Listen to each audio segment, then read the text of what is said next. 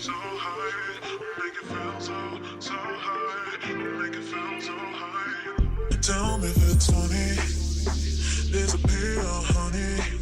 When will you come me or call me? Cause I have for you a crazy surprise. Oh, you have something in your eyes of power, and I can't deny I love it. There are no limits for us, so we can't understand now. So high, make it feel so high, make it feel so high, you never know why.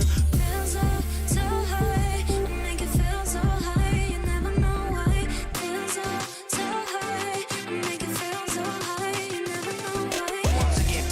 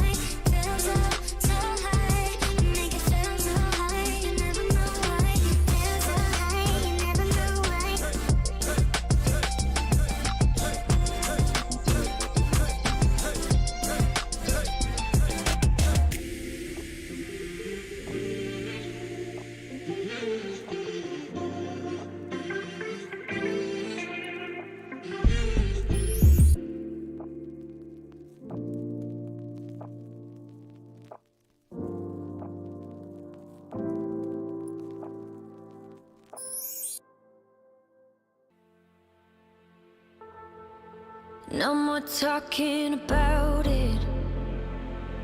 The way it is, the way it is. It's no mystery. There's no getting around it. When you're here, we got chemistry. We light up when we ignite. We are stars in a darkened sky.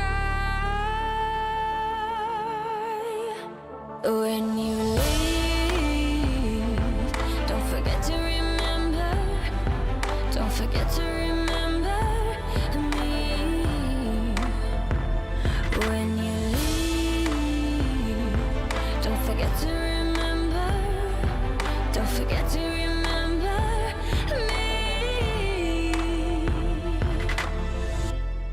Remember me.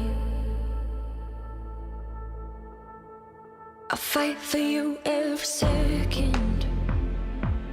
To keep your touch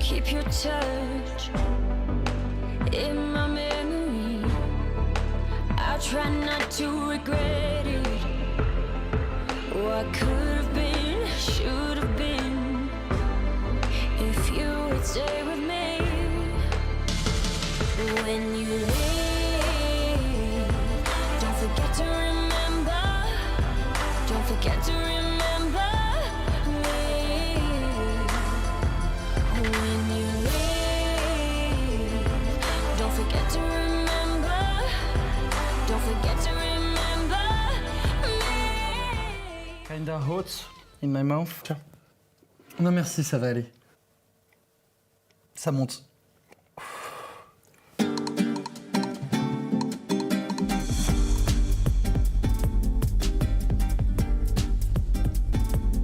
Can we have a word? A word in case of emergency? Carotte. Carrots. Are we ready? Yes. Yes, we are.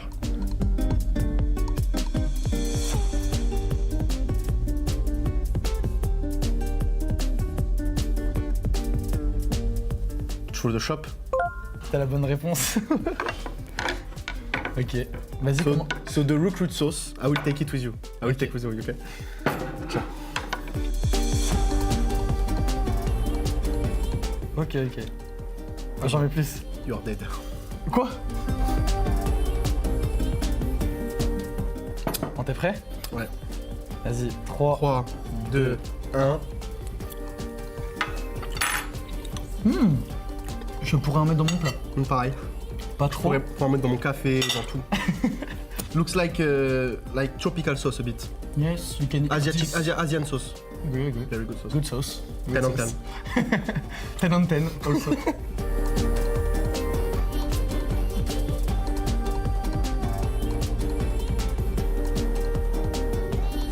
Moi je sais pas. It was the CEO of M&M Gaming. Ah mais oui, je l'ai vu, Allez. je l'ai vu sur Twitter. Non. Seconde sauce.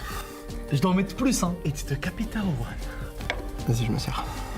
So I know this sauce because I have Tunisian origins and it smells like meshouya, but it's J'aime very. trop lire, Oh, c'est regarde. vraiment fort, hein, la meshouya par contre.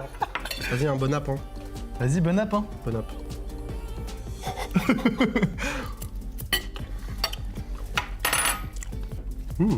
I like it. To be honest, it's smooth than this. Ça pique moins que celle d'avant. Ouais, mais c'est peut-être un slow burn. Maybe it's a slow burn sauce, we don't know. Next. Allez, c'est parti. Next question.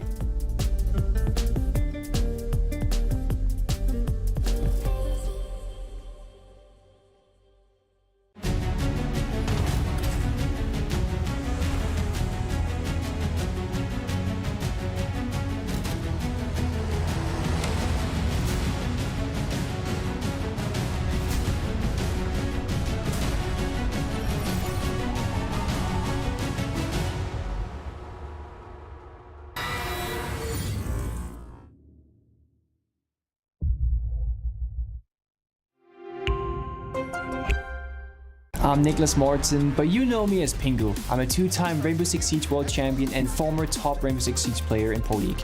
Welcome to my Siege Ranked Bootcamp. We're talking 20 seconds left on the clock, you got the diffuser in hand, what do you do? Play the way that you're comfortable with, because you have confidence when you're in this position, that is when you're gonna be at your very best. Good luck.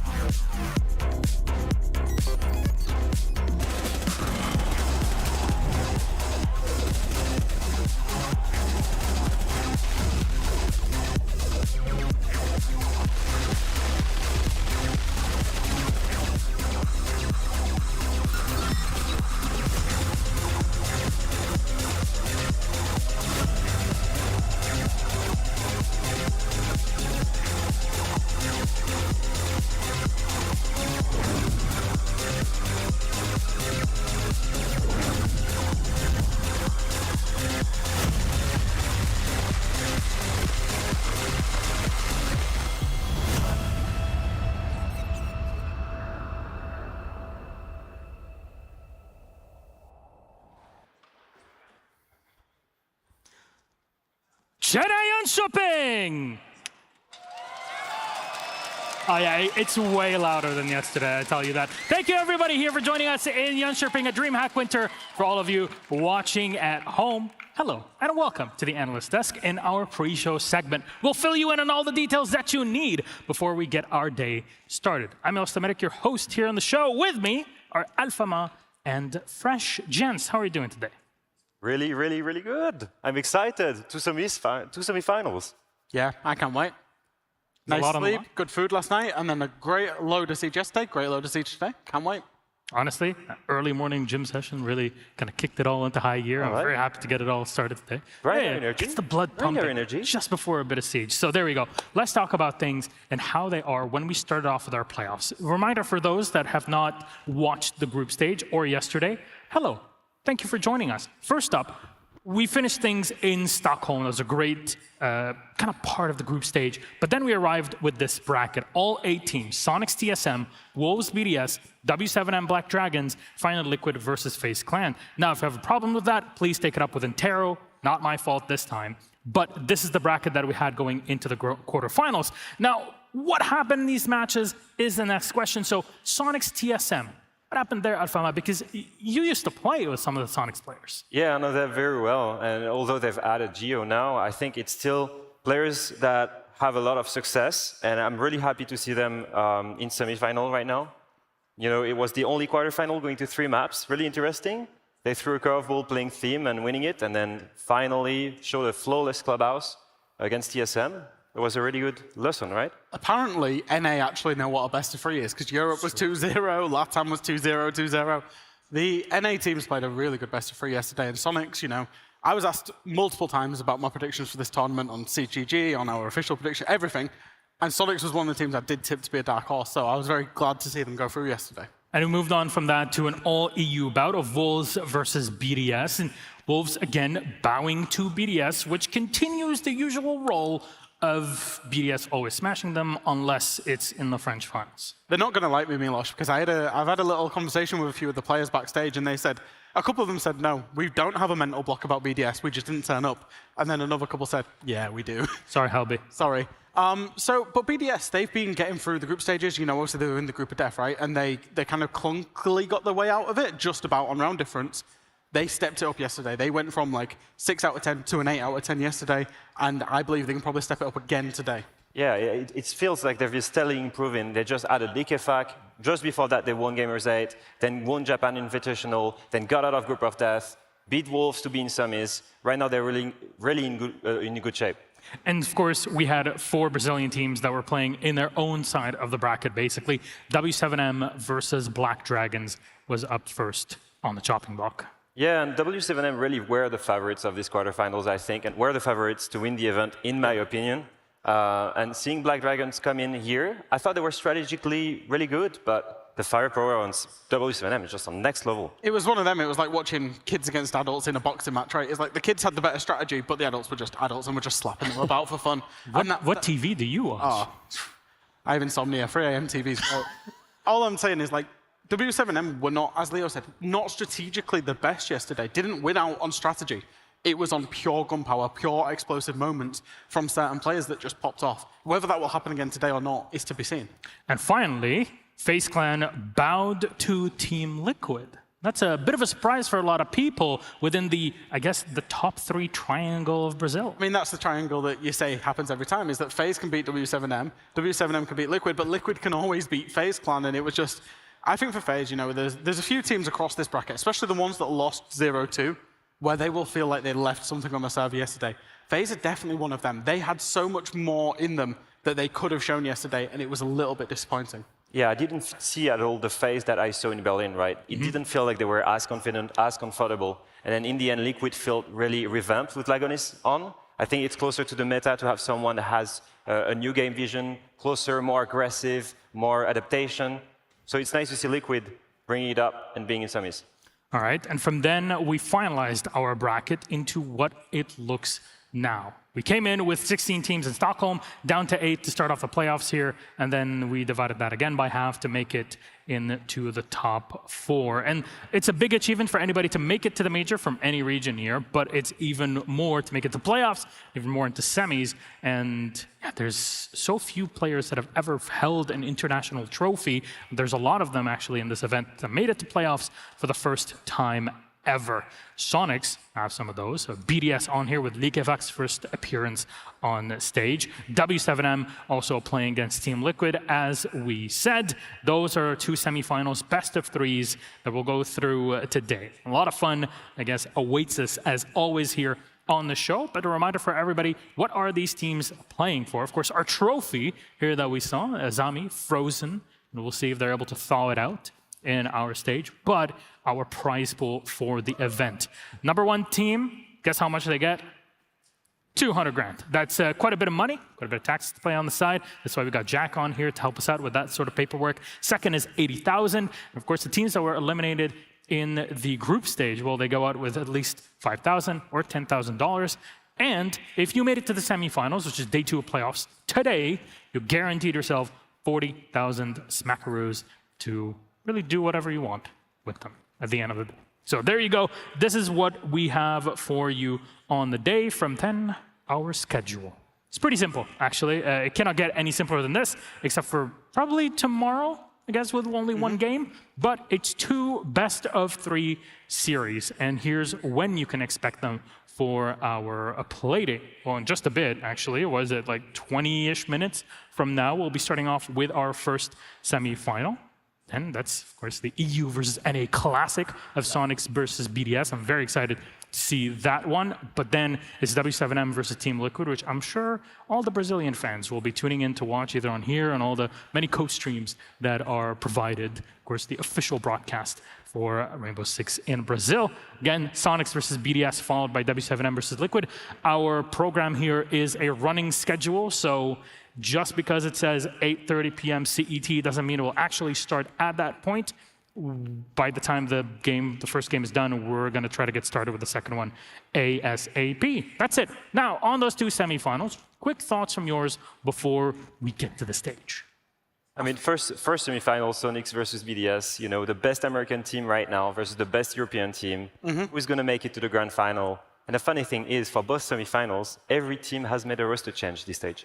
Yeah, that's the thing, right? And I think, you know, you talk about BDS and Sonics is like 2 of those. There's very different narrative arcs in terms of Sonics, you know, with the roster changes. Inherently changed the roster, going away from Super, going into this kind of Geo phase. It's a completely new phase of Sonics. Yeah. If they get into the final, it'll be monumental. BDS, Liquid, similar arcs where the big teams never won anything. And then W7M are like the new kids on the block that are now the favorites to win. So it's every single team has got a very different narrative arc. And both of these games, I think, are going to be the closest yet. That's it. We're having this conversation in the backstage, especially with you, Leo, about Team Liquid and how many trophies they're able to lift internationally. Technically 2, well, in the grand final, actually. They lifted 1, but that's a completely different roster, I guess, from now. They lifted the second, technically, OGA Pit, which, you know, more of a minor event, but we're talking at the higher level, Major and SI. They were a grand final at SI versus NIP in 2021. There was a time where it was a drought. Will Liquid make it to an event? Will they even go past it into playoffs? But they made it here. Yeah, there was a time where it felt like Liquid was the favorite at every single event they were attending, and yet never really got that title, right? But is that not the thing now that they've added Lagonis, right? If they've added Lagonis and he's added that dimension, and we've said it, that he makes these teams that he's joined even better. Yeah, right? all the time, consistently. You could have Team 1, for example. Like, he had so much value that he brought. And I also think Lagonis as a player is so closer to the meta right now, which means more flexibility, more versatile, and a lot of fragging power. And this makes Liquid go straight into the meta rather than having 2 hardcore support players and more steady moves, right? And imagine that, and then they're playing against a team that they always struggled to beat, which is the new kids on the block. Also, there's a lot to watch for in game number 2, but we have to kick off game 1 for today. Gentlemen, thank you very much. We'll be back here to break things down for game 1, but let's introduce our players. It's Sonics versus BDS.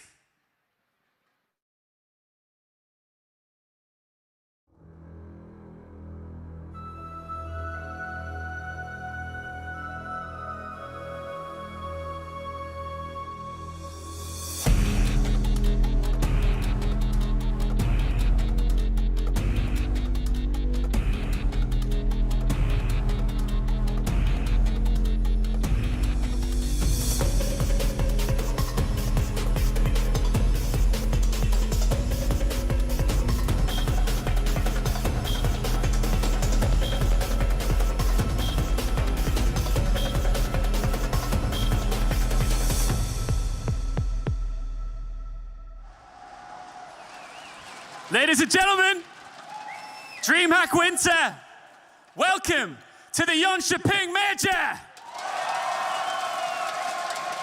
That's what I'm talking about. We kicked off proceedings here in the playoffs yesterday. 8 teams, and now down to our 4 elites, ready to battle it out in front of this live crowd here, and for you watching at home, to potentially book their place in our grand finals. I just want to make sure that we have an audience once again and ask, are you ready?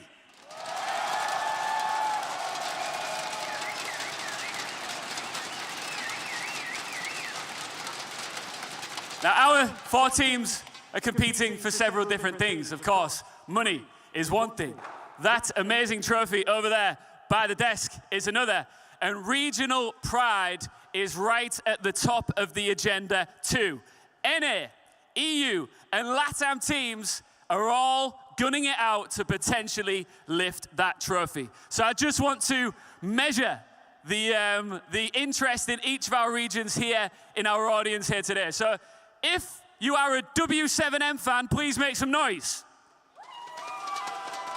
I got a feeling I might know where this is going, so I'm going to keep going. Any Sonics fans in the house? Okay, there's a couple. What about Team Liquid? All right, that's good, that's good. Is there another team? I'm trying to think if there's another team. Any BDS fans in here?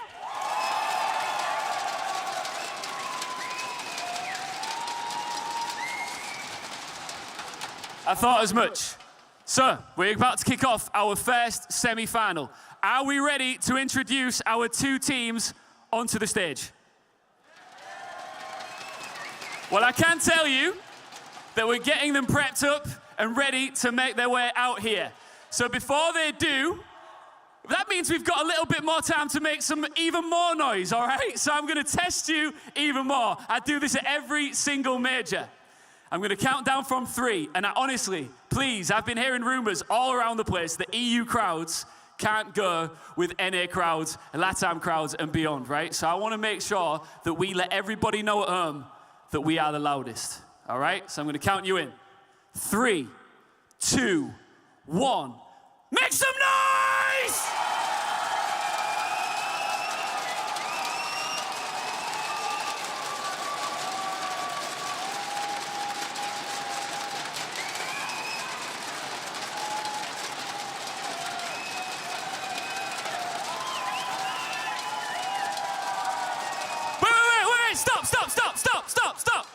Stop!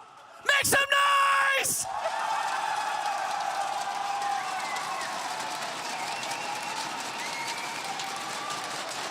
All right, we've still got a bit of time. We're getting our players ready. So I'm just gonna keep on going with you guys because I'm having the time of my life. So before we have 2 teams battling it out, we may as well have 2 sides of the audience going head to head. I wanna make sure who is the loudest. I've just been told Sonic's ready, but I wanna have a little bit more fun. Just quickly, all right? Is the right side the loudest? Is the left side the loudest? Hold on a minute. What about the right side?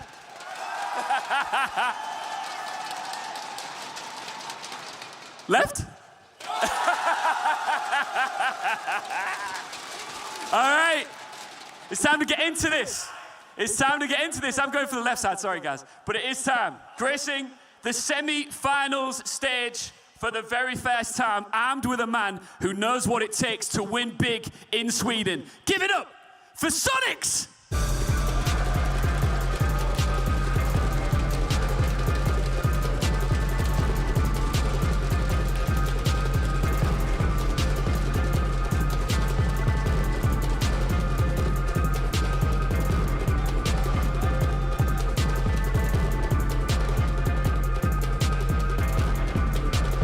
And their opponents are EU's last team standing. Can they put both feet firmly in their first ever major grand final? It's BDS!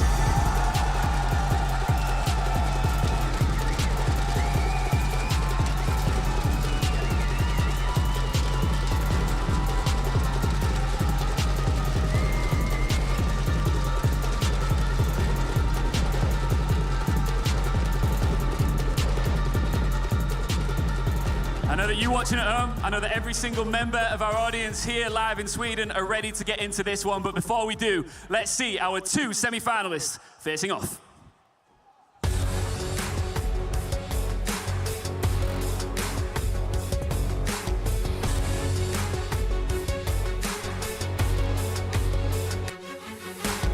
Wolves did surprise us a bit, but we put everything into the game, and the team was feeling good. The communication was very, very good.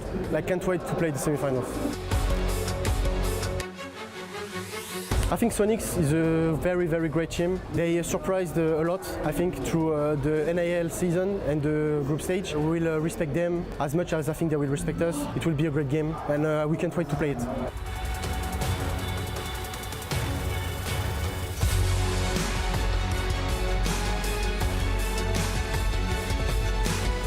I mean, it feels great, you know. I think beating TSM more than anything probably feels even better because I think we're starting to build a little bit of a rivalry, you know. We're the only NA teams here, they beat us in NAL, so we not only have something to prove to all of our fans, like internationally, that we can actually go far in majors, but we want to make sure we can beat all the, you know, NAL teams, so it feels great. I want to smoke Shaiko. We know if we play our game, we're the best team in the tournament. You know, that's no doubt to me. We just got to make sure that we keep the vibes up, we keep the vibes rolling, and we make sure to not get in our head or beat anybody down.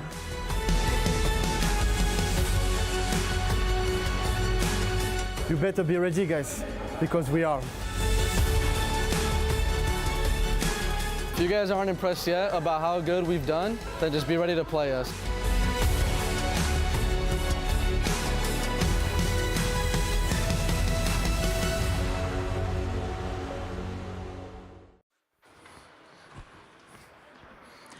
And it's time for us to kick off our game. Final preparations before we get it through. That was a great introduction. Thank you very much, Steve, on the stage there. Was hyping everybody up. We're back on the desk. I'm Ostomatic, your host.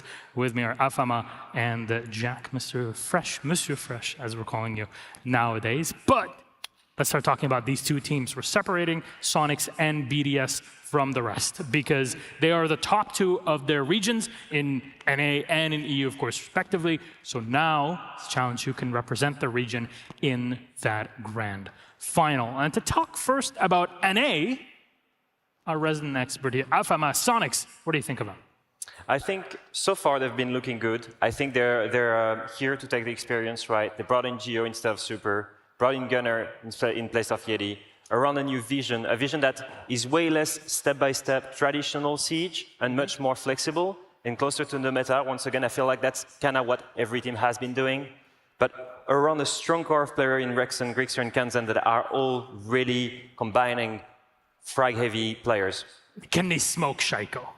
They can. I mean, that's the thing about Soniqs is if you look at how that core three players is amongst one of the best front threes in Siege. Because I kind of consider Siege to be kind of front three, back two now, the way it's playing out. And I think that Geo and Gunner addition, it had the potential to rock the boat, to kind of disrupt them for a stage and then see where they were at afterwards. They've not. They've got all the way to the major. They've got to the semi-finals. They look a much more complete team now. And sure, that front three, on their day, could absolutely smoke anybody, never mind Shaiko. And about that core player, I think what is really important to notice is that Rexon is one of, if not the best entry player in NA. Grixer is one of, if not the best second entry player in NA. In terms of lurking, baiting a little bit, he's really good. I know what I'm talking about. He baited me a couple times, all right? Fair. And Kansan, you know, recruited first as a flex support player. He evolved into so much more. He's playing more aggressive. He's picking up Sledge. The core three players are so complete, and then they've built around that. And the Soniqs is looking revamped and really good. Look, I'm sorry here, but we're all talking about Shaiko, but did we forget about Likefak? We did not forget about Likefak. Like, this team, this BDS team, and now, I talked about a complete team for Soniqs, right?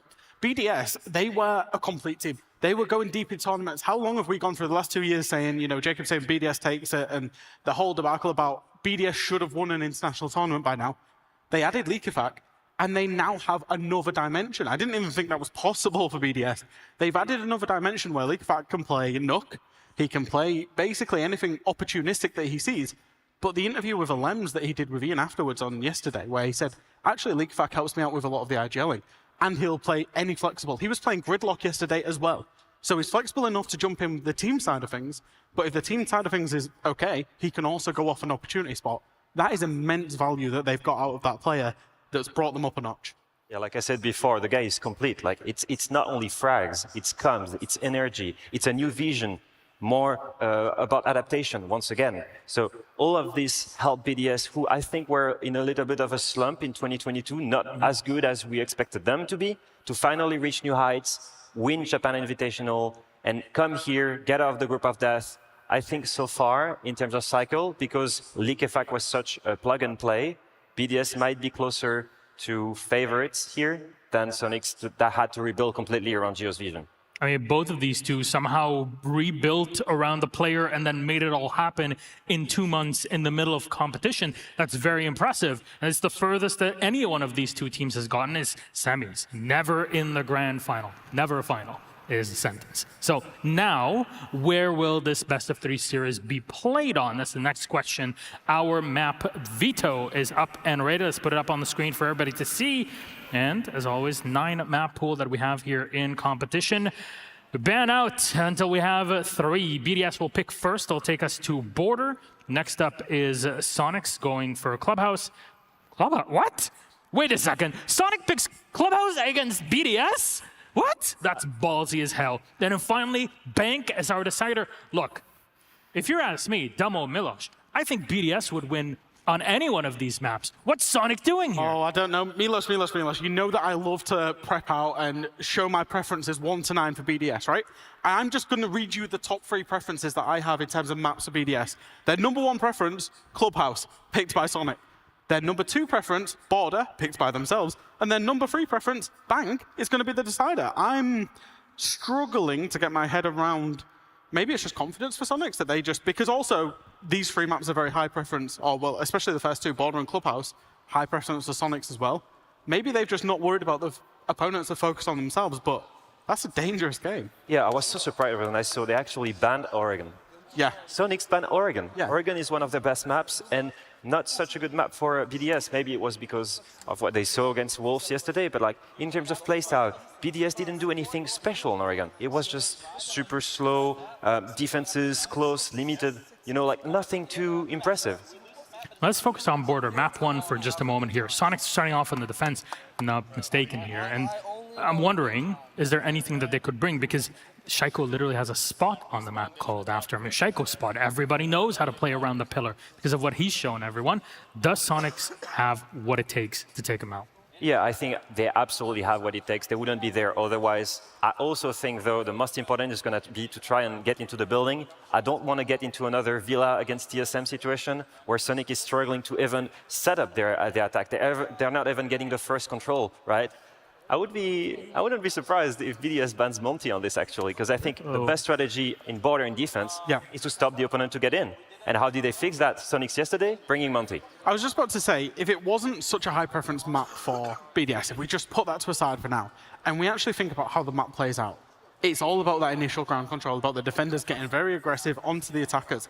So if you're going kind of, you just want to have a bloodbath, you just want to have a gunfight, and you just want to contest the early entry, if you rely on your front 3, like Sonics will, against Shaiko and EFAC, you know, it's just going to be an absolute brawl between these 2 teams at the entry points. But Border is still played more or less like how it was in its older version. You're cutting off rotation angles, and that allows you just an inch to go and implant. Do you think that you need so much map control from the inside to make this map work, at least on the top floor? Yeah, the biggest problem I have when I'm on defense on Border is that as soon as you start giving a little bit of zone control, that's where the guys can already execute. The map is so small. So that's why fighting off the opponents before they get in is so important. What side do you think is going to be toughest for any one of these 2 teams to break through? Remember, Sonic's on the defense first. I think the defense is all about going to be about that first half, right? Is because the defense is traditionally, and these 2 teams have the same attacker defense win rates on this map. They're both very comfortable attacking it, 7% and 60% defense win rate. Both are literally identical. They both love to play the map, but I think the defense is the defining factor. And like we said, it's all about that aggression. Particularly, it's basically every site that you're always fighting for CCTV or Armory or the top floor of Border, and it's then key entrance points. It's the Armory breach, it's the East Stairs, it's the Archives door, and the fights around that, and it's whether Sonics can set up. Because BDS have that dynamism where yeah, you can do that, but then Efax just crouch walk into sight on Nook, and he's in sight and he's killed everybody. So it's going to be very interesting. It's that first minute of the round. There's just one thing I want to add on this, is the way BDS played defense, because defense is the deciding factor. Yeah. The way BDS played defense yesterday against Wolves was all about time wasting. Super slow-paced, and they were only aggressing straight before they execute. On border, they will need to be aggressive and proactive all the time. So I need to see a change in their play style in defense for them to win this map. Okay. So power positions that everybody needs to look at when it comes to border, premeditated spaces that you can also use to nade the players out if you're an attacker playing against the defense, trying to deal with them. But you're talking about, Likefak, Shaiko, what they can play, Renshiro that can hold down angles, Alems guiding them through the game. What is the equivalent of that setup on the Sonic side? I think Gio is going to bring that layer of, shot calling or IGLing or vision or whatever you want to say. But the adaptation, that's going to be onto him. Especially as border is super good for situational operators. A Capitao is super good. A Ying is super good. There's so much you can do because you can access a lot through the windows. So I would say Gio is the equivalent. Yeah, it's Gio, and it's all around the communication, the teamwork. I know that we did a telestration yesterday in the BDS game, the TSM Sonics game, where it was about how they were pushing and navigating players into crossfires. Border's super important for that. If you think about that break room door and Easters, wherever you can cut them rotates up on the top floor, and it's been flexible enough to do it, like you say, with the Ying, with any pressure that you could have, a Monty. So the bans are going to be quite interesting from that front. All right, I think our game is ready. Is it, production? Can you give me a heads up? Are we ready to go? Yes, we are ready to go. So, hey, Jönköping, hello everybody, can you hear me? There it is. Bikini is also joining us here at DreamHack Winter, so say hello. Anyways, let's get the show on the road. On to our game. Our casters are ready. It's Hap and M. Enjoy. Thank you very much, Milos and the desk. And yes, we are ready. Ready for EU to maybe go home? I don't know. It's been a while since BDS has been in this spot. I'm Fluke, that's Hap. Still hasn't changed, and it won't. Now, remember, we talked about this yesterday. Yep. BDS going up against Wolves, they never really lose against Wolves. You know what is the same kind of fact we can say about this game? What? BDS has never lost from the Sonics, so why should they start today? It's one of those things right now, because as much as we can throw maps up in the air, map statistics up in the air, we know that there's big brains behind Sonics. We know that there's a lot that goes into all of the minute steps, and by their word, their map pool is the reason they are where they are. So, Sonics, now's the time to prove it. Border, the removal of Nook and Oster, that's pretty standard. Let's see what's next. Give the floor to the crowd. Mira. Also not too uncommon to see. It is an operator, of course, that we have seen been banned for majority of a year. I love this. I love it too. And also that one makes a lot of sense in this first map. Now, do not expect any of those crazy bans to come out straight away. If a problem starts to appear over this course of border, probably the next map is going to be seeing somewhat more of a counter ban specific to those situations. Let's just say Monty, because we know how powerful Monty could have been in Clubhouse. I mean, he brings a level. He brings a big level, yeah. He brings something different to the approach here. Border, I think, as the weirdest way of putting it, with how the map structures itself, with how aggressive it can be, it's almost like the TDM warm-up for what I think is going to be more slower, steadier club. A little bit more of that embanked with some of that fire. I don't know, I feel like this is going to get scrappy. We definitely have the most explosive map as the very first, and it can only end up well, let's say it like that. Sonics, they start off on the defense. It is going to be bathroom tellers first. Lots of the hatches are being reinforced here. They do not want to give BDS a way in, or at least make them work for it. And if you look over to the right-hand side of your screen, currently there is going to be no heart breach. Actually, there is going to be ace on the board, so 2 of those cells could be used to open up a hatch, but that's not going to be ideal. Instead, I believe Leak Effect might be bringing the heart breach gadgets. No, also not the case. So, gonna have to make a decision here. Are we going to open up hatches or the wall? And that might aid Sonics later down the line. It really does come down to the extension of the defense. How far are you going to push yourself out here? The starting strike is, I guess, an answer to that. The width is what they want.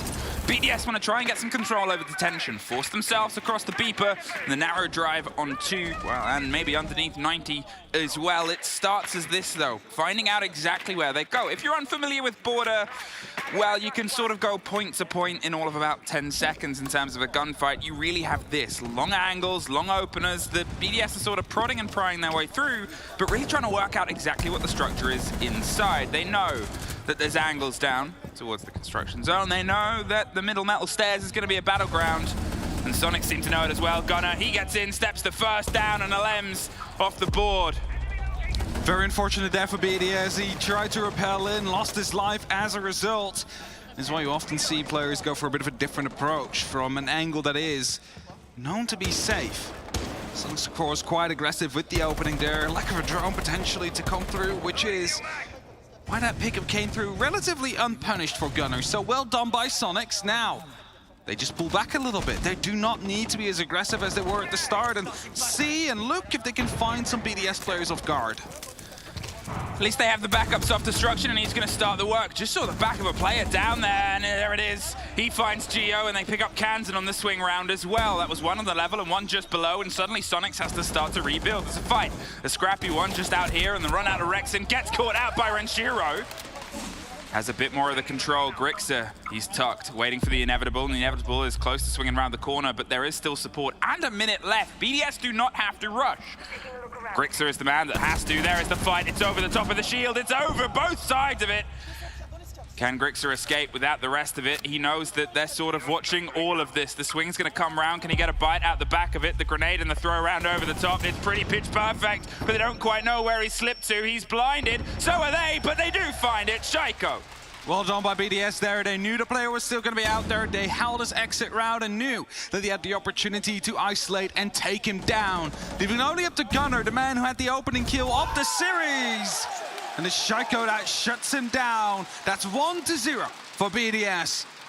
And this is kind of a team we have seen between them more often, even when it, doesn't start out great for BDS, or even when they do not quite get the effect they want strategically. You have Likafak and Shaiko that suddenly just pull a trigger, suddenly the favor is back in their own hands, and they will work it from there. So that is something that Sonics needs to be very aware of as they process through this game. One of the things about BDS that sort of sets them apart from a lot of the counterparts currently inside EU is they just keep driving on the attack. They get a little bit chaotic, a little bit aggressive, and they keep that pressure hot. That was the response. Obviously, they lose Alems as that opener. They cannot get the refrag. He drops and hits the rotate. You're not going to be able to get that without probably throwing yourself into his firing line. But instead, they're still applying the pressure elsewhere. They're making sure that they don't suddenly succumb to a problem that BDS used to have, which is slowing down. They get the 2 kills, 2 different places in the map, and then keep that pressure going.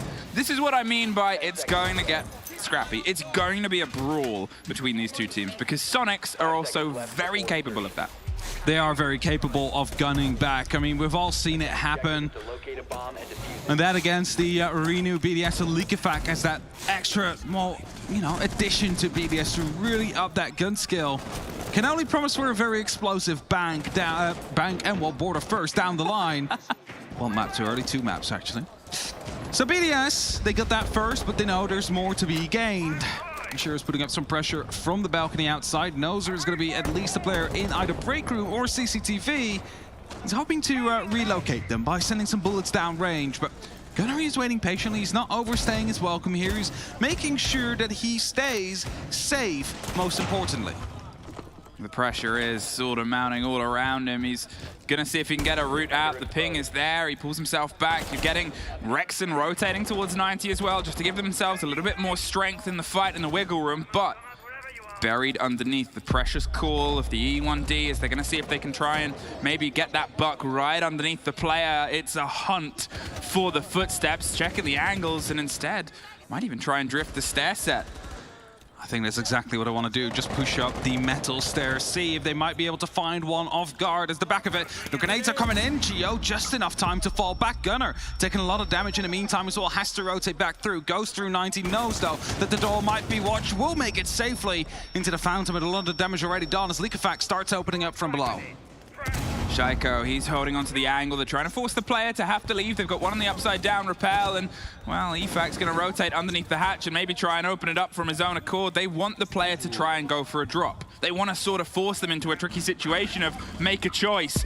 Well, there's the choice made. There's the reveal of the player. They drop down just in time, and Rexon is the one that gets a kill out of it. Bride gets caught out. Gio's just going to have to stay on the floor as low as possible with the support coming out, but it's Alems.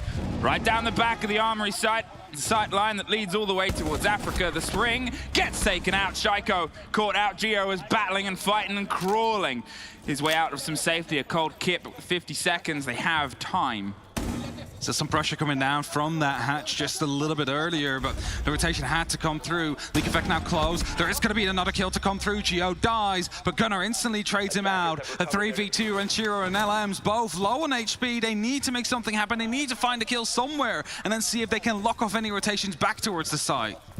This is the problem now, 30 seconds, and you can see it's a set. Sonics, they're more than happy to play this consistently aggressive game. Respond, lean in, and go for these shots that, well, do things like that. Dropped across the bow, the hold of Grixer on the backside of the lockers, leaving just Renshiro in the 3 versus 1. Barely any time to get it together at this point.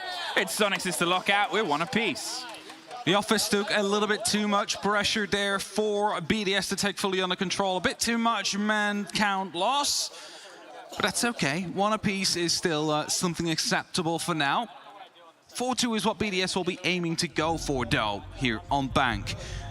Bank again, border. I keep on messing. You are having trouble. I'm ready to go for Bank, but it's not going to. You can't even have the excuse that we woke up early. Was it the excitement at meeting Bikini Bodhi? He just joined me at my table. And wow. Like, hello, Hap. It's like. I specifically said I didn't want to meet you today. That's a joke. This hello, I had a good chat. Either way, 1-1. And as we go through the castle now on the board here for Gio, it's going to be closing off that detention area. So wanting to make sure there's no, well, you know, sneaky buck just coming through, seeing if he can pick a player up freely. As I say that the repick comes in. Sledge in that matter. The Amaru's also on the board for Shaiko, so this might indicate a quick push to come through, but, you know, we are playing onto that ground floor, so only real way you want to be able to use that is to take some quick floor control. Maybe as soon as they want to go for a bit of a push onto the B side, Shaiko could be the distracting factor going from the sandwich window. As Sonic still preparing themselves onto that ground floor. The blitz as well on Bride, that is going to be the truly decisive factor. It's not the most common pick. It's not the most common pick in the pocket of Bride, but as Shaiko takes the quick zip, there's the fight and the call of the play. They might get the idea that something maybe fast is happening. The smokes, the drive, the drop of the default, and they're inside trying to stick the kit. The protection from the shield is offering enough the blinds, but he saw the player. Grixer gets Bride and Alems gets Kansan though. The kit is cold. They could not get it locked down on the back end. Sonics are just the response to slip past the window, but it's Renshiro that's able to finally find one more body. However, with the kit and Narnia and the call on it, everybody's sort of watching around, and they've got to see if they can try and find the long route through. Sonics, they got a bit of a backline here. The missed kill from the Candelas across the top is probably going to be something that bothers the swing round, as it's had to lead to this, an entire second build-up. I think that dealt an unnecessary amount of damage towards Shaiko. Now gets taken out by that spray from Gunnar. Puts us back to a 3-3 situation. But there's 2 players up on the top floor. Grixer is the only one that actually finds himself up in that ground floor. If they do manage to take him down in some way or another, there is an opportunity to actually pick up that kit, find yourself a bit of a safe haven to go for that plant, and hope for the best as you go. Leak effect, small amount of damage taken there, as he hoped to put some pressure down from Tellers. Luckily for Leak effect, the MPX is a P shooter, so going through 2 levels of soft and just a spray at the body isn't going to do too much, but it's still an awareness, and it still puts a bit of fear on is how aware are they of my play? Was that just a bit of a Hail Mary shot that almost connected or not?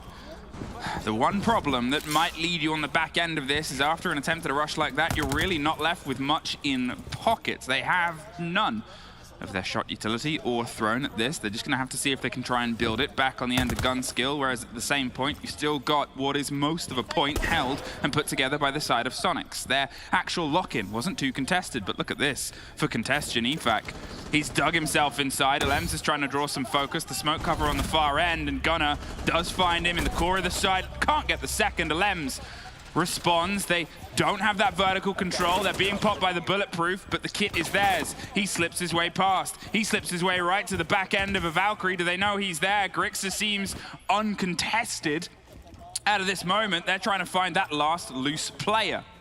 Verticality still there, the pings are coming through as well as the plants being attempted here by Lems. Ensure your pressure, your control needs to be up on point, which it is. He finds the kill, and now it's a 1-on-2 post plant. 45 seconds on the clock. A field rush might actually lead to a bit of success. Well, the first fight is Lems's, so it has. They took their time and found some pace and found themselves the plant and the success at the end of the round. We've taken a photo with that Cyclops flag.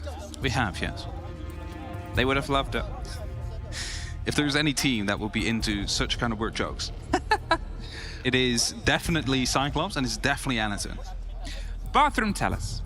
So where we'll go back to find ourselves with the second attempt here. It was the opening round for BDS, and it was BDS's opening round. Even though the kill went away from them at the beginning, they seemed to restructure themselves better on the build at the back of it. They found a little bit more of a connection in terms of just pushing, in terms of prodding.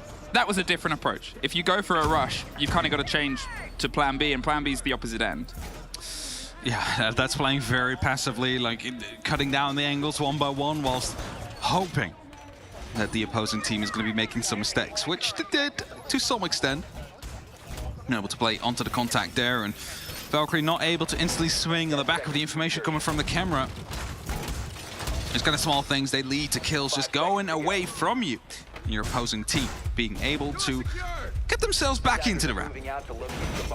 Now, fun fact is that so far every single opening kill has been made by a Sonics player. Yes, there has been trades here and there. BDS, they kind of have that habit of getting one behind, but still managing to win the game. The round is definitely showing their grit. But it also means that as soon as they do start getting the opening kills consistently, we might find ourselves a bit of a troublesome situation for Sonics.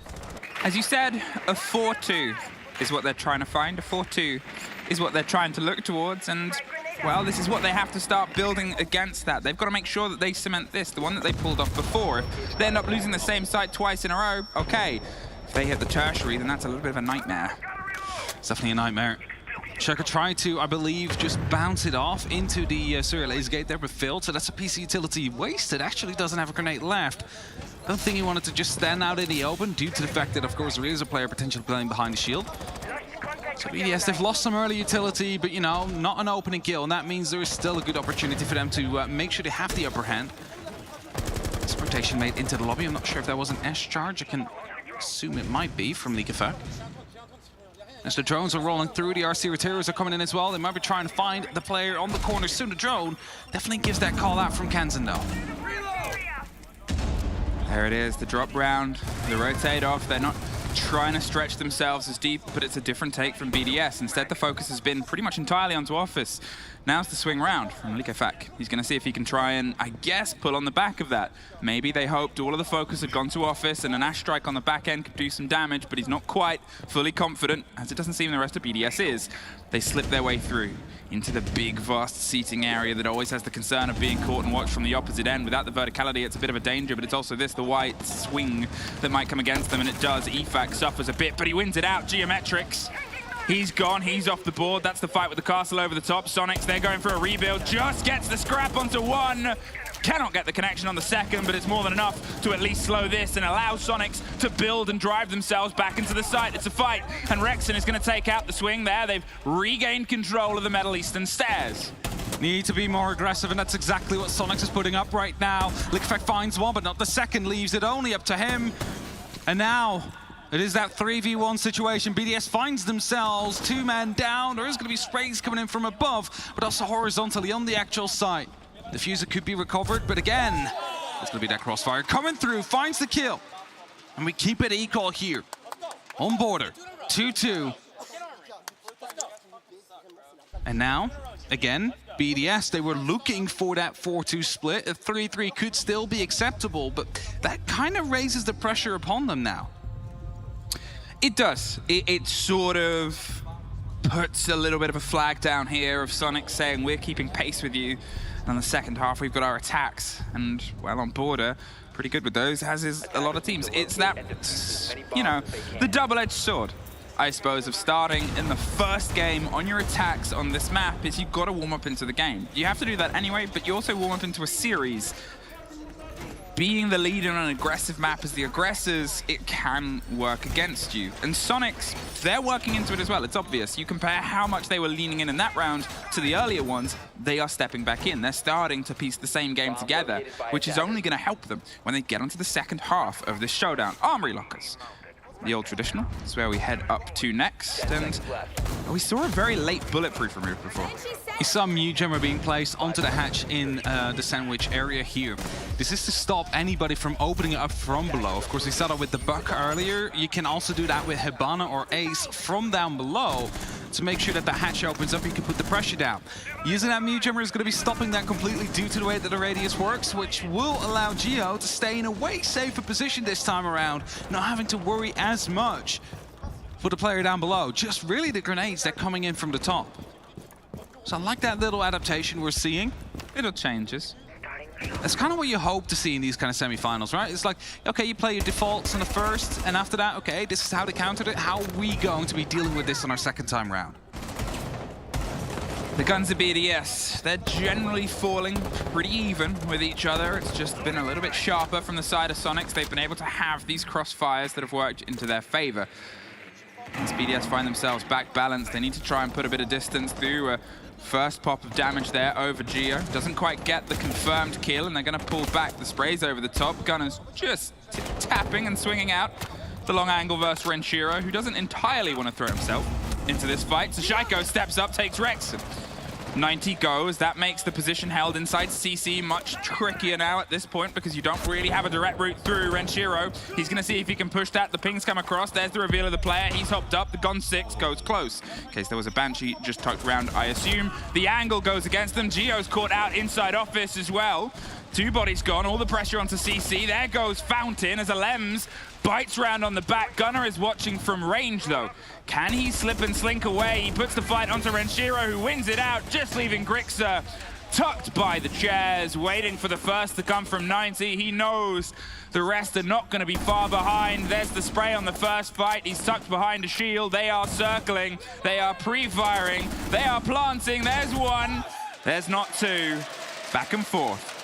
Well done by BDS there, even though we did see the extra bit of security inside of the office, they still managed to take it under control, and suddenly when that fountain has been cut through, there's no way back in from CCTV either, so BDS really working into the, slight weaknesses that you have on such a setup, punishing it correctly, finding themselves a round up. But they want to be finding themselves 2 up, so this is a very important round coming up for them as we head back towards the workshop. Which was, by the way, a bit of a clutch situation after the field rush. We head back in round 3.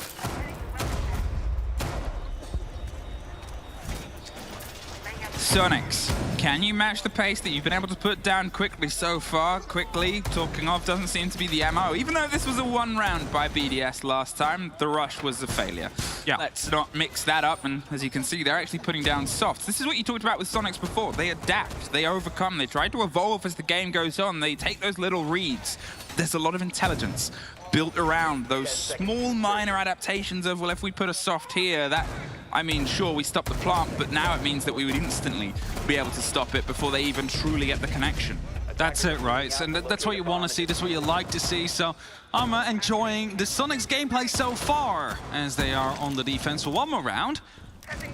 Opening up some verticalities as well up above. This is all quite default, something you will basically do in your ranked games as well to stop anybody from the jump in and plant opportunity. And that forces the attacking team to take control of that top floor, at least the armory side of things, so they have the opportunity to go for a plant later down the line, because as soon or as long as a player is on that half wall, you're not going to be finding success. And they get back picked up as he wanted to open up with the skeleton key. I mean, it was such a risk leading in. Sure, you got a shotgun in your pocket, but they're holding that small angle. It's open right up. You sort of have to be the first to start firing in that situation, at least just to shake up the aim and the angle of the other. The longer you leave it, regardless of whether you're going for that surprise strike or not, if they have that extra split second to ADS through the beams, you're in the trickier engagement. Rexen, he's tucked inside Fountain. LMs wants to go for a swing, but that's being watched as well. Renshiro, he's tucked on close around break room. Whether they know he's in there or not, this is going to be the first engagement. The width, and nothing was rewarded from it. He's in a good position, though, to find one as Shaiko just walks in. It's a double kill as he just flicks around and finds LMs. He was fully aware of where these attackers were coming from. And now it's only 2 players left on BDS, Breed and Renshiro in a 2v5. They will find the first as Rexen gets taken down. At this point, they're just going to start to pull themselves away. They know there's still so much work left to do, and we saw it there. He's not going to risk the engagement. Tux is being chased. The rotate round to his right. I don't think they truly know.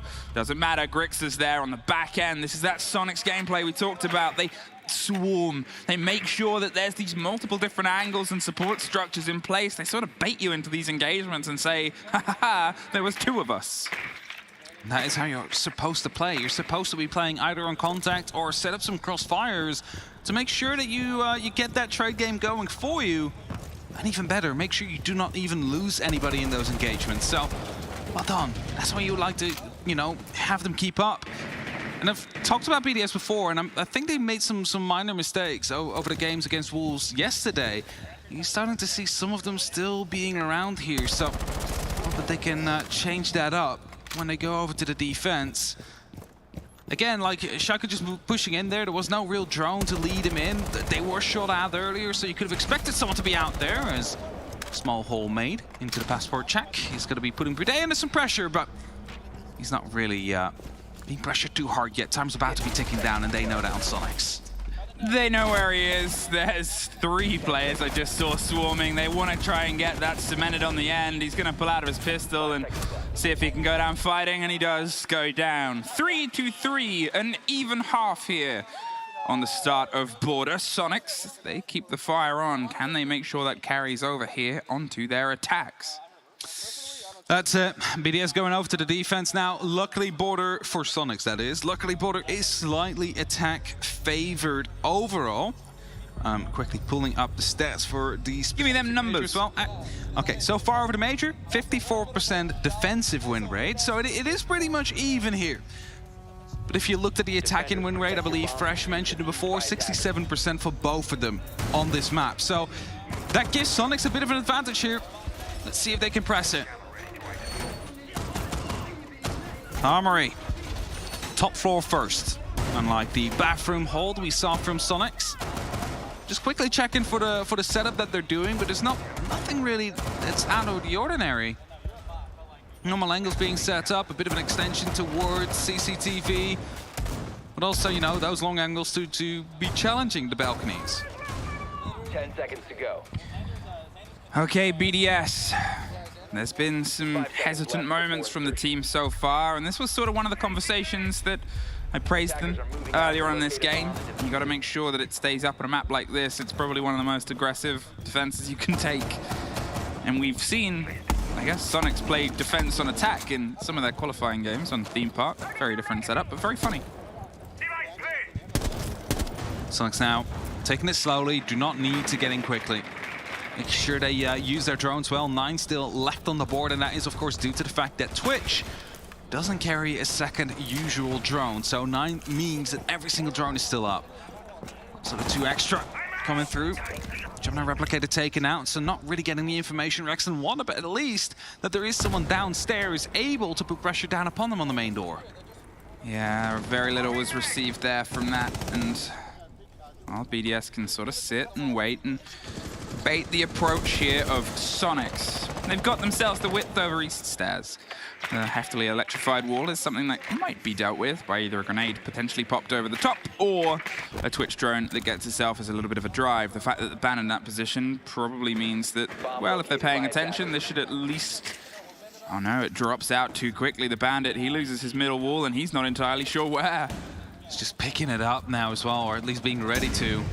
EMP coming through. Now he has to go for a bit of a guess where the breach comes through. I think he guessed wrong. Yes, he did. It was going to be the close wall, so the opening is definitely going to be there, and that gives Sonics a bit of an opportunity to put some pressure down. One of the things now as well is obviously those have all been removed. He doesn't want, or doesn't have one for his close contact wall to his left-hand side. So if that gets a Selma on it, he's got to drop, as does EFAC. Grixer, they're sort of making sure they got a presence underneath as well and saying there's no way out. If you go down, we will be there waiting for you. So Shaiko, he's got to go a little bit aggressive here onto 90, try and reclaim some of this territory, offer some support to a structure that is otherwise being pulled apart and pressured to spray against it. The player on CC window to his right-hand side is circling as you see the slow creep on the far end. Alems, he's going to step up and see if he can try and get an aggressive swing round. The pre-fire fight does not quite connect in the way that he wants. The drones roll on through, 45 seconds, and Gunnar finds the second on the back line.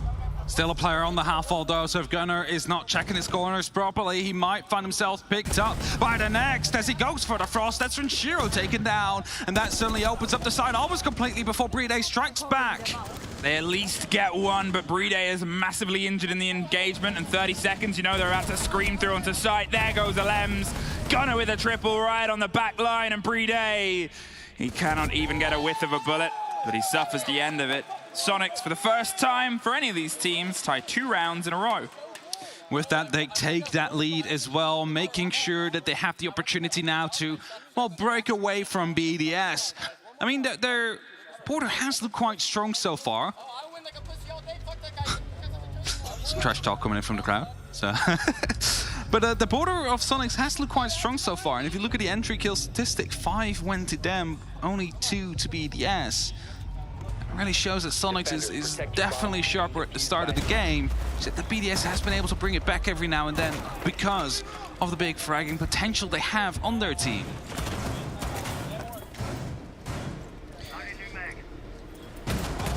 BDS. Not to put a little thing in the water.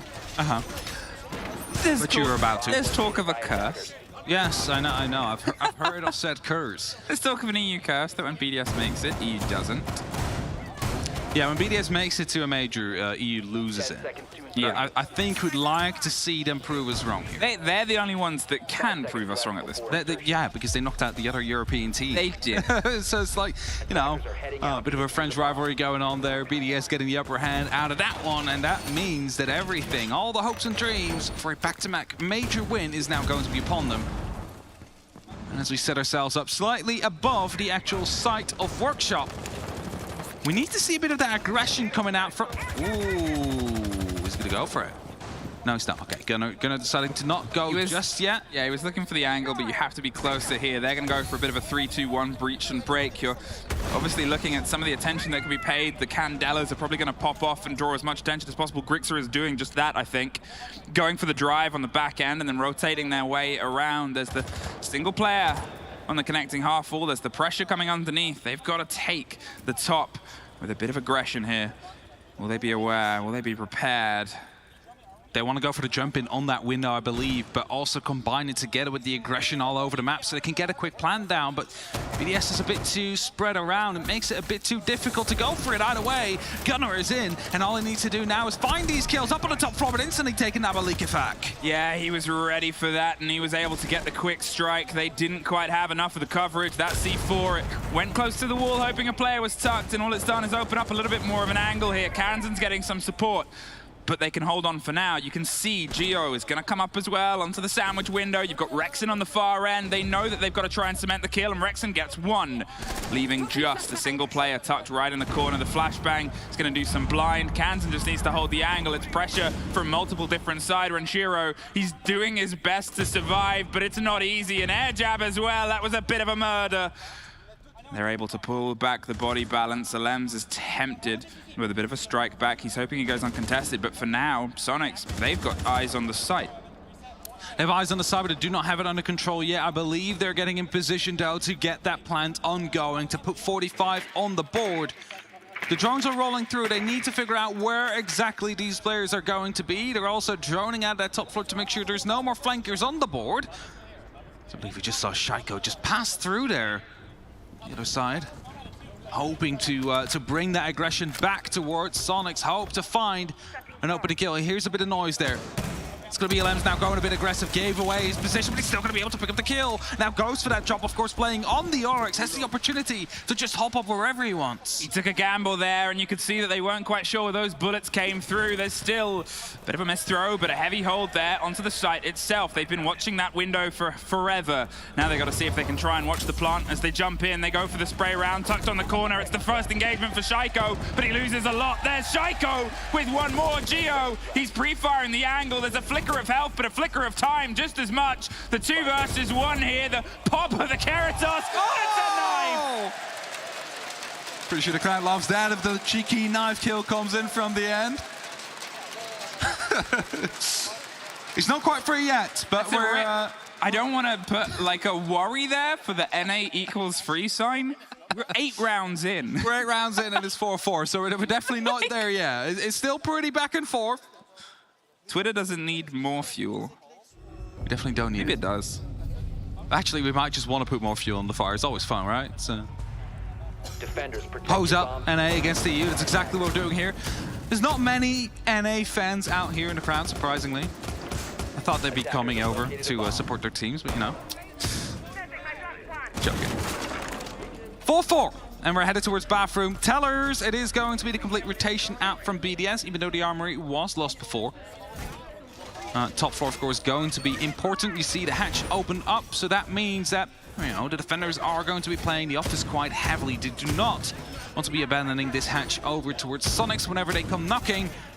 And as we see a wide extension coming through, many walls are being closed up here. Castle coming out as well to limit the angles even more so for the attackers if they come through. Luckily though, they have Kansan on that sledge, so you know, shouldn't be too much of an issue playing against the Castle.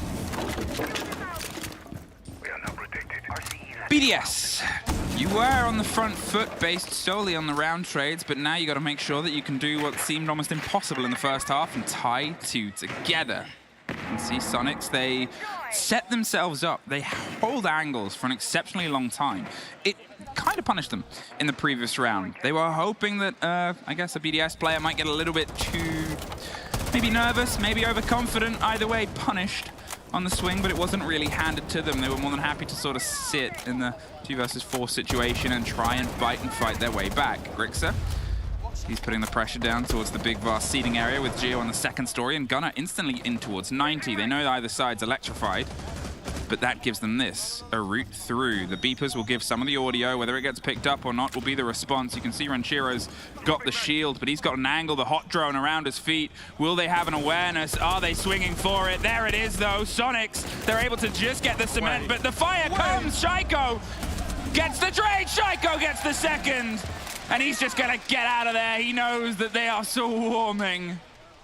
Ranchero staying alive way longer than he should have there and allowing Shaiko to come in for that support, pick up 2 and make sure that they are still going to be in the lead of this round. The top floor though has been abandoned. Sonics will have that under control. They can use that however they wish. Most likely we'll start from the hatch, try and get some view down into that bathroom. This Grixer is still wanting to look around right here, use his drone to take out some utilities, but also feed the information. This BDS that all they need to do is just waste a lot more time. 70 seconds left on that clock, but they have that extra man advantage. What can you do now, Sonics? You're on the back foot in terms of the body count. It's not a situation, to be honest, we've seen you in too often. So now's that test of all that rotations, the ability to adapt as a round goes on. We talked about being a strong suit. The ping's on the first player. Grixer wants to go for the swing fight and takes it very easily. LM's caught out, did not know he was on that yellow ping, and that brings us back to an even balance. They drop inside the site. They're trying to get the kit tucked around onto a corner, and Geo's going to see if he can find the plant. Kansan's watching the rotate. I don't think BDS know. They got to try and make a move now and put the pressure on. It's a post-plant situation. Grixer takes the head off of Bride. Shaiko's trying to fight his way. It finds his 3rd. There's a retake attempt over on the top floor. Shaiko's going to see if he can lock out the middle. This is going to be a very loud swing, and that was easy to pick up. Based on that old-fashioned siege timing, Shaiko, he's going to move back into the space. There's one. He's not on for the ace! Oh, I thought he was caught out there for a second. He's going to bite back. You're looking at 20 seconds. He's got to see if he can find the fight. And then the kid itself, they've got the vertical. He does not have much time. Pre-fires the angle, 11 seconds. The hop through, they're on the hatch. He's looking for the fight. He is out of time. And he almost pulled it out. One more bullet and he would have had that ace and a clutch right afterwards, but Sonics, they continue making sure that there is no 2 in a row coming out from BDS. Leading by that 1 round, and now 1 round away from reaching map point, which is what they're aiming for. Just to get that first one underneath their belts. Up the pressure even more so on BDS. And now a side that we haven't seen quite often. It's customs. And it's not completely unplayed. It definitely does get played. But it is by far the side that gets played the least. And from quickly checking so far, it has been played during the major a total of 2 times. So this is the 3rd. And with this, the top floor, CCTV and break, they will be quite important because that is a direct verticality towards the side out here. It is up to BDS to decide whether or not they want to take that under control or if they're going to be more horizontally based. Now what you see is the opening that has been made in the armory walls there to at least put a bit of pressure down upon the balcony if they are indeed trying to, you know, jump through the window from CCTV, for example. But with the hatch opened up, I cannot think, but, you know, BDS having to have someone up on that top floor.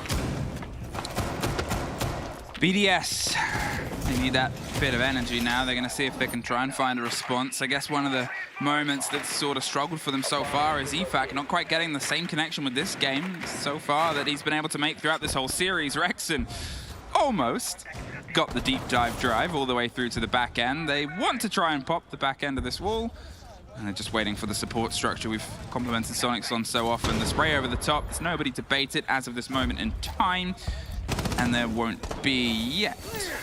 There's another impact available. He's going to go for it, but it's the upside down repel from Rexon that will shut him down. And I believe that the wall has been opened up. So that's just basically, you know, hitting 2 birds with 1 stone. Trying to open up, you get the breach, you get the kill. And that's going to be a massive advantage for Sonics very early on here. BDS again with a man down now, needing to hold on. And yes, of course, they do have a bit of verticality out here, but it's not going to be massive. You need to make sure you're hitting your shots if you're playing up on that top floor. And at the same time, pressure will be coming back down upon you.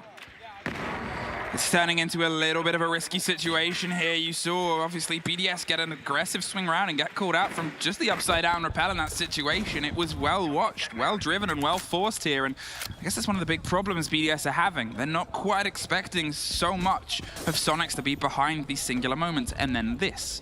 You have a big rotate, multiple players try to find themselves a new angle and a new point of breach. They're really structuring themselves heavily with the idea of the trade game, with the idea of Border offering itself a lot of this quick-paced potential aggression. Kansan has the route through and is going to offer it, but Gunnar finds a Lems in the meantime on the far end, and EFAC, he's sort of watching, waiting for something to happen, but nobody is interested. Not yet. No one really wanting to take the balcony. Shaika playing close to the window. I believe he might have just been spotted out. There's a grenade instantly coming through. We'll pick him up. Leak Effect now has to go for a bit of a drop. It's quite risky. Rude gets injured by the player from the ventilation. And now he's on a 1v5 hunt. He's waiting patiently here, not pulling the trigger. He needs to make sure that he's going to be able to find more than one. Finds one, jumps through, hopes to stop this diffuser before it goes down, but the pressure is too huge. And it's Sonics that get a 2nd round in a row for the 2nd time now and find themselves up onto map point. BDS is struggling at this point, even though it was obviously where they wanted to go and it was their technical 2nd preference map. At this point, the slow start is something that has harped their plans, and we will have attack time out. We will have the conversation here. 2 rounds separate BDS from being able to drive this into OT. 1 and Sonics potentially driving themselves to their map choice with the chance at moving past. You and I actually cast the last major where there was the EU versus NA showdown. NA lost that one. Is this revenge? This could be revenge, and again, it would be at the European home ground.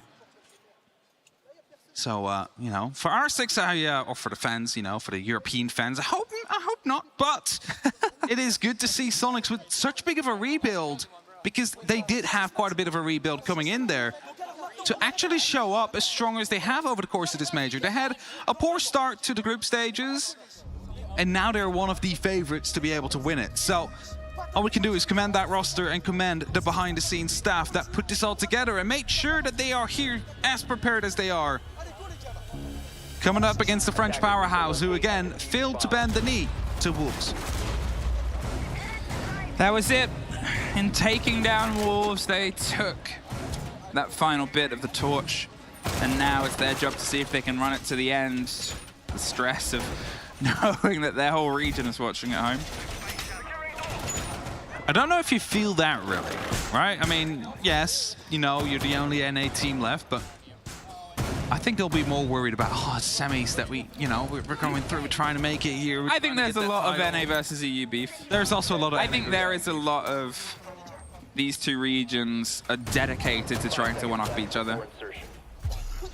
And not even in just the game. Just in everything. BDS. Was the conversation something that you think you found the answer towards these very well put together approaches?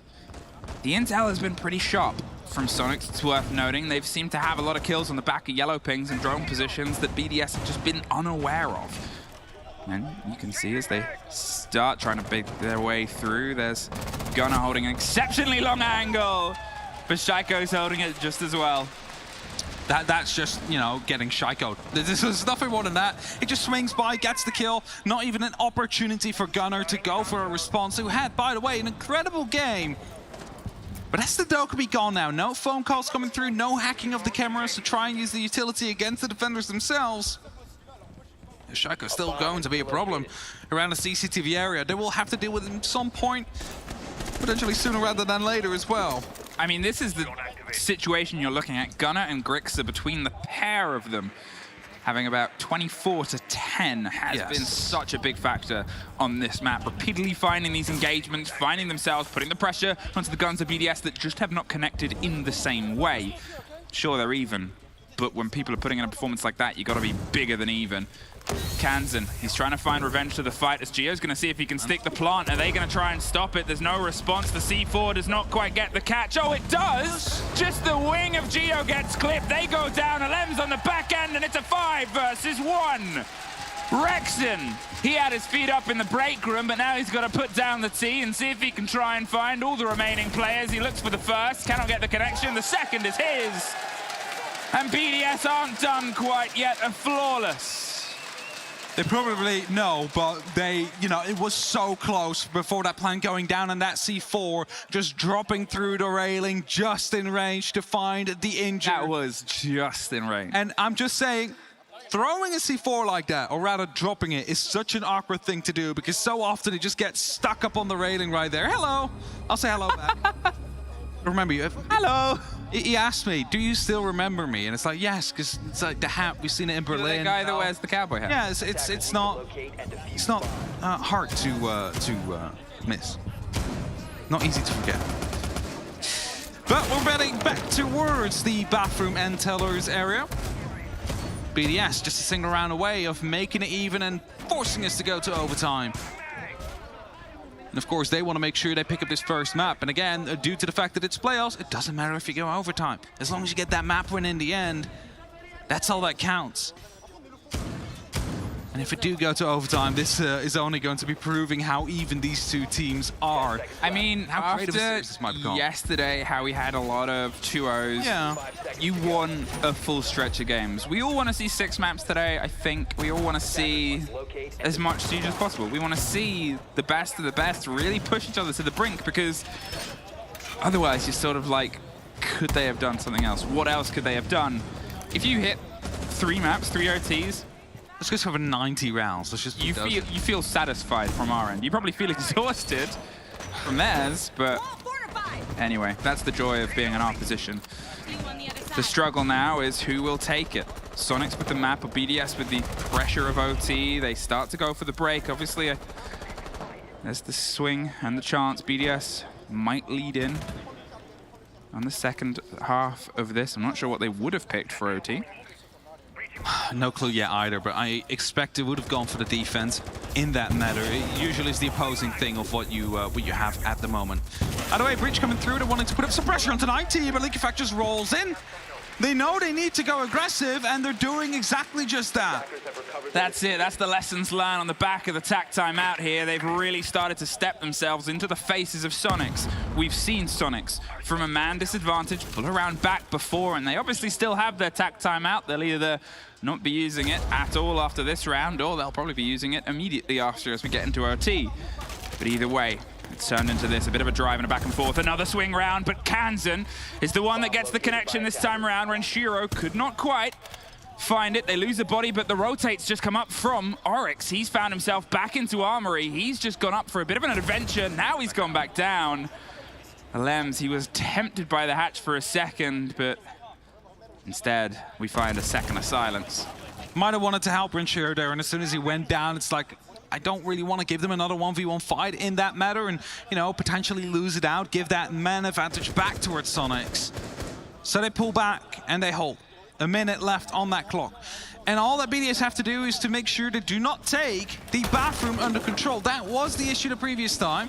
Now Shaiko's looking to play aggressively out here. The sledge is opening up, but he's just playing below that hatch. He's like, come on, drop us. I'm not going to be caring too much about it, but Kansan takes him down. Shaiko, the man who almost claimed this round back, but it was on the back of a 4K that was just not quite an ace, and he is the next to find himself sitting out and watching on such an important play. Bride Lems, Liquefact need all the energy of the EU audience, and Sonics need to just try and make this land. 30 seconds. They go for the drop, the kit. It's so close towards the hatch, the last roll. They know where Bride is tucked. He's wondering whether he goes for the swing. The pre-fire doesn't quite get a body, but we hear the flashes go, and there's the swing. There's Bride. Opens the lock, but Kansan gets one back. The kit should get planted. The break over the top. Kansan gets a Lems. With a quad kill, he is on par for the ace, and that vertical control has once again come back to haunt BDS on this map. The fight is scrappy, it's not quite fully connected. The castle makes a lot of noise. Kansan, he's going for the ace, and there it is! Kansan with the ace, Sonics with the first map, and the one-up heading into the second. What a way to lock it out there for Sonics, the ace to come through. And again, the same issue haunting BDS, the top floor. They're not able to hold on to it. That's exactly what Sonics punished. They pulled up the pressure of the shotgun, they find that kill, the bathroom is clear, and instantly, they drop instantly. They pull that trigger, and instantly, they find success.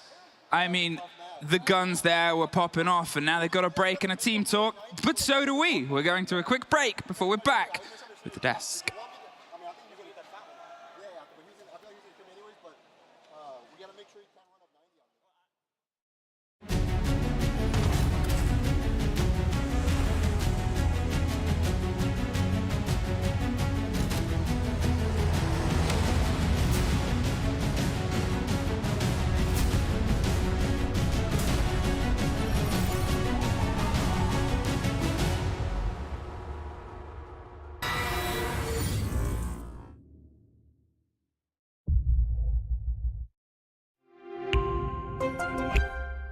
I'm Nicholas Martin, but you know me as Pingu. I'm a two-time Rainbow Six Siege World Champion and former top Rainbow Six Siege player in Pro League. Welcome to my Siege Ranked Bootcamp. We're talking 20 seconds left on the clock, you got the diffuser in hand, what do you do? Play the way that you're comfortable with, because you have confidence when you're in this position. That is when you're gonna be at your very best. Good luck.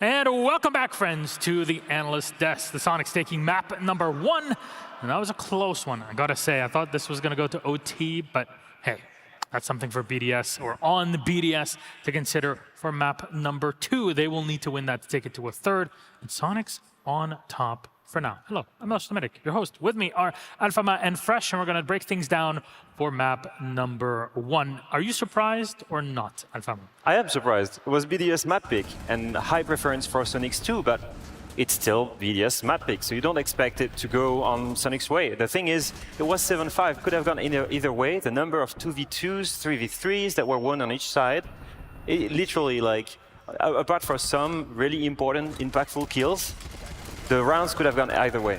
And we have to be fair about this, is like, this was 2 very high quality teams playing head-to-head on border, and I thought the one differentiating factor, just the one, because it came down to a 7-5, was the fact that Sonics took a very brave call.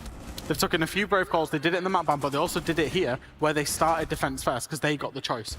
Now, getting that free on the defense first put them in the ascendancy, because they were free going into the attack where you should be getting, in my opinion, a 4-2. Exactly. And they made some very big plays to get there. You know, Gio was dancing around in office, you know, wasting time on one of the armory defenses. They had a couple of big plays come off from their big players, from Grixer, from Kansan, and then that was ultimately the difference, because it was a very, very close game. Yeah, I think Grixer was instrumental, especially in playing his role, lurking in the basement on border, cutting so many rotations up the stairs, down the stairs, in archives, in workshop. All the time he was everywhere and punishing any movement. Oh, some things to reconsider, though, here for BDS. What do you think were some of the things that they weren't able to close out on? Because, like you're saying, it's a close game. There's only a couple things here and there that kind of lose you games so close. There was a couple of issues on the attack where Sonics were playing a little bit more plan-focused. They were playing a little bit more their strategy. Whereas BDS, they had to, when they were attacking, they had to see what Sonics were doing on the defense first, lose to it, then adapt in the next round to win it. So they lost an armory, they lost a Tellers, for example, where it was kind of just reliant on them making those adaptations after they'd already seen the defense. And like I say, that was the one thing. Free on the defense for Sonics was massive for them. Yeah, the only attacking rounds where I felt like they were super good was when they had a clear plan straight at the beginning and just started working on it straight off.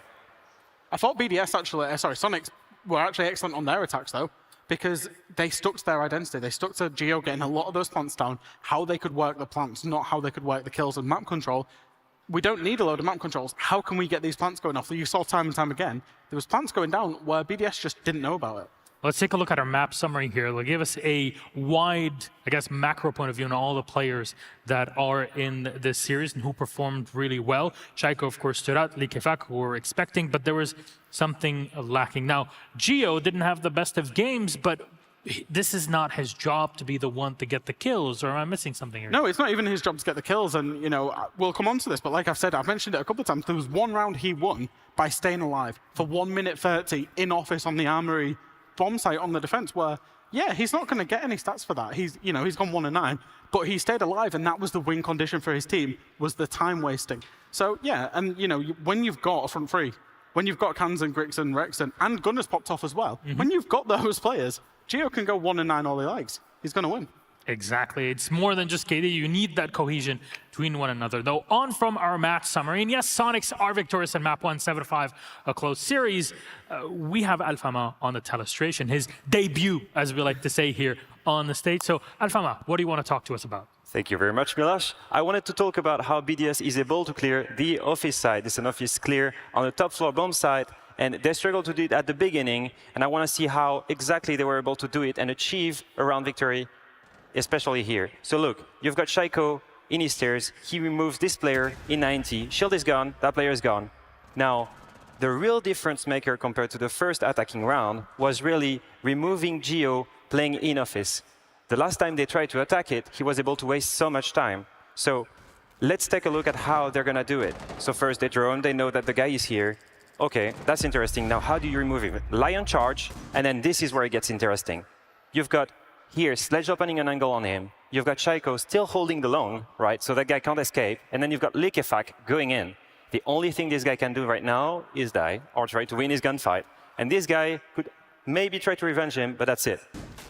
Let's see how it plays out. Likefak gets in, removes Gio. Now at that point, maybe that guy can try to take a revenge. It's a bit too late, right? No timing, he dies. 5v2.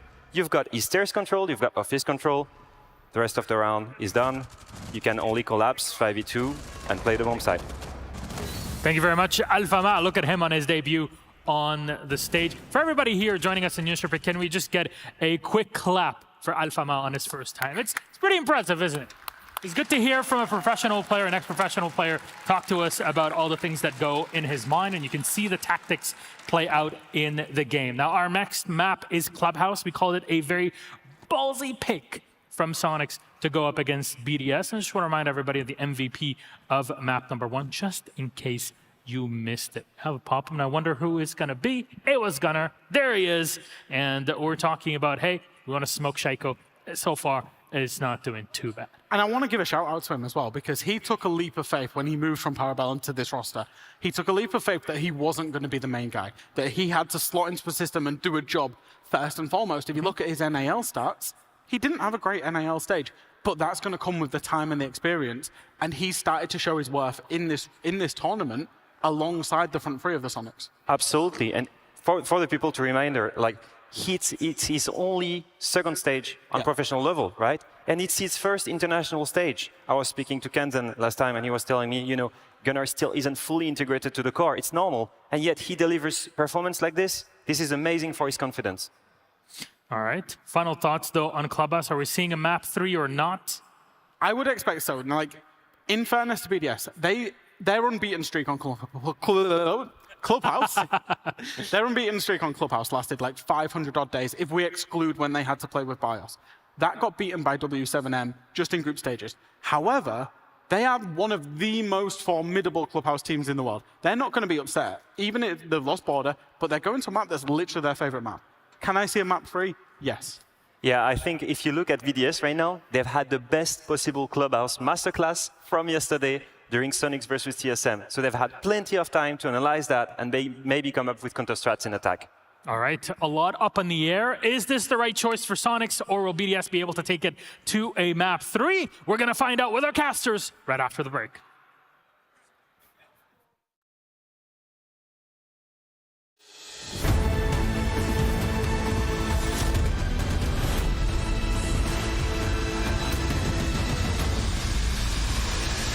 So to design Solis' device, we were looking for something that needed 2 hands to be operated and something that wasn't going to take too much of the vision space.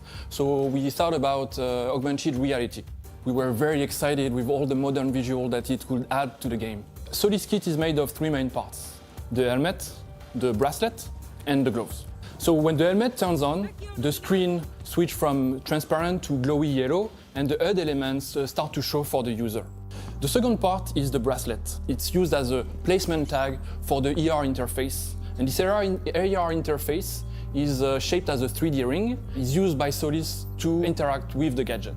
The last part is the scan, and the scan is the middle part of this AR interface. And when the scan is performed, you have this pulse of 3D lines that starts and fades in the distance, giving the position of every electronic device on its way. Usually with loadouts, we try to give flexibility for players. We give the P90 as a primary because it's super good, the SMG is super interesting, and another SMG as a sidearm because it's also a really good weapon. But we're also giving Solis a shotgun because being able to crate rotate and help on site and help like reshape the map is also very, very interesting for an operator like this. And with the sidearm, again, that is SMG, it allows you to bring the shotgun and still have an SMG at hand if you really need to defend yourself. So this is actually one of the first maps we've done that actually incorporates the lore. It's Night Haven, it's a research facility. So the basement only has 1 bomb site. It's optimized for navigation and flow. And we went for a more optimized design, so it's quite compact in its shape, but there's a lot of entryways from the exterior helipad, and there's lots of ingress and egress that you can actually do to the sites. There's a little Easter egg down there, hiding away, not so subtly. So first floor has 2 bomb sites. It's very clean, there's a cafeteria, there's lots of small rooms, big rooms, there's a warehouse there with some exterior walls. The warehouse is super interesting when you get close to it because it's an open area with a catwalk above it. On one of the roofs, there's a risk versus reward run out to reinforce a hatch. Otherwise, it opens up some pretty interesting lines of sight, but you need to, wait for the prep phase to finish, get out and, so break the barrier, get out and go do it. The map should be going into all of the playlists that we normally release upon. It's not the same as any other map. There's unique things in this one, and the map looks superb. The artists, the lighters, everyone did such a great job on this map. I'm looking forward to the reception.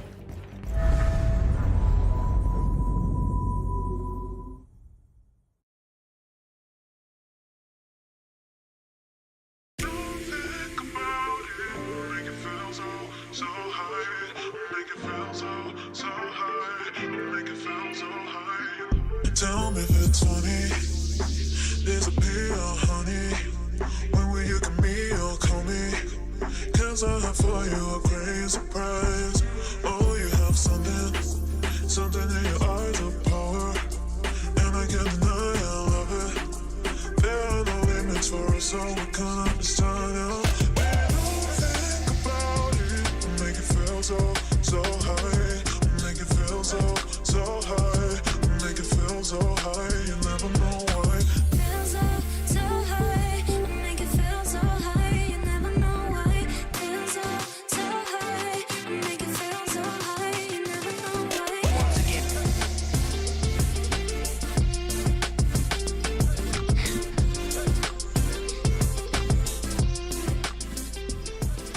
Hello everyone and welcome back here to map 2 of our first semi-final. Sonics, they have taken BDS's border, but will the French bite back on Club? Now, it seems to be a bit of an unbeaten streak on Clubhouse for BDS, but they've just lost their first ever map to Sonics, so who knows, that might end here as well, as we are getting ready to go. And I'm excited to see what Club will bring. What are we going to be seeing? Are we going to see any counterbans to come out from the operator ban phase, for example? I don't know if the audience isn't going, whoop, there we go. It's the Monty that's already gone, by the way, so we've missed that, but... Monty's gone. That does make sense. There it is. By Nook. I still don't know if people at home can hear that. Because we're quite far away, actually. The casters are hidden.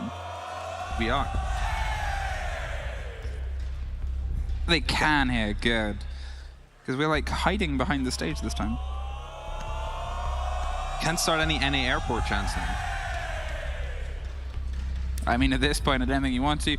I think this EU fan base, if they want to hear a little bit more of a success of map 3, they need to give some energy for BDS here. They need to try and bring it. Otherwise NA is going to Church in Arsenal is where we will start this foray. And, well, BDS, what can you do on Sonics' map that is statistically your favorite?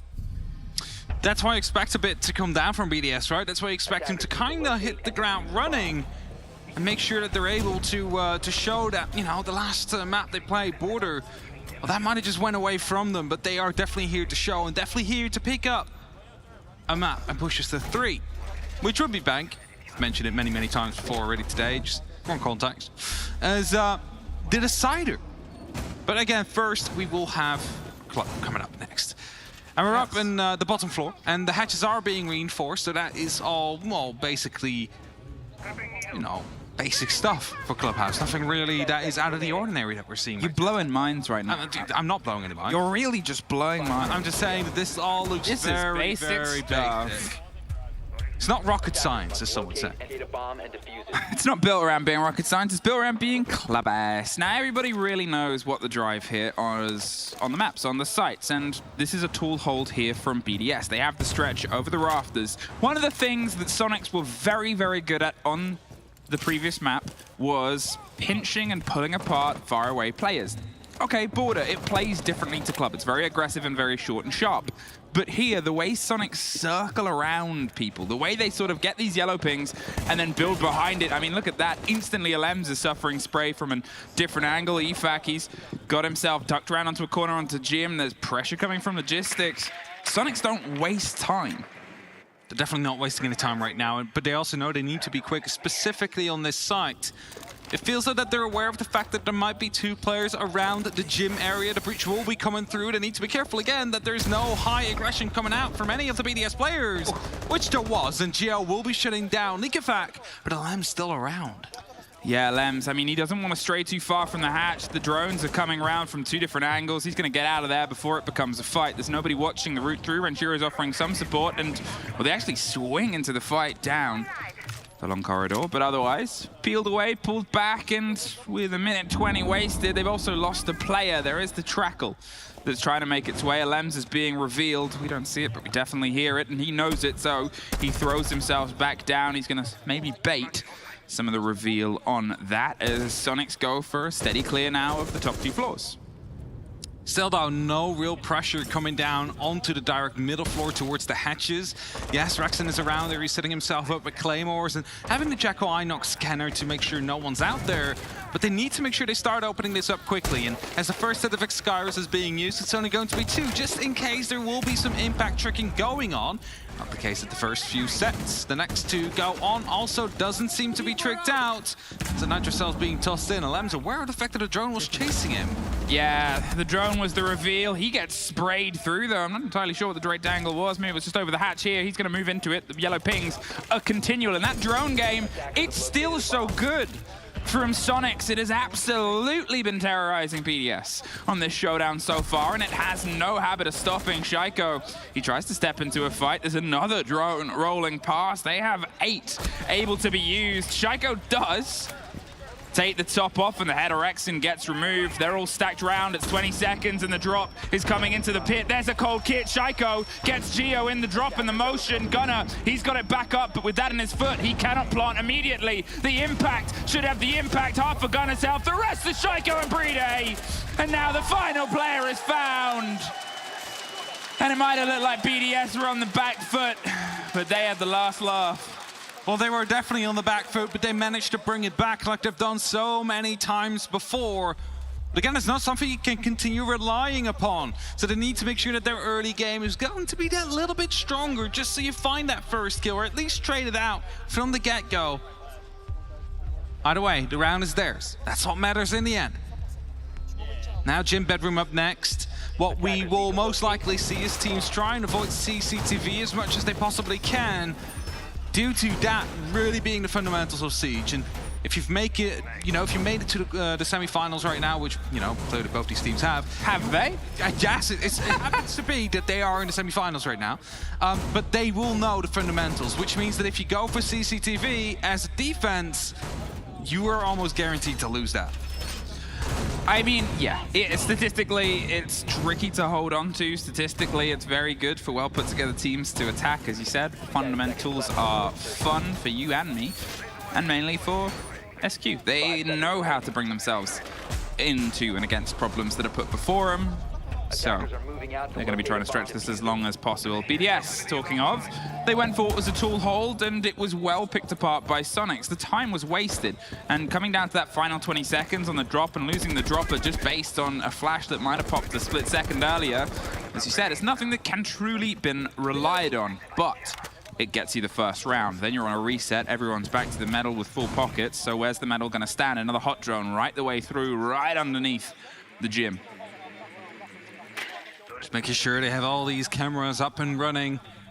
We've mentioned it many, many times before, Sonics super strong with the information game, and that is so far proving to be difficult for BDS to deal with. They keep on losing out this first pick, or the first 2 to go against them. And then they need to fight back. So Geo goes for the upside down rappel. They want to be bypassing the mute jammer if it would be out there. Not the case this time, and the opening will be made. Bride, falling back into these showers, needs to make sure that he is in a safe position right there, because his position is going to be next on the line. With 4 frag grenades making their way underneath the site itself, they're going to see if they can start trying to go fishing. Nikafak is waiting for that approach round on the strip door, and Geo's going to break their way across construction. Isolate the room, isolate the fight, and isolate the players. Make sure that they do not have those clean routes through back. There is a singular force and focus around CC from the side of BDS that's just going to be playing off to himself, but Shaiko actually been able to slip his way a little bit closer with Lems now having a single player as a support line between the two. Sonics is still trying to find this route through, and with Brede re-electrifying this wall, that's not getting opened this time.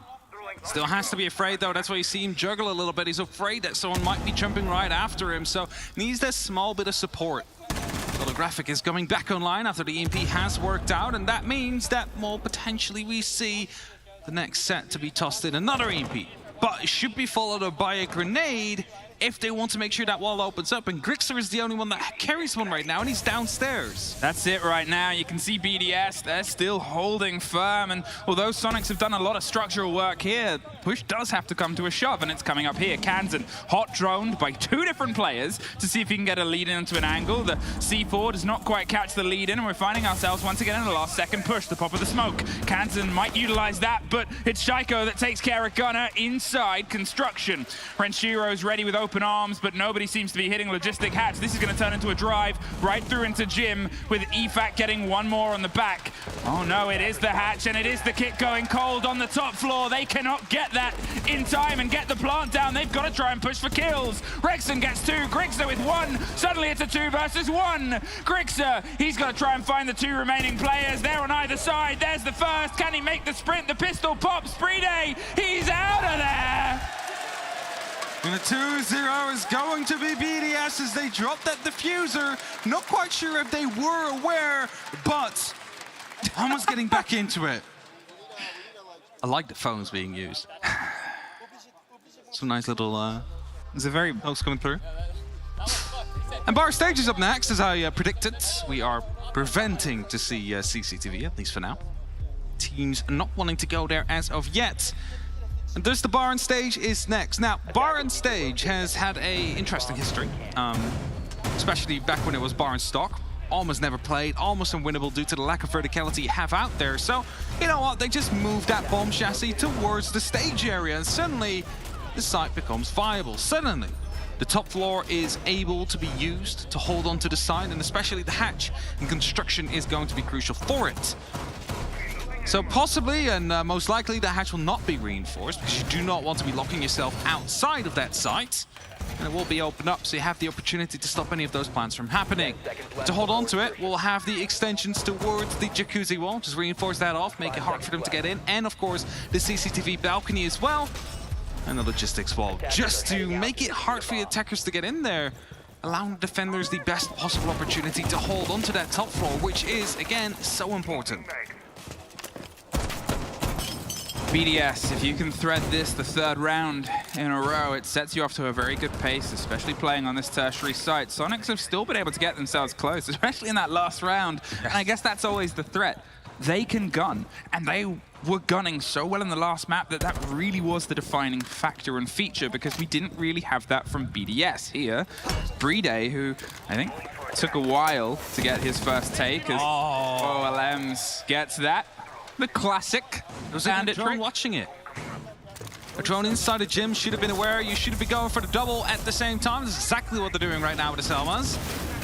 And that's what they should have done from the start, but now an impact comes through, takes out one, still allows them for a bit of a breach. But it's not going to be opened up as much as they want it to be.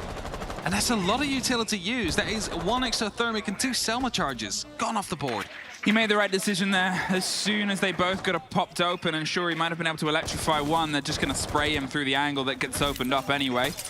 There's a good use of the Flores drone in this. The strip-sided push isn't always something that comes against EU teams. They might have to try and rebuild against it. Usually, this hold is one that's built around the plant on the stage on the far end. Sonics, they're going for that alternate take. They're trying to put the pressure, and Alem suffers the next bout of it with a bit of an explosion, but still standing. Yeah. And Shaiko makes sure Gunner isn't. Swings the corner, finds another for his trouble. 5 over 3 rounds. Will that keep growing?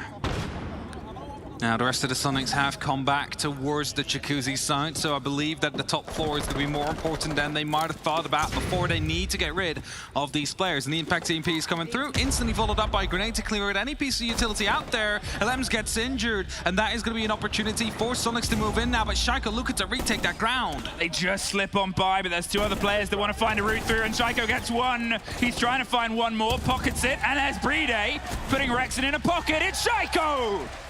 Finds his third, leaves Grixer long alone in stock, but Liquifac's happy to send him on his way. 3 rounds in a row. And so far, BDS is living up to the hype that comes with them and Clubhouse in the same sentence. French flags coming out. They'll be appreciating that.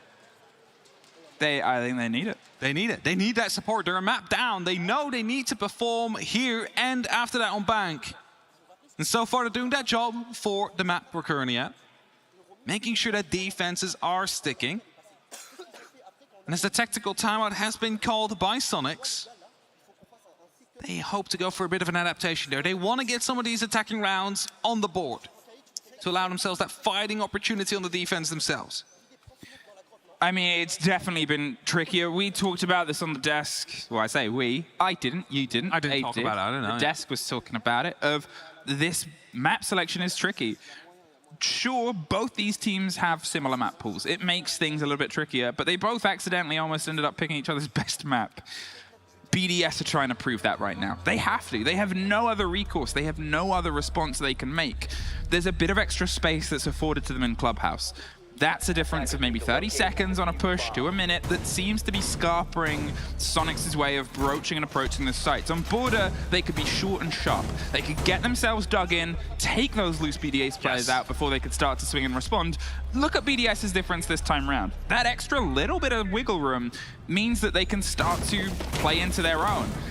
Okay, Shaiko is 7-1 after 3 rounds. It helps. It helps. Brede's also hitting the mark, you know, currently 4-0. He had a very troublesome game. He did. He took a while to really connect with it. They struggled to get their teeth into the showdown. But there was one of the things we talked about at BDS last map was there wasn't anyone properly popping off. Sonics had 2. That is a difference maker. It definitely is. And as we head back towards the basement, I don't think... Oh, maybe LM's is going to be sticking up, but the rest is definitely falling back. Now, also headed down the stairs. So, BDS is going for the turtle strategy here, allowing... Ooh, is that going to get it? No, that's not going to be getting the other one. That's going to be an opening, so Liquefact needs to get out very quickly here. Yeah, he would rather keep a hold of that and put it on a hatch than sort of sit around and leave it to be easily shot at on the back end, where they just weren't there in time. Or not, either way. It means that will stay open for now and be a cause for concern. And concern was time last time round for Sonics. Their push came down in 20 seconds. They went with the blinds, and it was a little bit waylaid, which meant that Shaiko was able to strike the kit, get it cold, and suddenly you got to play a game of pick up sticks. I mean, that was it, right? They needed to just get in and make sure that they had the opportunity to get that plan down. Then the fire started popping, then the grenades started flying in, C4s were being tossed over. Like, they were really making sure on BDS that Sonics didn't have a single second apiece. So they need to make sure they're a bit quicker now. They can start getting rid of that utility just moments earlier. Luckily for them, there's no fire, but there's this time going to be smokes on the board. So Brede should be a crucial pickup. Would they find him? Liquefact is going to sit and wait patiently underneath the moto hatch and see if he can try and remove any electronics that's coming through. You can see Sonics is having to take a little bit more time because obviously this was played in a slightly different manner before and they went for a bit of a deep dive. Don't want to get caught out by the potential of one of the 2 C4s here. This is potentially prime C4 territory and there is a player tucked around underneath. I think it might be one that finds himself a little bit isolated here. Kansan's been able to slip past.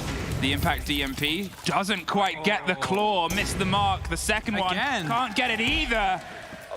And that is both gone. That is a hatch staying hard. They have the reveal on it, hoping that they can sort of break it from the side. It is possible, but it does require you to be very accurate with this Hibana X Kairos. Actually managed to get the hatch like that. Well done by Gunner. And that's going to be allowing them to open up, but the impacts are coming through. Is it in time? No, it's not. Yes, it might be. Not quite sure if the hatch opened up.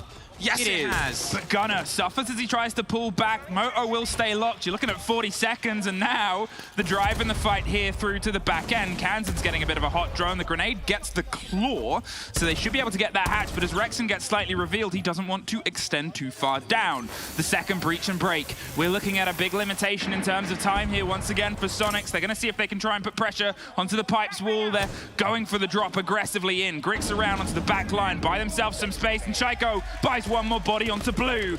There's Shaiko with one more. Can he get the third? He can! Shaiko, backed up by EFAC, gets it across the board. Kansan's in the sight, but Alems is there too! 4 rounds in a row. Good waste of utility coming through.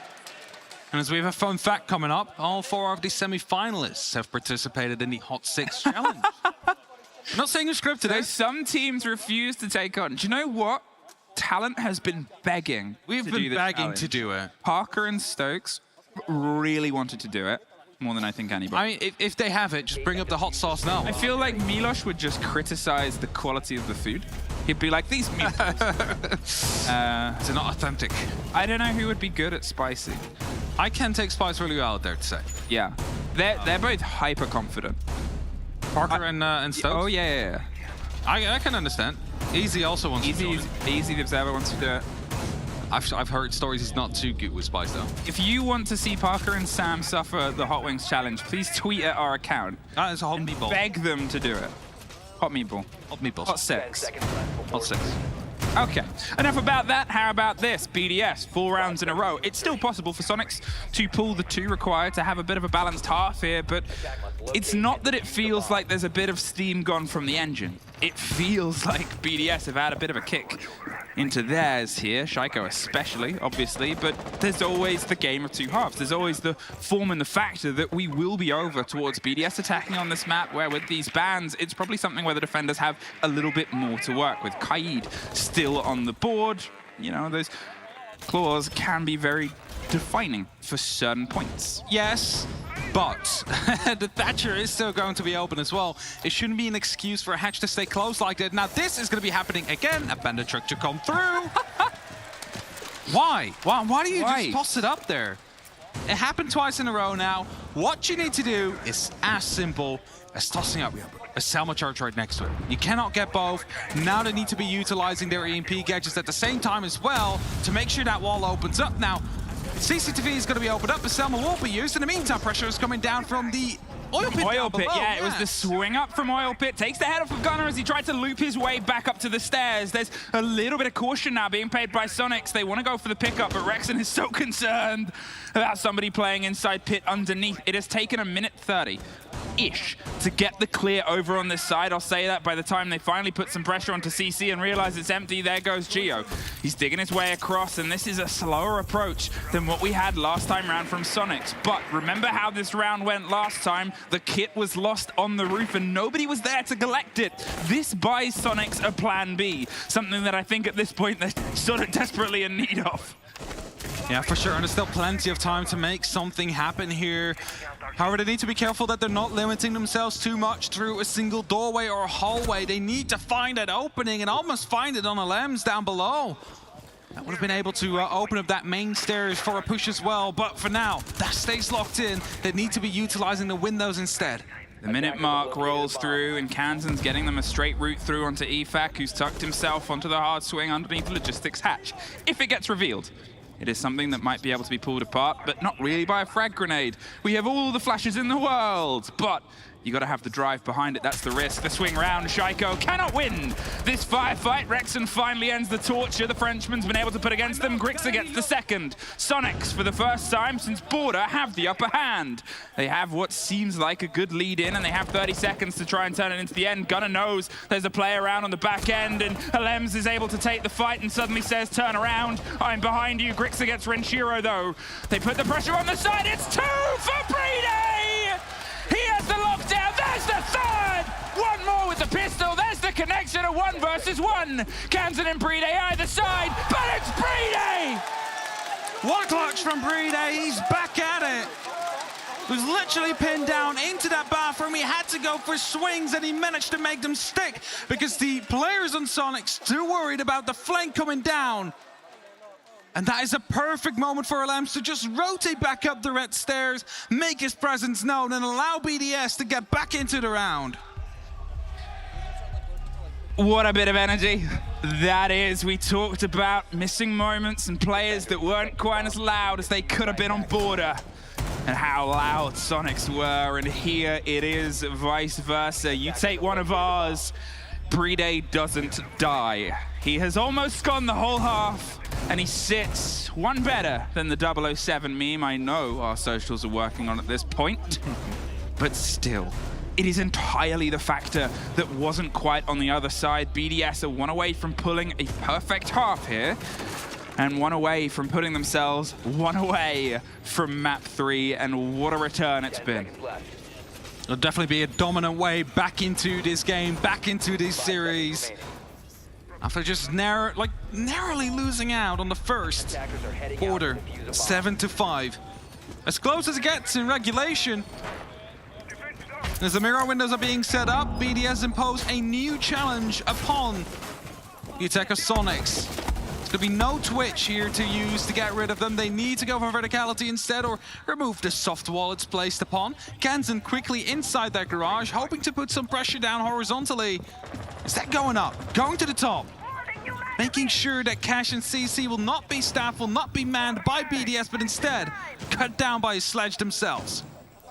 Sonics, they have one more chance here to give themselves a little bit of breathing room on the second half, and on the second swing on the tertiary site, this could be the moment. This is a very different approach in that they're putting focus onto CC. I talked about it before. The strip take isn't the most common that EU goes against.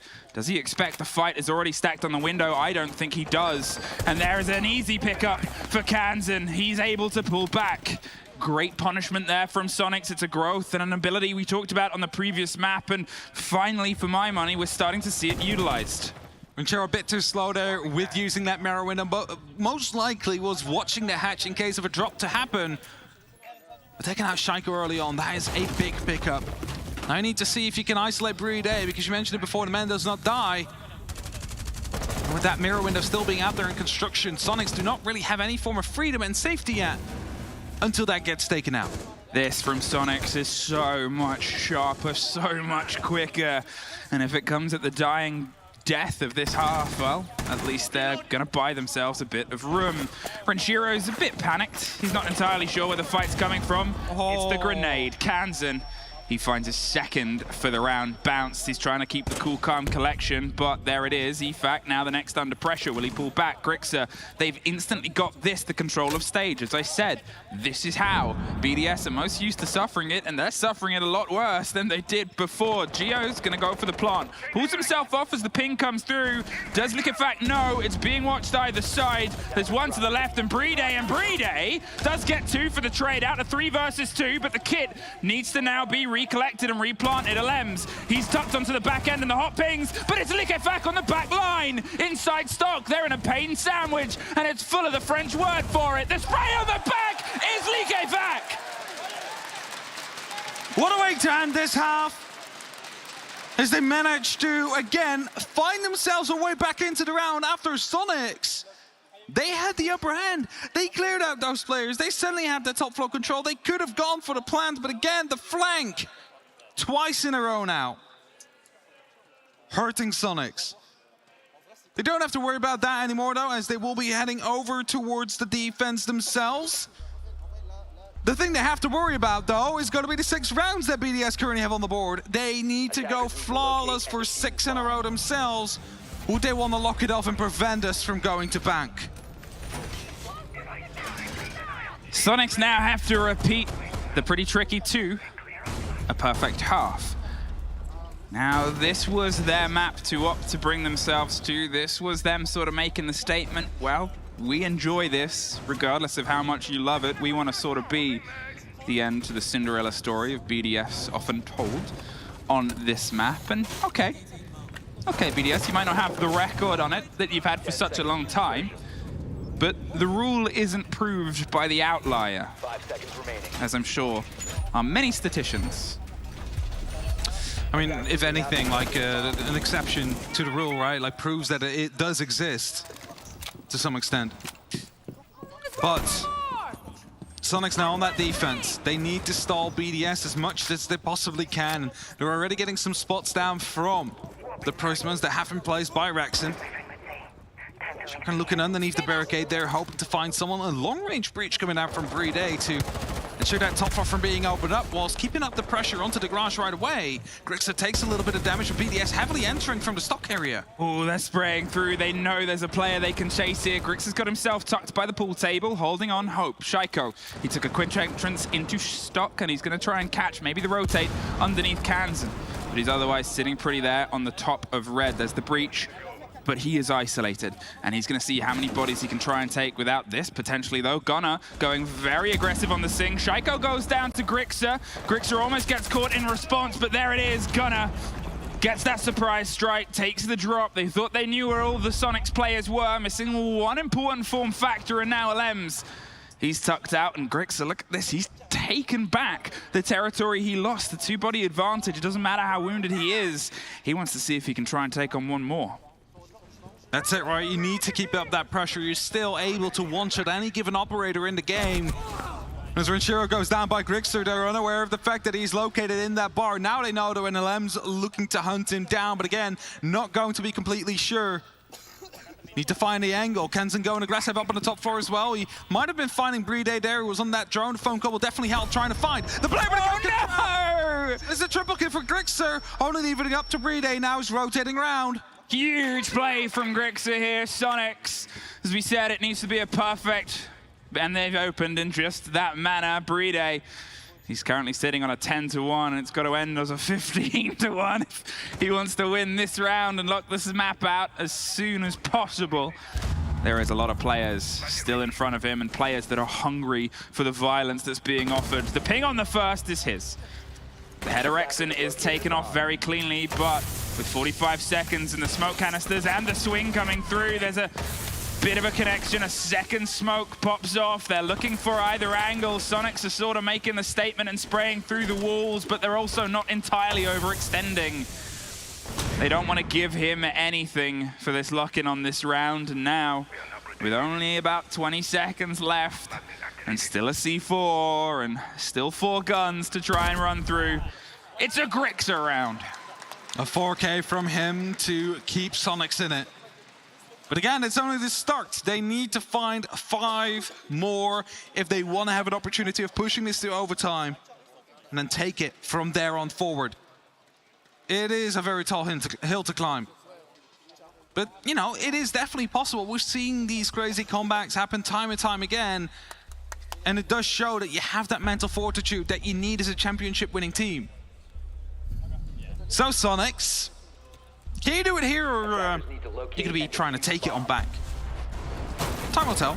I mean, it's still a long road. It's still a very long road ahead of them, and that was almost the perfect start. I'm still going to put it in with a little asterisk on a single death, but the way that they moved and manipulated the play space, if I talk about how well Sonics had the intel game driven on border, they played against BDS's there. It could turn into an undoing if it's something that starts to spiral, because it's an energy, it's momentum. It only takes one to score. It only takes one connection to go into the favor of BDS, and then suddenly maybe you start to get around being defined either side. And as long as Sonics can try and stay ahead of that curve, oh, we've seen clutches this game already.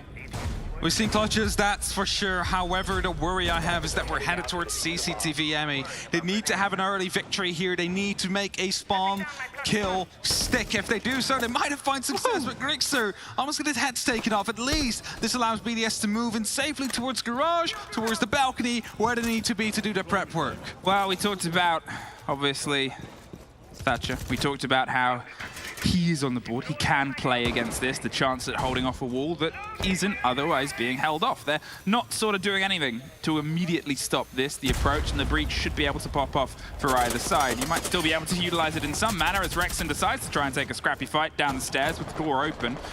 Well, now he's not going to be able to do the same thing, just misses the rotate round on the back, and Brede, he's confident that he'll be able to pull this off, and with my infinite knowledge of being able to see, he will. Yeah, shouldn't be too much of an issue. And now BDS, they've done step 1 and 2. The next, what they need to do is actually find themselves a way to take that garage under control, to clear out the rafters. But as you just saw, there's a player that rotated back down. It's Gunner, who dropped down all the way towards the basement. You might be wondering what he's going to do there. Well, he has the opportunity to rotate to Oil Pit, for example. So if they do instead move up the staircase, they could pressure him. That was, I believe, the impact there, utilized to get rid of the claymores on the door. They're going to see if they can try and prep themselves up, the danger of the run out here, and just make them second guess as the pressure starts to come across the front and the face of the site. It's still on BDS to try and force either the next bit of movement. There's everything to catch the grenades over the top.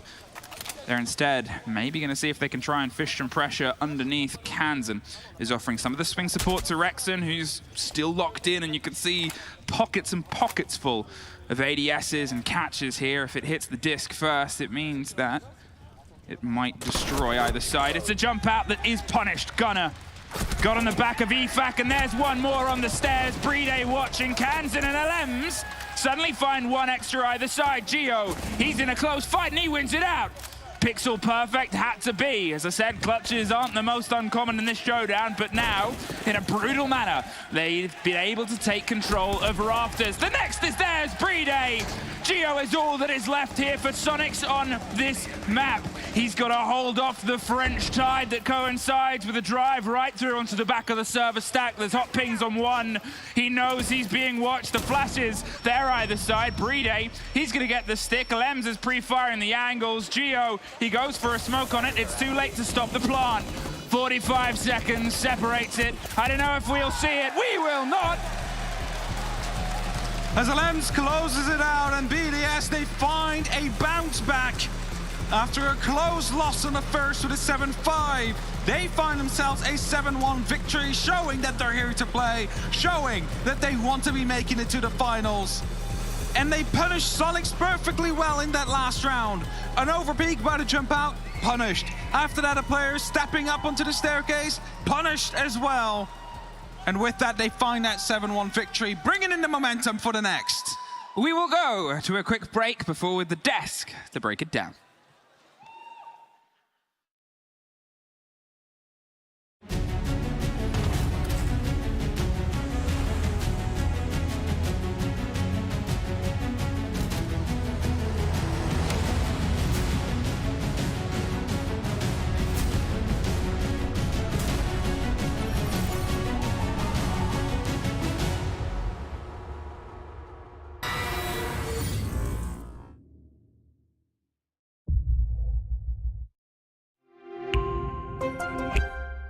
I'm Nicholas Morton, but you know me as Pingu. I'm a two-time Rainbow Six Siege World Champion and former top Rainbow Six Siege player in Pro League. Welcome to my Siege Ranked Bootcamp. We're talking 20 seconds left on the clock, you got the diffuser in hand, what do? Play the way that you're comfortable with, because you have confidence when you're in this position. That is when you're gonna be at your very best. Good luck.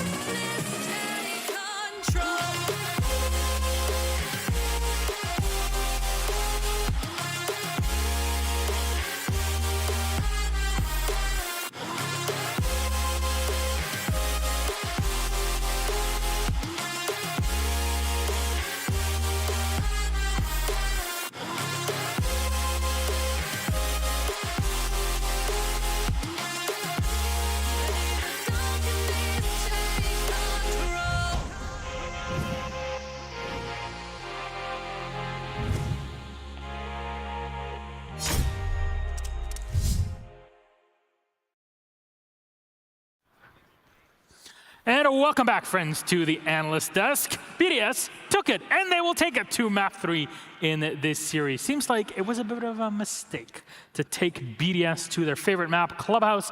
But hey, we all make mistakes. You know, everybody makes mistakes. Everybody has those days. One of my favorite songs out there. Anyways, hello everybody. Welcome back. I'm Ostametic, your host. With me are Afama and Fresh, who is a big Swiftie here also with us. I've got a different song. Oh no, please. Why would you take BDS to Clubhouse? I mean, I understand though. Why? It made sense, right? Did it? They had a 100% win rate on it. There were, I think, 5 win streak on Clubhouse for Sonics. I understand it's BDS house, but I also understand why they would take them to Clubhouse, right? It was the safe bet. They know how to play Clubhouse. They've demolished TSM on it yesterday. Okay, you would have thought they could do the same against BDS. But the thing is, I noticed, against TSM, they struggled to close it out in attack, right? And they started attack on Clubhouse, couldn't put a single attack in. And that's what I was trying to, that's what I was thinking about, is that yesterday they went up against TSM attacking first, who really struggled, right? They got the, was it a 5-1 split they got on the defense, Sonics? And then they, like you say, they just about closed it out. Whereas now they've got to start attack against BDS, who, Clubhouse is literally, when I think of the top Clubhouse teams in the world, I think of W7M, I think of SSG, and I think of BDS. And it's just, they were punishing everything that Sonics were doing wrong. The amount of times we saw bandit tricks, clutches, just the team play from Sonics wasn't there, and BDS punished everything. Literally 3 things. Utility-based, like you said, the bandit tricks, right? Second thing, Shaiko was consistently looking for opening engagements and being disruptive to the attack. And if you lose one player on Clubhouse, it becomes harder because it's a methodical map. And then it was just the final cherry on the top. Bride was just an obstacle you could never overcome. On site, he was able to clutch all the disadvantage situation. He didn't care. He played the position to his absolute best of his ability and was able to close it out every time. So how do Sonics reset from this now and prepare for map number 3? And we're not going to talk about map number 3 specifically, but learning from what happened in Clubhouse. For me, it's all about controlling the pace again. That's what it was all about. BDS controlled every single round from start to finish, whether it was in the opening engagement to the site execution. Now, you've got 2 options. Either you match up with the aggression, you've got Rex and you've got Quickser, you're able to have frag-heavy players that can take back that pacing. Or second thing, you go even more methodical and you focus, rather than focusing on the objective and going slow, focus on killing Shaiko or the roamers first. Get them at advantage, then focus on objectives. And I think first and foremost as well is you've immediately got to recover from that loss as well. Whichever decision you take, you've now just been beaten very comfortably on your map choice. For BDS, they were only just pipped on their map choice, but Sonics were beaten very comfortably on their map choice. So you've got to let it go. You've got to just not think about it. Essentially now we're going to be playing a best of 1 to see who gets to the grand final. Both maps are now gone. Get it out of your head and just focus on what you've got to do. Don't even think about, oh, I could have done this in the previous game.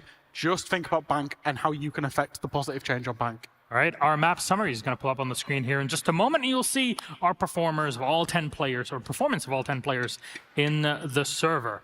A big advantage here for BDS, but this time it's kind of Renshiro that's fallen back, but that's not really his job to get the kills. Bride, 13-2. Now, Bride through stage 3 has been like 2020 Bride again, like absolutely unstoppable. He got into this tournament and he's actually had a very quiet tournament so far. And then he has just popped up 13-2. And he actually plays a lot of suicide positions. He plays a lot of difficult positions for BDS on Clubhouse. And like you said, Leo, he was just stubborn and he was just fighting everything. Honestly, I was so jealous of him. Like, I was a support player too.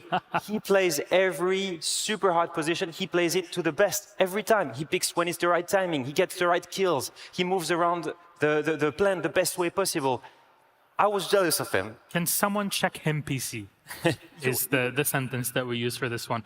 But there it is. Some things to look at. But if we were to turn to our MVP for this map, who do you think it would be?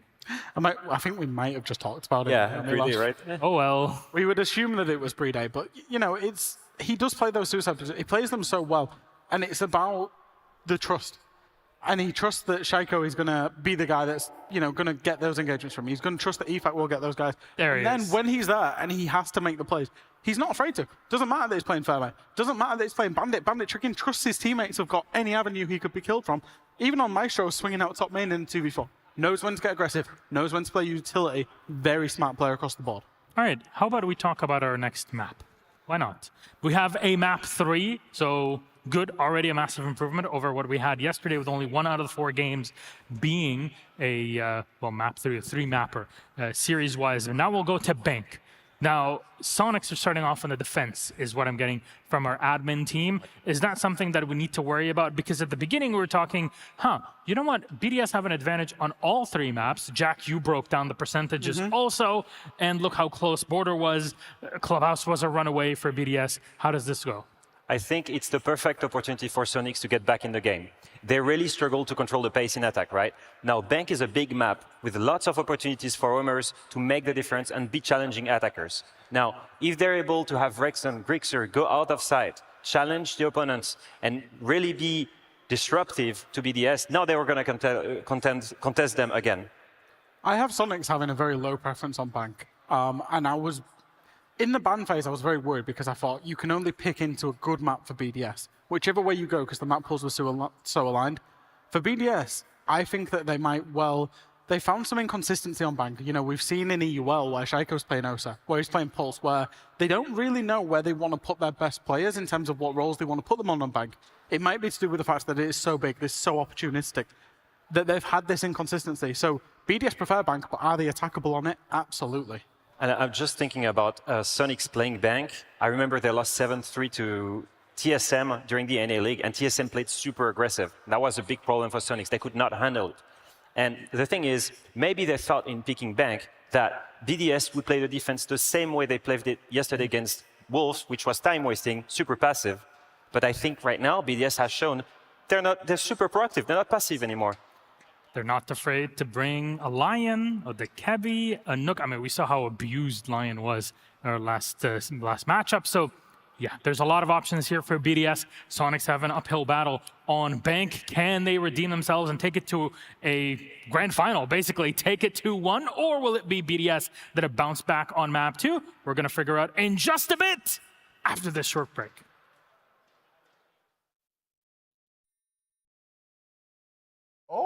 Oh my God!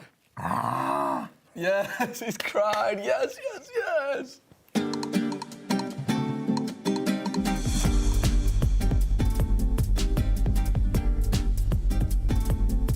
Are you guys ready?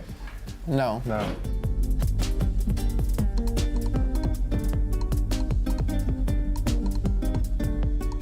Board the helicopter. What? That's Border, boy. Well, first up we have the recruit. Knock yourself out. You can't do that. You can't do that. You can't what? I'm still gonna have to eat it. No, you can't smell it. You just gotta go for it. Yeah. It's coming.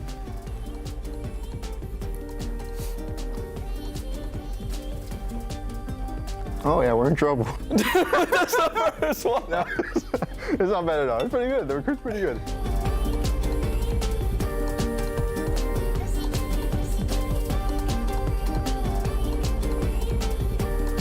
Kanto. Yeah, chug, boy. What am I supposed to do? Do I go to the next one? Firebolt, look at that. I'm not smelling it, bro. I'm not gonna want to eat. I'm not smelling it. It kind of gives you like an anticipation. It doesn't even have the hot sauce in it. Wait, what? You cheated. Yeah, it does. No, it doesn't. You cut that shit in half and then you fucking ate the one that. Yeah, there you go. There you go. Keep an eye on this guy. I'm on to you. What was that? Is that good? Yeah, that one actually wasn't that spicy. What do you think? Out of 10? 2. Really?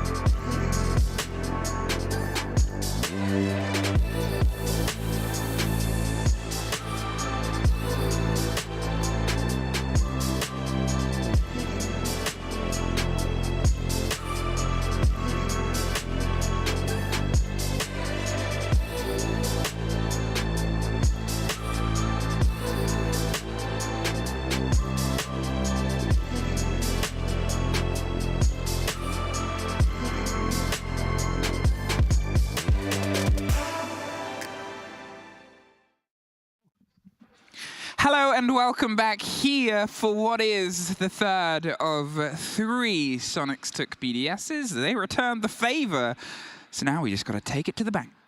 BDS definitely built up some good momentum though, and they will be looking to, well, bring that forward over towards bank to truly cash in on the advantage they might have been able to build up.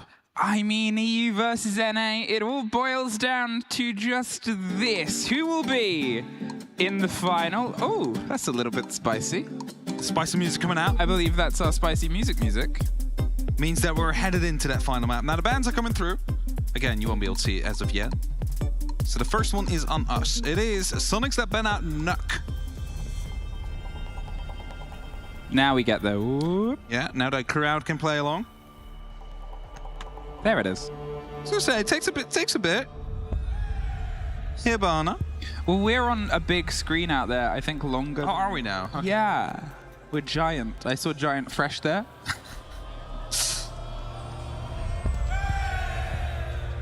We'll let them go through this. We haven't had a single booed ban this time. Not yet, no. If this is Tachanka, I doubt it. You never know against BDS you never on know. bank. I mean, to be fair, it does get played on the basement sometimes. It does. So it wouldn't be too... If there's a map for him to be banned... It would be this one against BDS. It's his army, okay. It's his army.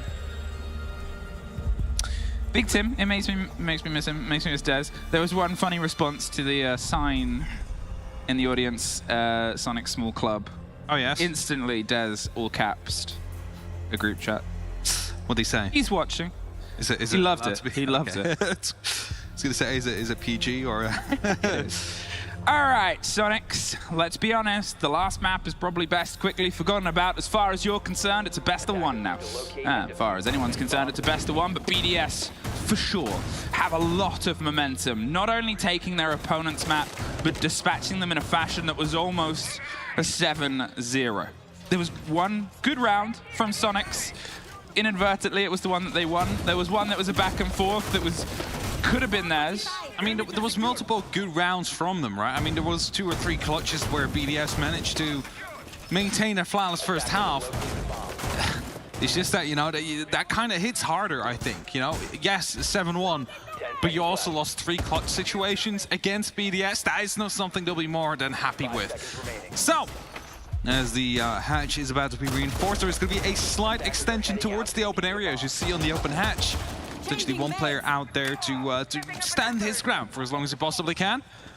Raxon seems to be tasked with that role to try and make sure that BDS doesn't have a safe way into open area and just, you know, allowed to open up those hatches for basically nothing. All right, BDS. Starting on the attack here, you don't have the benefit of a defense that was very solid. You, in fact, I guess, have the continuation of what would have been a half that you're about to and ready to play on the previous map. Sonics, I mean, when you have spots named after you on a map, we've talked about it before, it's just as relevant here, but Renshiro, he gets the opener onto Rexon across open. He's going to keep a bit of a keen eye. I'd be surprised if Sonics rotate back up, but this double up might mean that maybe we want to see if we can try and bite some territory. Trying to go for the aggression. I mean, we mentioned it before on border. That was a disturbing factor for BDS. They weren't quite able to deal with it up to the standard they're used to. But instead, they pull back. They're not going to commit, and they just leave it with the entry kill and a little bit of damage done towards Renshiro, knowing as well that the basement is always going to be quite difficult to attack. Luckily, they still have plenty of utility left, though. Like 4 Vulcan canisters placed, 3 smoke canisters left in pocket, 2 impacts that could be used as well to stop that plant from happening. So they'll be focusing on that rather than getting the kills back. Softed up, and Gio couldn't quite lean into a pre-fire through it, but the attention is being paid pretty quickly, so he gets out of there. Tucks himself in behind the server stack. He's going to see if he can try and play this to survive for as long as possible. Possible. There's the possible pop on the fire canister, just tucked underneath. Do they have the read on the player? Well, with that being caught out, I think he knows there's about to be some pressure behind it. The impact thrown preemptively, the little bit extra disc, but no one on BDS immediately there to put the pressure on. It's just to make sure that some of that utility does get wasted and you keep the pressure on the player behind the stack, but BDS not really looking forward to be dropping for the default take. Seems like default and elevator are going to be the main entry point as Flangs are setting themselves up as well. Smokes prepared by LMs together with the fire potentially coming out from the crossbow there. They're going for the hot drop right into the vault. There it is, Renshiro finds another one on the back line of Grixer. Gold starts to fall and, well, there's Geo picked up and there's Renshiro for his third. Gunner gets lost out, and it's a flawless opener there. And they continue that momentum that they were building up before. I mean, I mentioned it. It is going to be mentally hitting on you as Sonics to basically have that good first map on, you know, that 7-5 victory, leading that into the 7-1 loss with multiple clutches happening against you. You need to snap back out of that. As you mentioned, treat it like a best of one. Treat it like it's that, you know, group stage area that we're in, where they were supreme. Open area next. A lot of gadgets being set up. Evil eyes up high on the wall just to make sure that it's going to be difficult for an operator to reach it and knife it just in case. Bulletproof cameras as well. Now we will see a bit of an extension happen due to the castle out there, so those barricades are going to be providing a bit of safe space, and one will be placed in stock. That's going to be limiting the rotation the attackers will get once they do decide to take that area of the map, because they will only have the windows to jump out from. A long time ago, on a map far, far away, Sonics instantly bit back. They had themselves an even half on an attack ground, and they just needed to find some of the energy. And at this point, it's still more than possible. I mean, if BDS can bounce back into that manner, you know Sonics are capable of just that. They've had a fantastic tournament. Fortunately for them, the only real thing they lost earlier was the very beginning against an EU team. So here's maybe that moment to try and remember that statistic from, as I said, a tournament that's been brilliant. BDS, they came in on the second seed. They didn't get off to the sharpest start. Turns out they're almost the opposite of the French counterparts, where when they hit themselves into best of threes, they really start to shine. Can they keep that shine on? The light starts trailing and cascading over the top of Square. Attention paid onto Skylights in the back line of stock. They don't really care about the numbers. They're more focused on this, the shield on the corner swing of the vending machine. Long angles being set up by Sonics here, but that is going to be up on that top floor. It's not the eventual site. So BDS, they do not need to expend all their utility here. Either way, grenade used to get rid of the castle barricade is going to be upping the pressure for those upstairs. Suddenly, there's a lot more angles that they will be vulnerable from. Yellow pings are coming in as well. They know where Gunner is going to be located, and we might see a swing come through from Shaiko. Yes, he goes for it, but he doesn't quite connect the shots. I mean, the UMP isn't great in those long ranges, but it does enough to keep him survive and put some pressure back on. Shaiko slips through. He does get caught out, though, LMs. He had the Overwatch, and that's the big thing about Bankers. That's the big thing about Bankers lobby. It has so many sight lines across all the floors. And look at this, Grixer, he finds the fight with the sledge, locks out Likifak and bites back into the space. Shaiko's from one end. You assume LM's from the other, and the bullets over the bow of Bride can't quite connect with the boat that's moored inside. Pings on the player. Kansan wants to just do some distraction and demolition, buy a second of space for the player that's a little bit lost inside CEO. Can they be the big boss that keeps things in the meter? Or are they going to decide to maybe slip away closer to the hatch, ready for the spray through onto stock, hoping they can play this game I talked about on border. Grixer, do they know? That's the big question, and our survey says yes. I was going to say, there must be a drone out there, as Rexon instantly replies, because otherwise BDS is going to be suffering into the same, well, flaws they had on that very first map.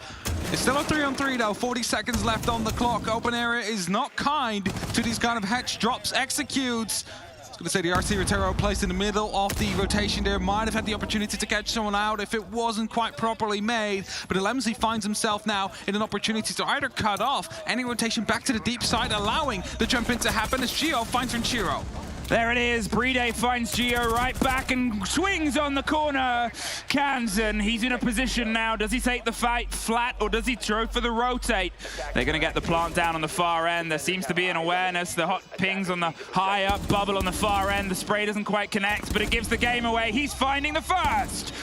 The second move back to the break room. Bride. And he takes a bit of a sigh, but still a steady hand. BDS were missing on the first, has bounced back. They struggled there on the attack initially, BDS. They tried to take control of that top floor. It was heavily fought by Sonics. Eventually, they did manage to go for a 2-on-2 trade, which is far from ideal if you want to be bringing as many bodies as you want onto the open area side, because there's going to be 2 of those cubicles tucked in on the back with no vertical above, forcing you to go aggressive, to just go for a swing if you want to take them down. That's where you need the extra manpower, but BDS, they did just fine being a single man down. We're headed back towards the locker. Sonics not continuing a rotation, headed back down towards that basement. Not feeling confident they can do it on any other site now. And it seems like a similar take is coming through, or similar hold, except for the fact that they've changed out operators. We no longer have the Vulcan canisters. Instead, we have a Pulse, we have the Echo, we have the Capcan to try and slow them down as much as they can. 10 seconds remaining. And they need to play into this from the Sonic side. They need to make sure that they basically force BDS into making these mistakes. And the way you do that is by having that presence up on that top floor. Let them hunt you down as you fall back slowly but steadily. BDS, they are leading in and leaning in on their attack.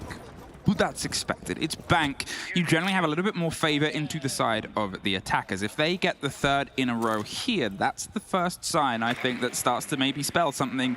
The previous round was a 1 versus 1. There was some of that flavor of Sonics we've been treated to throughout this tournament.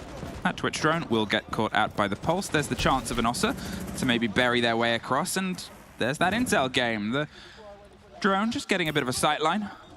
Doesn't quite get the full read, though. Ossa is so good, though, on the garage, I mean, because you could just put down a talent shield and suddenly you've cut out many rotations of the actual site itself. As Liquefak taking tons of damage there in the basement, needs to be checking his corners yet once again and probably wait for a bit of support. He doesn't want to take those fights alone without the opportunity of a trait to come through. They're trying to encircle this hold and see if they can piece some of the players out. It's obviously a different approach to the last time round, and they hope that they'll be able to get the surprise strike. But it's all Gunners. He's able to dig out the first. The procs will give him some awareness to a second, so he fights and opts for a different door, the route through. In the meantime, Liquefak gives himself a punch hole and, well, does not get the catch. On Grixer, he's offered some support. They still have the hatches, and at this point, Sonic still have a lot of direct control here. BDS have been rebuffed at every single opportunity. This should be a Sonics round from now on. They are aware of the Ossa in the garage. They know there's going to be players up at the top floor as well. However, it is the open area that they do not have control over as Rexon takes down Liquefak. It is the Ossa coming up close, and Lems just gets punished for it. Had no clue someone was behind the deployable shield of the defenders themselves, and well, that just leaves Ranchiro and Bride up to try and clutch this out, but it's looking very unlikely like they might be able to pull this off. Yeah, the plan's failed at this point, boys. You've got to come up with an alternate, and it's not going to be pretty. A 2 versus 5 situation, and for my money, Sonics haven't really been pressured. Hey, Grixer, we're playing that game again. Do they know? The survey this time? I don't think so. Otherwise, you likely would have suffered the spray through the soft. They pick themselves back up. Bride, he's reloading on the other side of it. Oh, this is one of those moments where the audience sits and watches and waits, and well, I don't think Grix is going to be waiting too much longer. They're attempting the stick of the plant. Rexon finds Bride, and now with the swing round, Ranchiro pushed off 20 seconds. Every single Sonics player to bite their way through. And I think this situation is pretty much impossible. I mean, I've already written it off as a Sonics round about 10 seconds ago here. There is still a grenade kill to come through from Ranchiro. Hopes to find a second with a headshot as well, but Gio a bit quicker on the trigger there. It's going to be allowing Sonics to pick up there first and make sure that they keep that gap closed. And you mentioned it before, Bank overall has been leaning into attackers quite a lot lately. So just quickly pull up those stats. Well, defensive win rate 48%, so it's just barely. But that does mean BDS is expected to at least get 3 or maybe even 4 rounds out here. It's the thing, I know I sort of highlighted it before in terms of trying to find one of the 3, but if it's the 3rd, it's still on par for the pace. You might have a slow start, but as long as you get that box ticked in that first half, you have room to go. You have room to grow, and that was something I think we all know Sonics did not really have on their second half. Maybe they might have got a little bit more of a distance inside club. If they did, I mean, they still have more of an opportunity to go the distance now. They found their first. Can they try and rebuild and retake an open that came down to a 1 versus 1? Yeah, I want to see a bit of adaptation coming out from BDS now, because again, they lost a lot of players up on that top floor by trying to take control off it, and I understand why they did it. I mean, you want to use that top floor control yourself. You want to be using those hatches potentially against them. Let's think of grenades, for example, to just roll through. However, you cannot afford to lose that many players.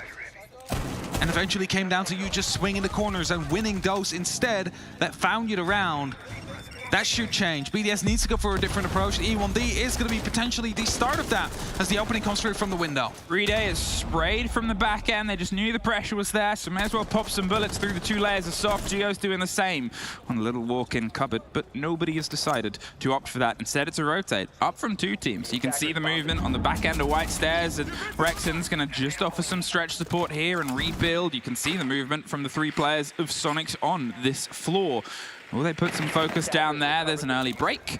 Should get care of that. But the fact that Geo has used both his impacts mean that there's nothing that should stop the potential of a plant no tricks.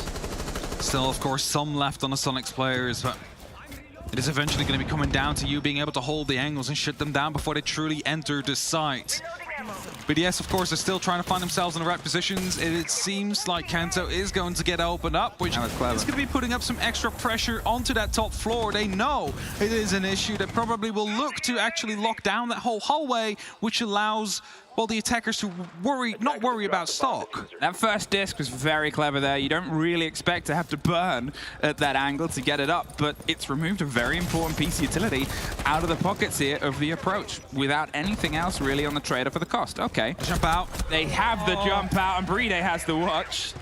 I was about to say, okay, they still have the utility to take care of it. Now, well, Sonics have lost their ability to pretty much impact trick a single left. There's the reveal, and Liquefact's able to get a strike. Suddenly the bells are ringing. And Sonics is going to have to try and find a response, but Alems gets Geo, Grixa gets 1, looks for the second. It's Alems that gets caught by Gunner, but there's an instant response from Breeday. Grixa buried in the chorus site, not for very long. BDS find their third. 2 good entries from BDS there. I said they need to make a change. They cannot afford to take that full top floor under control because they'll lose out too many members as a result. Is that real or is that a fake? Yeah, is that a Gemini replicator we're seeing there? I'm not quite sure. We need to get 2 Iana cosplayers. Need to get the thermal cameras to truly see. They don't show up on those. 3-1, BDS. They are on par. If I talk about the pace that Sonics need to put on, I mean, BDS are on exactly the same thing. Both of them are having an even hand.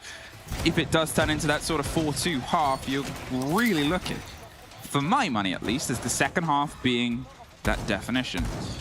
Now, I may be wrong about this. All right, what are you going to say? This is your moment to correct me. Who chooses the site? Is it based on the round difference in the first? I don't think it is anymore. I think it's a coin flip, but you know that changes every now and then. But I believe this time it was a coin flip. And I won't give a sturdy answer, but if it was down to choice, there's just an asterisk here because it was once in the rulebook. Whether yes, it was once. I'm not entirely sure. BDS would have chosen to start on their attack. Yes, they would have at that point, and you know that would help them out quite a bit. As you can currently see, they are doing quite well. So it's always worth remembering. Aim is 3 or 4 rounds for the attack. Anything more than that is considered a huge bonus. And as BDS already have 3 on the board, well, from here on forward, they are only going to be able to, well, help themselves. Gunner taking a lot of damage, seemingly from the top of square, I believe, or from one of the windows to come through. So he wasn't really overextending himself. BDS, a slow and steady lonesome approach. If I talk about the vastness of space and all that is contained, the lack of sound of trying to find somebody in the lobby is the same thing for the attackers and the defenders. We've seen the defenders punished more, but at this point, it's down to BDS to try and keep up that pace. The calls come across, and Breeday's going to utilize this to just slink on past, make sure he doesn't get struck and get out of there.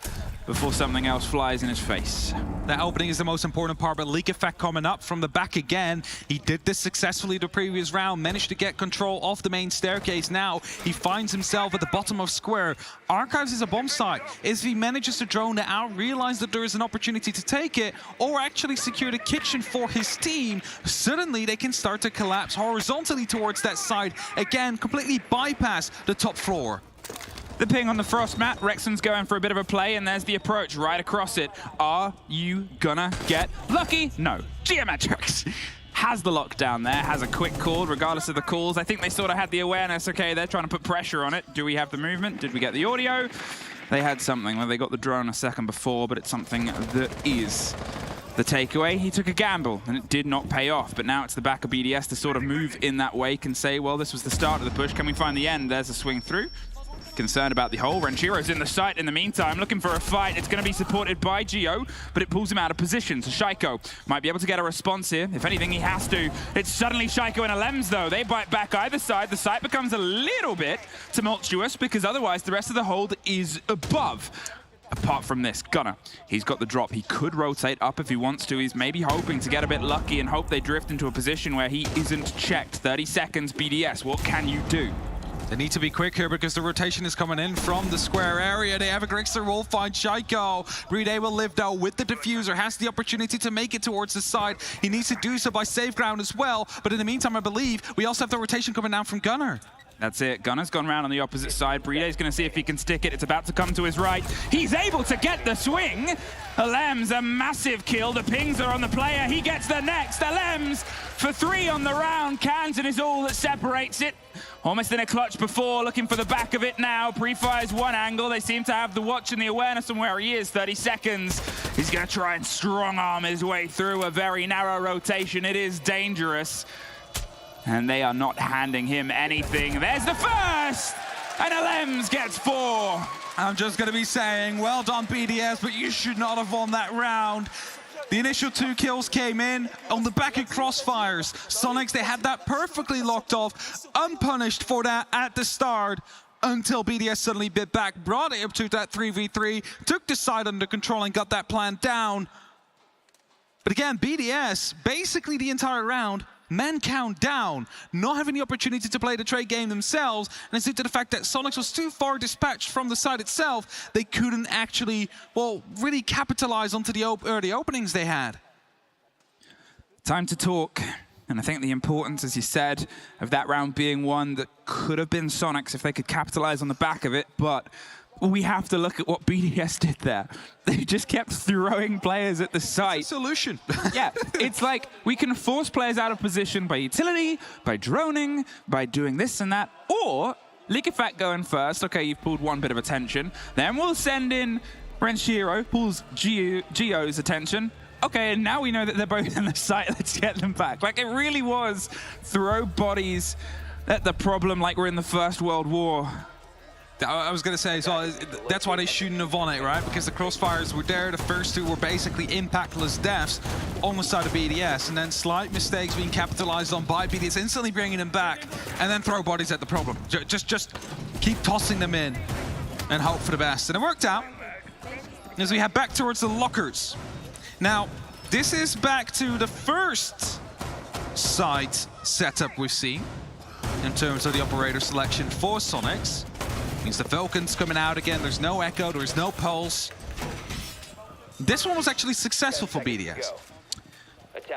Yeah, I think it's that sort of change around. As the first time it was successful, but it came down to throwing the guns down and getting in with the engagements. They didn't really put the pressure on to open too much directly, as a lot of teams do. Instead, they shoveled themselves through on the back of Vault and Gold.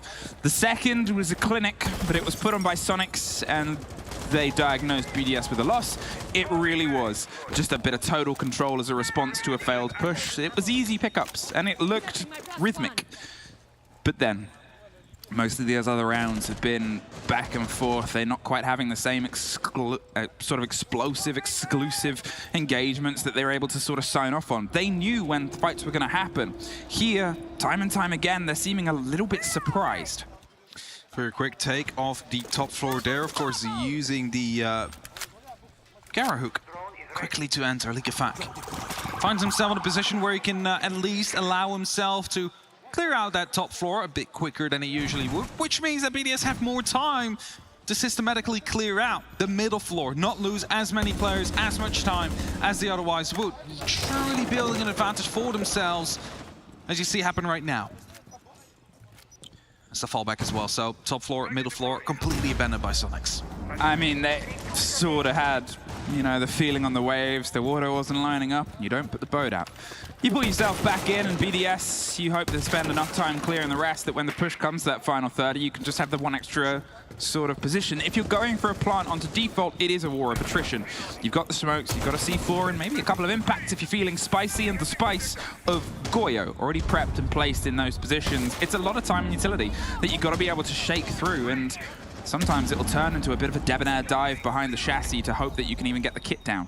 I praise Sonics for their adaptation on their defenses in the first map. However, remember the first round we had here, it was that vault and elevator drop. I don't think I see many players currently from the Sonics watching the back line, even though that some utility has been placed. It's basically only Gunner in a position where he can swing. If that's 3 players again, you are almost guaranteed to lose out on that one, as Geo has been spotted out. He's going to be receiving a bit of fire from one side, and surely Capitão's going to be putting on the other. Well, it's also worth talking about, he was the only one on this side as well. They sort of leave 2 isolated Ben, and here's 2 Frenchmen to see if they can get a response. Efek, he suffers from the side and the swing of an impact, but there's no more of those. This fire is going to force nothing, but it is going to force this. Pre-Day, he pushes on the fight. There's a lot of fire for them to clear through, and there's one on the other side of this as well.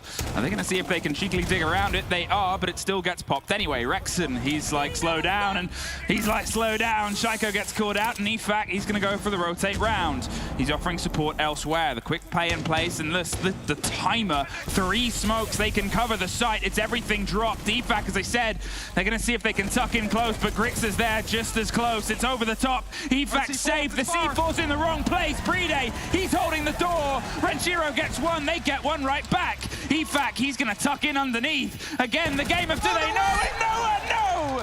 Instantly bit back by Grix, so they have the vertical control. Kansan, he might go and for the retake. They've got to see if they can bury at least one of these 2 players, and it's a tricky one. Do you try and go for that player above? Do you try and go for the long arm, or do you find Renshiro? He's got one. Kansan cannot find the next. And it was a 5-1 almost. This one at least is Sonics. They have taken 2 rounds over about the past 20-ish. Yeah, it's not going well for them. BDS definitely seem to be in a better, well, mind space currently. And they're headed over towards the defense now. Again, 48% over the tournament so far. Globally, Bank has been starting to go towards the attackers, which means Sonics have an opportunity to get back into the game right now.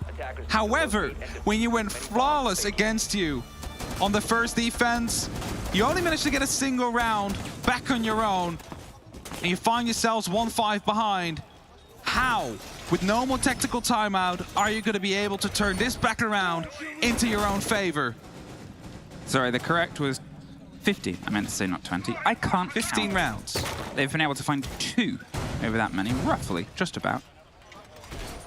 Okay. But I still believe that this will get closer than it currently is. Sonics, they're now on the precipice of attack. They have the ability to put pressure. Their scoreline might not be so massively outstanding, but neither was BDS's in Border, and that did go the difference. And the distance in Border is, you know, a little bit more even-handed, I would say, than Bank can be.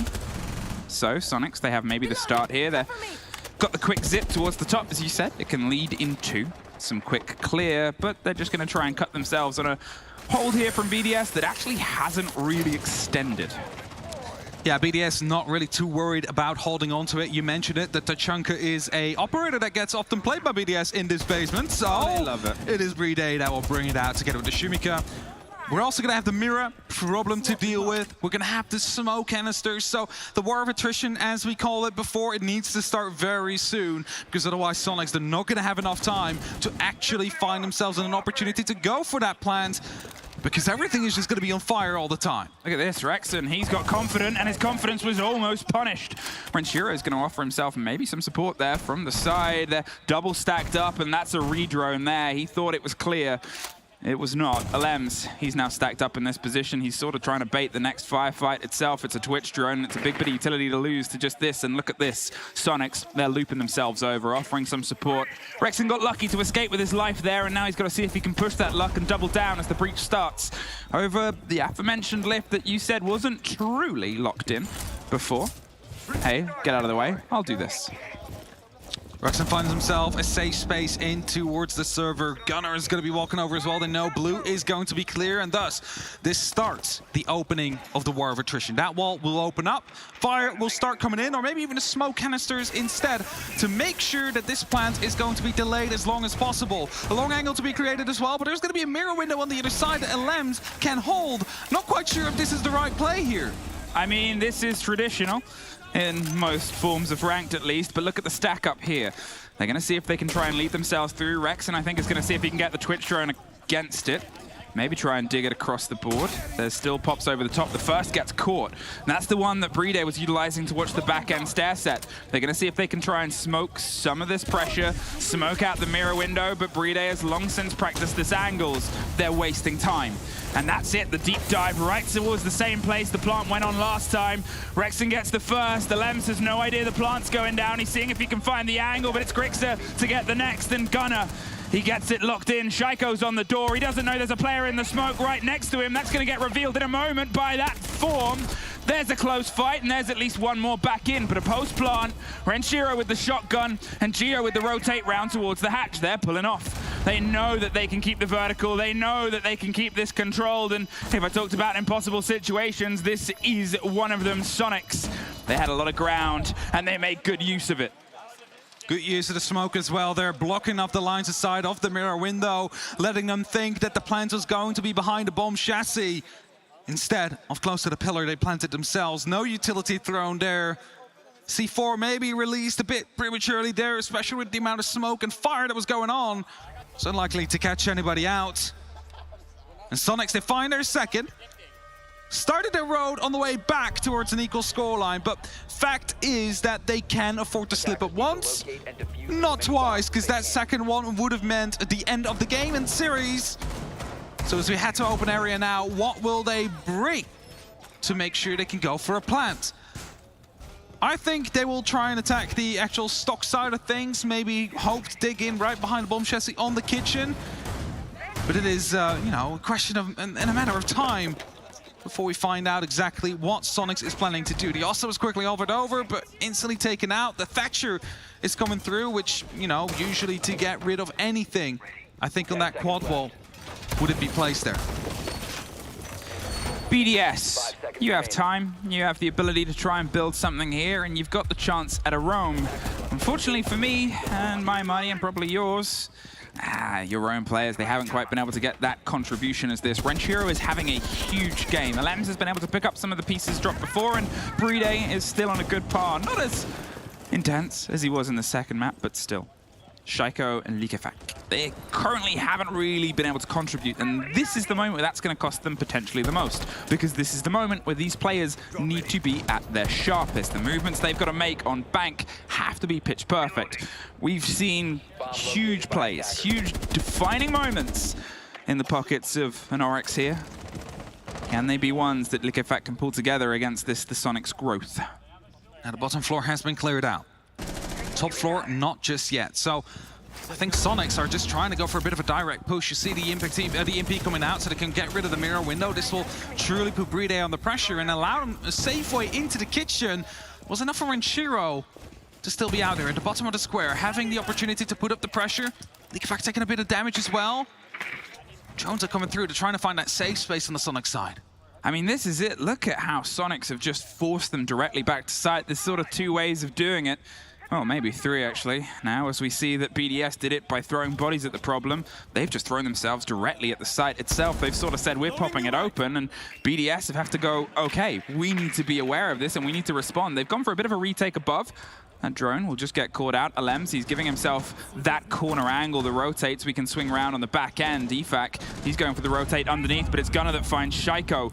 Once again, the first body falls, and it's in the favor of Sonics. They still have some presence around Archives, and Rexon's tucked himself dangerously close. But it's Renshiro with a long arm firefight. The second just swings around. They can't get a connection, and Renshiro needs a reload. To reload that SMG, a grenade comes through, is going to be downing Brede, but he is still able to be picked up, just not really in a safe space. Gio will find the Lems, and that is an effective 2v5 situation now. Are Likafek and Renshiro able to bring this back or hold on to it? It's seeming very unlikely here. I mean, this is it. They're really struggling to sort of hold on to where the approach of Sonics is coming from. They've gotten a little bit patient. The plant is going down. They've only got the reveal there, and there's the swing just in time. Grixer popped up on the window. Renshiro, look at where he's been the whole round. He's not really been able to have any impact on this approach, and he's got to have the biggest now. Finds the first, suffers the second. Can't quite get the full connection, and there is another Sonics round. And if you look at the amount of control that has been taken by Sonics, it is very minimal. The bottom of square taken, part of the bottom floor completely. They open up the wall, that's it. There was no one else really putting up any pressure there, except for, of course, a Dokui coming in from the back at the end. But that shows that you do not need a lot of room to get those rounds on the board. And now, BDS headed back towards the lockers themselves, also not wanting to go for a tertiary site yet. It feels a little bit like that first map, BDS, but maybe it's just the nature of these maps itself. There's a caution that gets paid. There's a sort of substance of we'll pull ourselves a bit further back, the slight adaptation and the coverage of the smoke. Shaiko, he's got those fancy glasses, and Alems, he's got the Echo. They're going to go for something a little bit more hands-off because, well, hey, if they keep sort of taking these small pockets of control and going for the plant, let's try and play against that. Let's try and play against that time. We've got the same sort of setup and pickup. They've rolled in towards the break and the breach with those Capitao smokes and the bolts, whether BDS hand over as much territory as they did before. The fact that it almost started with an easy free take onto a Twitch and ended with a complete lookout by Sonics shows BDS needs to try and find another number, or if this round goes against them, expect a conversation. I like the change towards the warding. You mentioned it, Shaco, those magical glasses, especially with the way the execute went. BDS realized, like, we need something to at least be able to deal with this if this does go wrong. Let's get a bit of Lems onto that. Echo and the Yokai. It's going to be making sure there's a bit more security out there as well. But you're just going to make sure that Sonics is not allowed to take this server room for free without any true pressure, because if you do that, well, they could just start opening it up and mentioned before, start that war of attrition. So Renshiro is coming back. They know there's a bit of pressure coming out with the drones rolling out. Rexon ain't risking it. I think he's realized he got a little bit lucky last time in terms of not getting dropped, and BDS have stepped it up. They're paying a bit more attention, and his life is needed elsewhere. It's something we've complimented the Sonics on a few times, is that they can do these sort of movements and rotations. Wrong hairs, not a catch. Wrong hatch, wrong place and play, and well, they lose one, and the ability to maybe go for that is a risk on a second. The Kaid is still roughly around that space, but it's a little bit more dangerous this time. That was the hatch that Sonics could not open up the last time they were here on their successful round. They were forced to be playing it from the other hatch solely. And now they are going to be able to open up both. That is definitely going to be widening their attack a little bit. That could be problematic for BDS because a drop from that hatch, or at least cover, could be coming through, basically putting Shaiko in a bit of a more difficult position to truly step in and use those glasses if smoke grenades are being used. Here it is, Sonics, once again, not only battening down the hatches, but breaking and smashing them. Rexon, ooh, will this be a freebie? Ow, ow, ow, ow, ow, done. Oh, Shaiko almost saves the life of Alems. It's at least the garage taken care of, but Brede falls. Puts a bit about fire down, but that is going to be the two denial operators off the board. The plans could be happening relatively safely now, but BDS, they need to be careful that the flank is not coming through. There's no drops from the elevator coming in as the actual nail into the coffin. But it seems for now that Sonics indeed want to be going for the traditional take. Open up that wall, and after that, try and see if they're able to dig in that plant closely to that wall. And as the smoke canisters are about to be coming out, or smoke bolts from Gio, that is definitely going to be the call. The C4 goes, and it's baited and played early, but it hits the fire. Shaiko, he's watching through. He wants to try and swing onto this, and, well, AFAC does the same. There's the drop inside the vault, the lockdown in 15 seconds. The man with the kits on the far end, and there's the pickup on the close vault here. Shaiko, he's waiting for a drop on the hatch. Renshiro gets dropped on the push. They're trying to find a way to put the kit down. The spray is Shaiko's. Now with a single coverage on the plant, does he know they're both inside? They know where he is, and it's got to be down to this. AFAC from above, he gets one. He just needs the read on the next. That'll give some of the game away. Grixer pulls himself back, takes care of the default. The ping is in their favor. The drone gets it back. A huge play! And we talk about the importance of verticality. Well, now we talk about the importance of perfection. Sonics, 3 rounds are all you need to keep the dream alive. The best you've ever done. Can it be a little bit better? BDS, can you, for the first time in a lot of people's books, live up to some of the hype and expectation? Your dream is separated by 1. Liquid.CET made it a bit difficult for himself there to not truly swing as the plant was going down. Potentially not the sound, but the clutch makes up for it. And you just heard it in the crowd. 1 more round is all they need to find themselves in the grand finals. Match point. Series point. BDS. Are you here for greatness? They definitely want to reach it. They had a very good second map of Club that definitely put a bit of a dent into Sonics. All they need to do now is complete the job. The chant is back. I mean, it's taken a while, but fair enough. And the reason it's taken this while is because Sonics have put in a great fight. You sort of put aside the middle map at this point. It's still anyone's game by a lot of books, but I mean, to be honest, we've seen Sonics do best when they're being shouted at by opponents.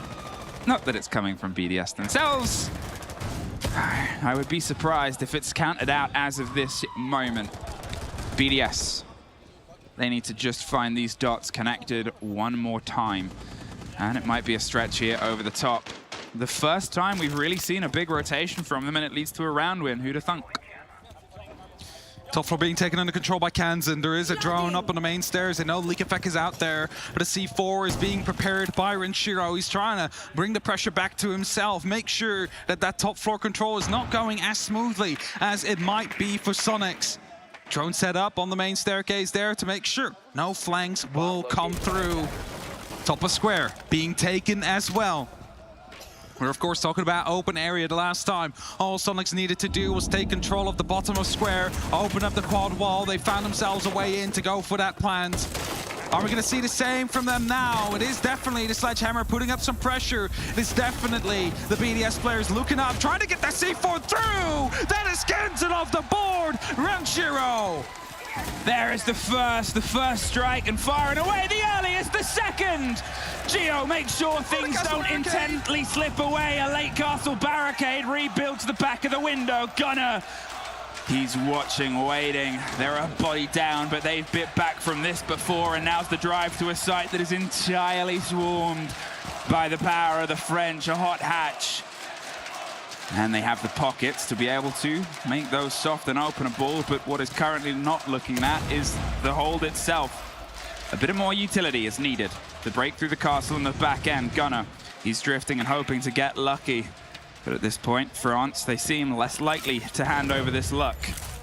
Opening will be made with the hard breach gadget. That is the hatch gone. That is a player to be repositioned after that. Or not. Shaiko just decides to continue on. Wants to take this fight, and a drone soon will be giving away his position. At least the phone call will. He's rotating now. He doesn't want to stick around. It is going to be too dangerous. The wall, or at least the window, has been opened up against Sonics. How are you going to be approaching this? Is it going to be a drop-in? Are you going to be going through the window? Who knows? But 35 seconds are left. Your opportunities are running out. Rexton, he just got the early taste of a player paying attention to a window, but the late drop might buy him a little bit more of a surprise strike. The calls come out, and Geo on the backboard, but Brede, ever excellent, gets 1 more. They're looking for the fight, and Shaiko goes down. Geo, he slipped his way in the sight, and now he's the only one left. BDS, they broke it down and had to rebuild, but boy, does it from BDS. The first one must have been devastating. They struck back with a 7-1 victory, and they find bank with a 7-3. They will go to the grand finals. They will play against LATAM to make sure that we stay in control of the majors. BDS, they look at a curse and they say not today. Unfortunately, we have to say the same to Sonics, who have played an exceptional tournament that cannot be removed or denied from them. They put in a fantastic fight throughout the whole thing. A bit of a slow first day, and unfortunately for them, they were one day short of making it all the way. But if we can say BDS rebuilt on the back of a fresh face, we know this is so far from the last we will see of Sonics 2. However, French Siege, where have you been? Apparently up here. They're getting back into it. They are ready for that grand final, and now LATAM will have to decide who their champion will be to take on the French for that major trophy. I mean, they've put in a show, and you have to sort of give them credit for the growth that's come on their side here, for rebuilding behind it. There were games and rounds where we didn't quite have individual players. That used to be a death sentence for BDS.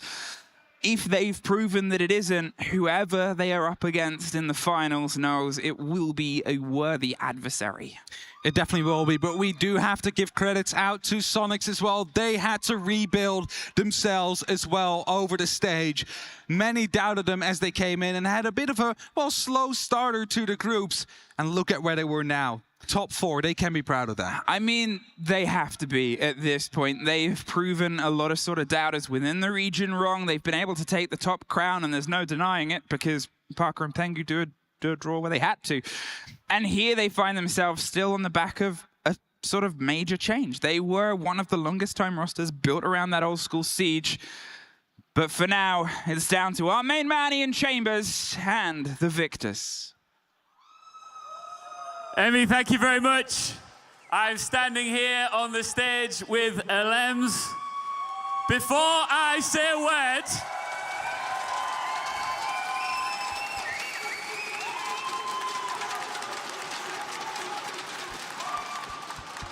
you just played your part in helping BDS secure their spot in a major grand final for the very first time.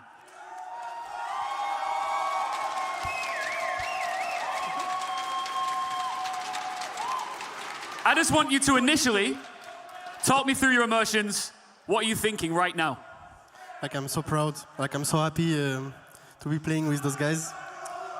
Like, it's amazing. I'm feeling great. Like, very happy, and like I can't speak. Like, I'm speechless. That semi-final, it didn't get off to the best start. You lost the first map. I have to ask, what do you think Sonics were thinking taking BDS to Clubhouse? What was the thought behind that? So, like, I don't know what they were expecting, but for the funny part, we practiced them before the event, like at the event actually, like before it starts, and the practice was like pretty close. I don't know why they picked it. Maybe they felt like confident on it, but we are also. So, I think we just did a better work on this map. Feels like you're a very solid unit, a very solid team at the moment. After that first map, what sort of a conversation did you have with each other going into map 2? So we were very disappointed about our first map. We didn't play like we were supposed to do. Like, Border is one of our main map. We shouldn't have lost that, to be honest. But after the first map, we were disappointed. But the way that we played, the way that we communicate, like each other, was like 0 on 10, like so bad. And we are like to flex, like the coach talked to us and said, now you have like one map. If you do the same thing, we are gone. We will go back to Paris tomorrow. Like it's over. So now I want you to like just start on Clubhouse. It's not your map, but in your heart, you know, it's your map. You know. So just give the best on Clubhouse. Fight for every round, every kills, and that's what we did. And I think after we just had a very good mental that came back, and that's it. I'll tell you what, the crowd have definitely shown up today. Can we just all agree on that, please? You must be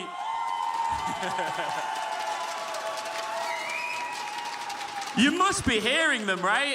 Is it driving you on? What's it like being in front of an EU crowd here?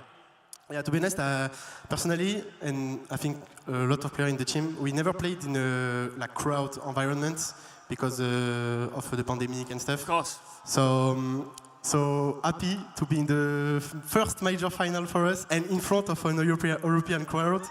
So it's obviously it's amazing. So and we will do our best to make your progress. Don't worry.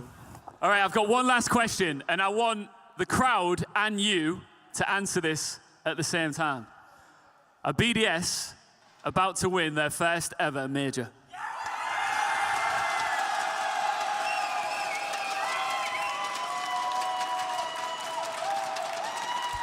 I don't want to jinx, so I won't say anything. I don't want to jinx it. You sure? Yeah, I'm sure. Okay, I like that. I respect that modesty. Thank you so much. I want you to go and celebrate and to go and prepare for what is an epic best of 5 coming your way tomorrow. Your winners will be determined. Your opponents will be determined a little bit later on. But for now, to pick apart that EU win, of course, I am crossing back over to our illustrious desk with Milos and the crew. Thank you very much, Steve. Yes, we're back on the analyst desk. And BDS have done it finally! For the first time in forever, it feels, BDS and a French team are on the grand final stage. Let me take you back. Now, there's some OGs in there, they'll know exactly. You know when the last time a French team was in the grand final of a major event, like a Pro League event, SI, or a major event? Year 1,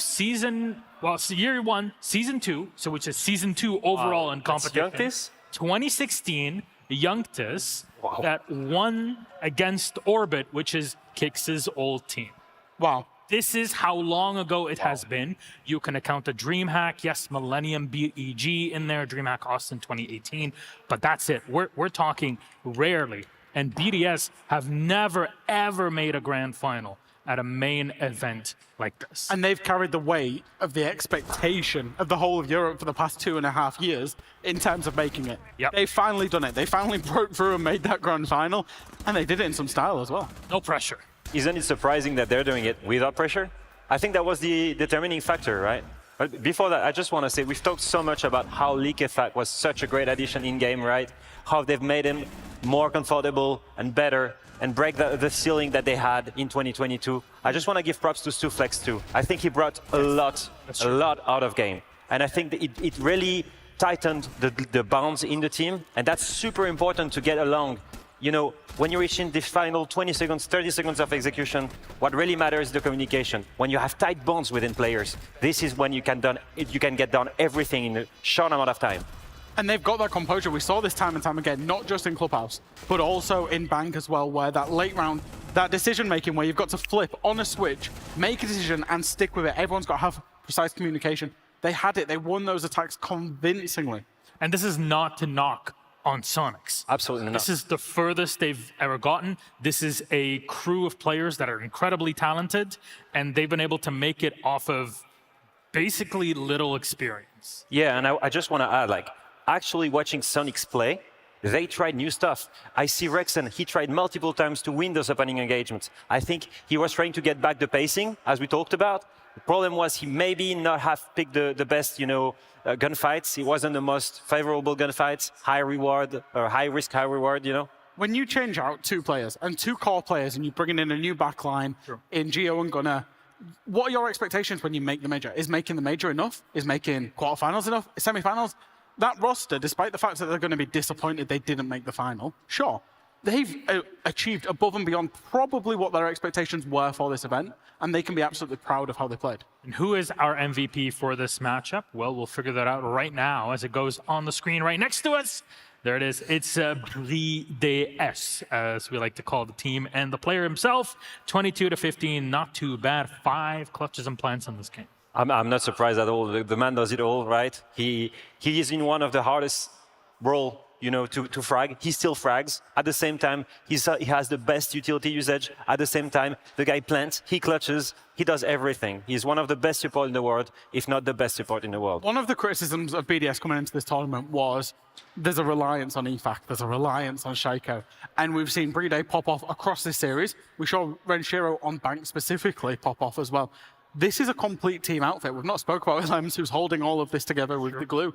And I think that's where BDS, and like you say, with Stuflex coming in as well, I'm trying to look and pinpoint a weakness, and I'm struggling to find a specific trend of weaknesses. Sure, there's small little mistakes in rounds here and there, but an actual weakness of this team, I'm finding it very hard to find one. And if anything, Renshiro has been holding angles since 2016, and he's still holding angles like nobody else here in Europe and internationally, really, in general. But our match summary, let's put it up on the screen for you to see all the players and their performance. Currently, we are at 7-3 BDS, beating out Sonics on a bank. That first half was incredible. Yeah, absolutely. And it's funny to see Renshiro doing so much better too.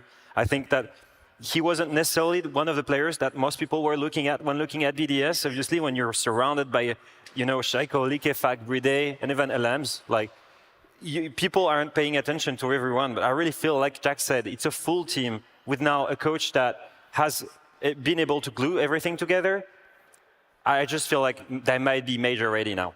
All right. Well. Major ready. That's the grand final we're looking at for BDS. That'll be tomorrow. But look who joined us over on the telestration station. It's our good old friend, Mr. Jack Allen Jackson Fresh. Hello. Hello, Milos. How are you? I'm great. How are you? I'm all right. I'm ready to take you through a BDS attack. Now, I spoke about how decisive they were on Bank, and I just want to set the scene realistically is, with Bank attacks, where you want to end up is you want to end up attacking and planting in the side that is the server side, in the A-bomb site. Now, when the win condition of the defense is Goyo canisters, is smoke grenades, is multiple C4s, you've got to make a call on a cost-benefit analysis. Can we go for this plant, or do we need to push deep? Now, what BDS do is they drone out multiple times. You're going to see Geo playing inside the server. They drone him out multiple times, and they actually have a genius idea. They said, we're going to fake like we're attacking Geo, and then we're going to rotate, drop the lobby hatch, and then just flood lobby. Now, what you're going to see is a load of fire. Now, this fire, you might not be able to see it, so I'm just going to put some more fire on the screen. I've been wanting to use that all weekend. I'm not going to lie. They fake out that there's a load of fire. Geo's going to go, boys, I'm being pushed server. They're all coming server for me. Take the attention towards server. And then what are they going to do? They go and push lobby. Now, one thing to note, EFAC doing his little rat thing on the backstab, on the push on the back. But the main push, decisively, on a coin flip, chooses, right, we go for the lobby hatch. We drop the lobby hatch and we push deep. So you're going to see 3 on the lobby hatch. Shaiko's playing the hallway hatch, you just see it there. And then they're going to all drop at the same time. And Renshiro, we spoke about how good he is. Without hesitation, he sticks to the plan no matter what. Whether he gets 3 kills or he dies, they all push in. Leafak pushes in the back, gets the kill, flawless round. Round 1 started us off on Bank, and that was probably the most comfortable attack I've ever seen from BDS. There you go. Thank you very much, Jack.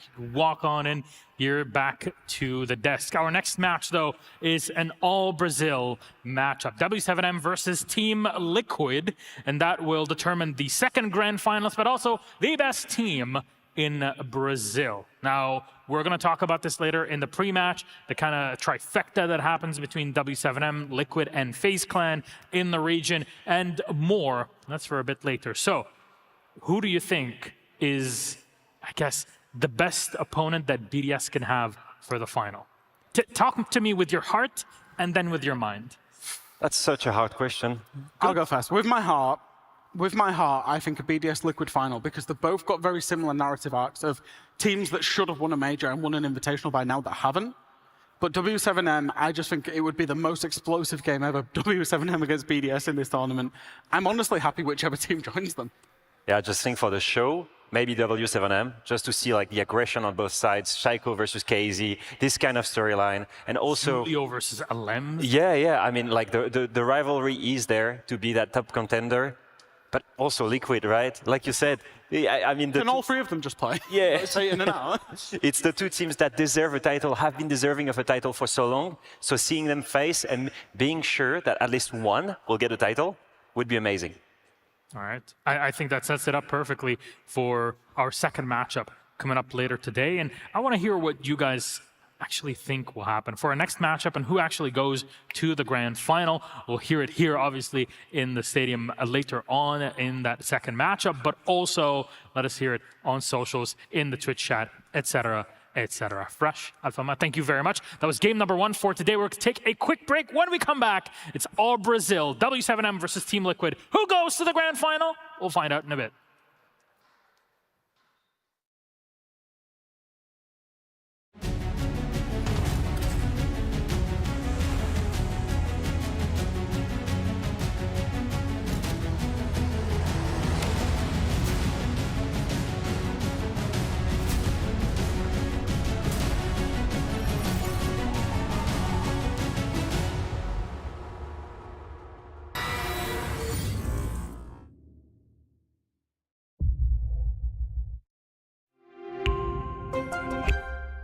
I'm Nicholas Mortensen, but you know me as Pingu. I'm a 2-time Rainbow Six Siege World Champion and former top Rainbow Six Siege player in Pro League.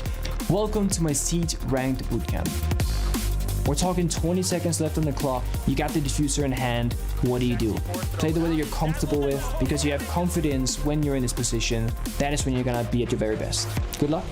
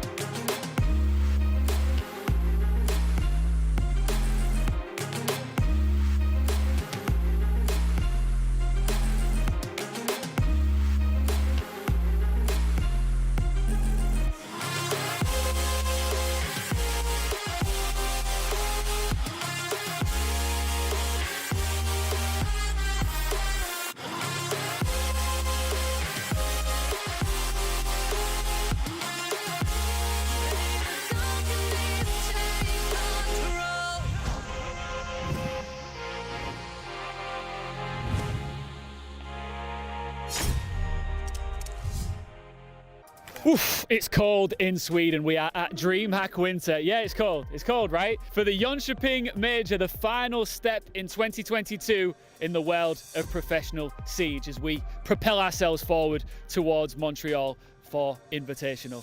Don't worry about that right now though. I'm going to take you inside DreamHack. I'm going to take you to the main stage where it's all going down Siege-wise and show you around.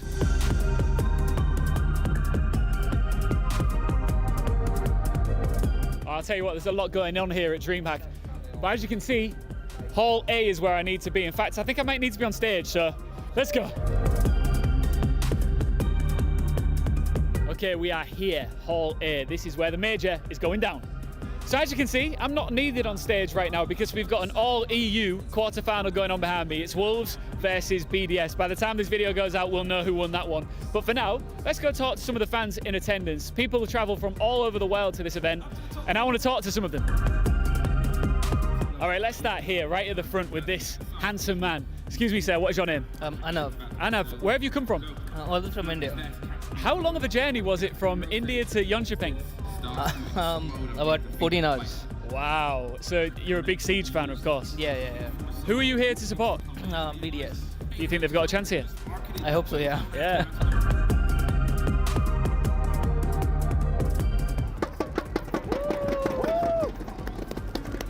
Are we filming? Guys, I'm trying to watch the game. Hey, what's your name? Kubi. Kubi, who are you here? Who's your team? Originally M&M, but they didn't make it. Yeah. So now I'm rooting for BDS.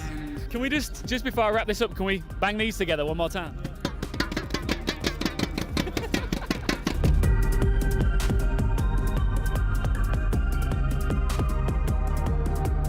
I'm here with Ellen Grace, who right now are way too quiet, considering what a major. Oh, we actually. What's going on? We've been quiet at all. We've been doing all kinds of things. We've been barking, we've been howling. Can I get a bark? Elle's not barking. Any howling? No. Lots of. Any more barks behind me or? No? Some barking dogs in the background. I'm here for it.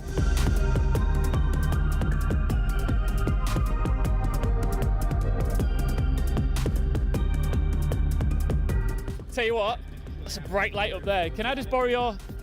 You can. Do you want to wear these or? Oh, yeah, by all means. Yeah. All right.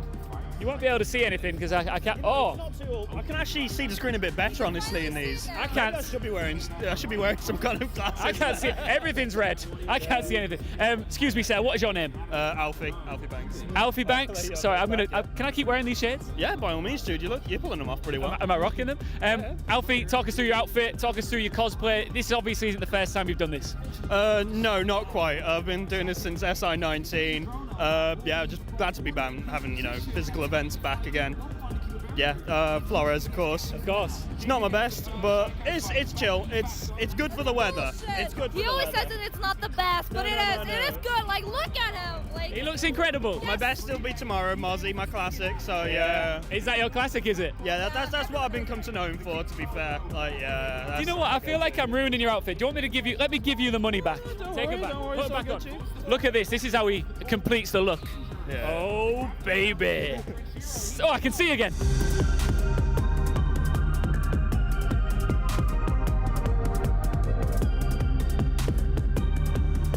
So right now I'm giving you a peek behind the curtains. This is where the magic happens. Somewhere over that wall over there is the main stage, but right here is the production room. And I am with Head of TV Broadcast, Adrian. Adrian, how are you doing? Great, thank you, Ian. This is quite a job that you've got on your hands. An event like this, a major, lots of things going on. How do you pull it off? Oh, so it's not an easy task. We are here actually in more than 60 people working from the TV side on this event, but more than 100 people is preparing this event. So it's a huge task and we need to coordinate everything together.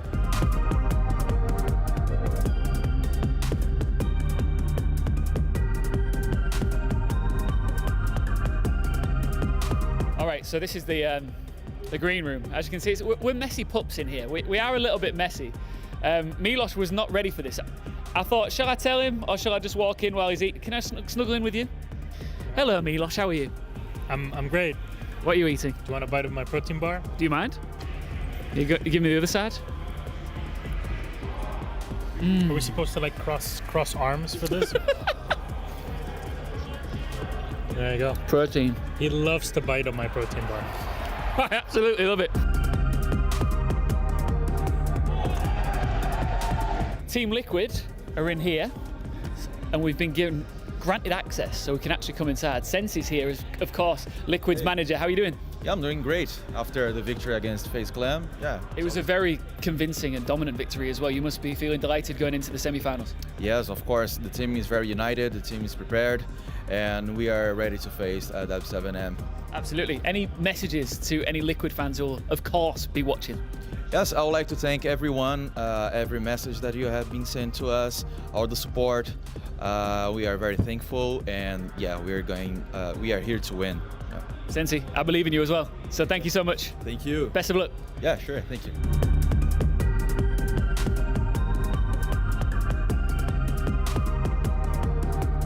All right, so that wraps up my tour of not just, of course, DreamHack Winter, but the Rainbow Six Siege Jönköping Major.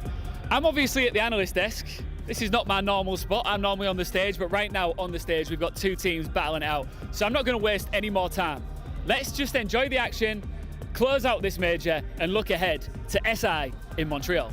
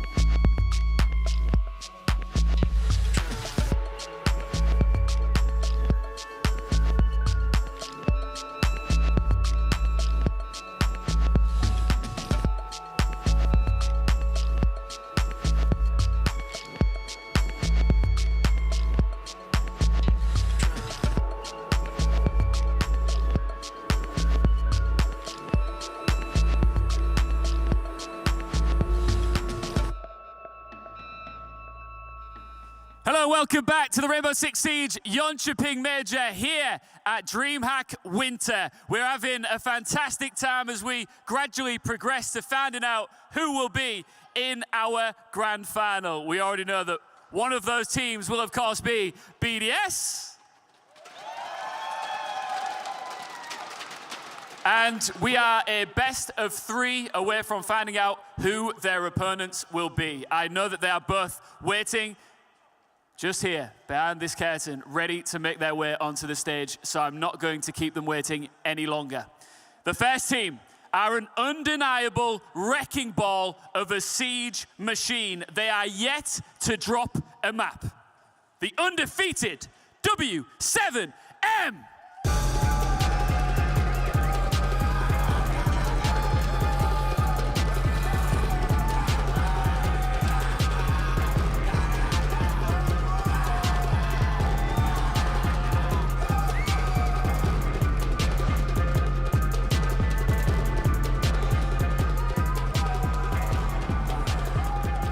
Now, you heard from the horse's mouth yesterday that this is their year. They've already beaten their old rivals. Can they beat their new ones? It's Team Liquid!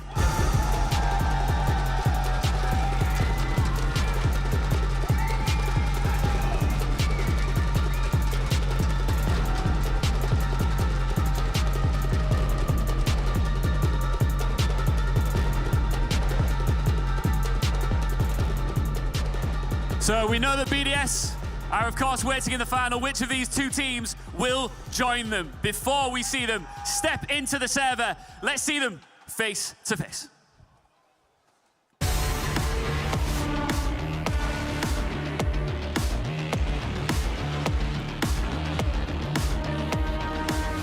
I think the victory in semifinals is gonna mean a lot because we wanna be sure that we are the better team in Brazil. I think the match wasn't easy. It's more like our play style fits their play style. No, they play a little slower. We know how to counter that and play around that. So I think it's more like this, you know. Liquid is really good too right now with Lagones. They won against FaZe. That's a tough match, and I think it's gonna be who wins against us and Liquid gonna win the tournament for sure.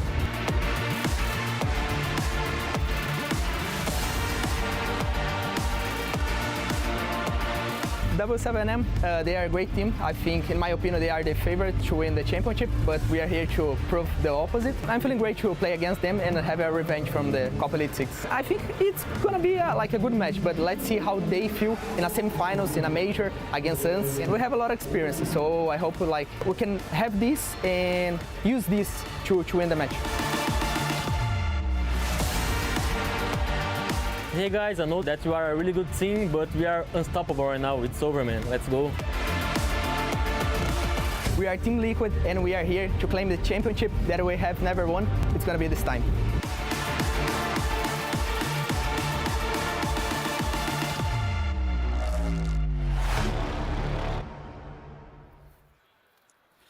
Fighting words here between both of our two teams.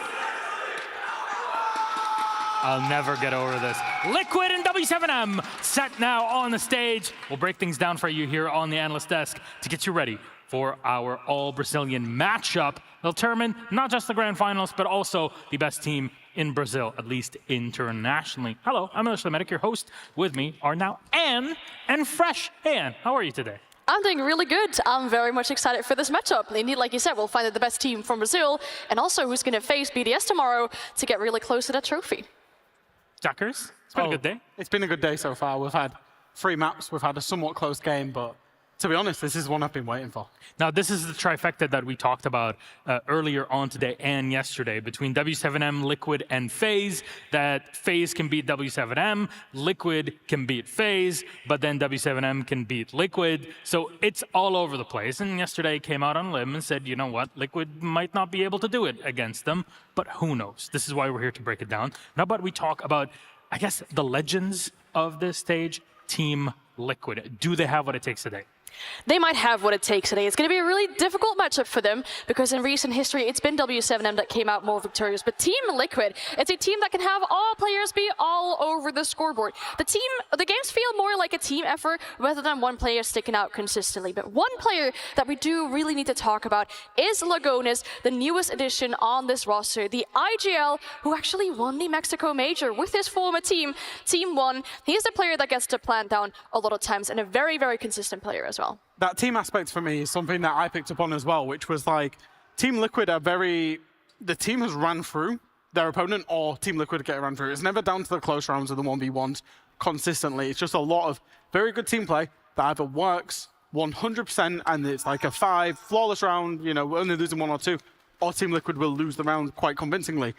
But their team play has been excellent this far this major. Yeah, we saw really good examples of that yesterday of the team play. They had so much information on the enemies, a lot of drones. There were constant yellow pings. They had really good information on where these enemies were. Eventually, it got a little bit less. There came counters from FaZe with the Mozzie that started hurting them a little bit. Also, their retakes on Clubhouse. When FaZe actually got the diffuser down, Liquid was able to retake that, win the round eventually, and that is something that I really want to see more from them today. All right, along the line for Team Liquid, like Lagones was saying, that this team has never been able to pick up a major trophy. He was able to in Mexico in 2021, and well, Nesca's been able to collect the Pro League trophy way back in the day. If we're talking in Season 7 of Pro League in Atlantic City, it's a while ago. So you need to kind of get out of those laurels and now look towards the future. And for a lot of people, Brazil's future is W7M. Can they do it today?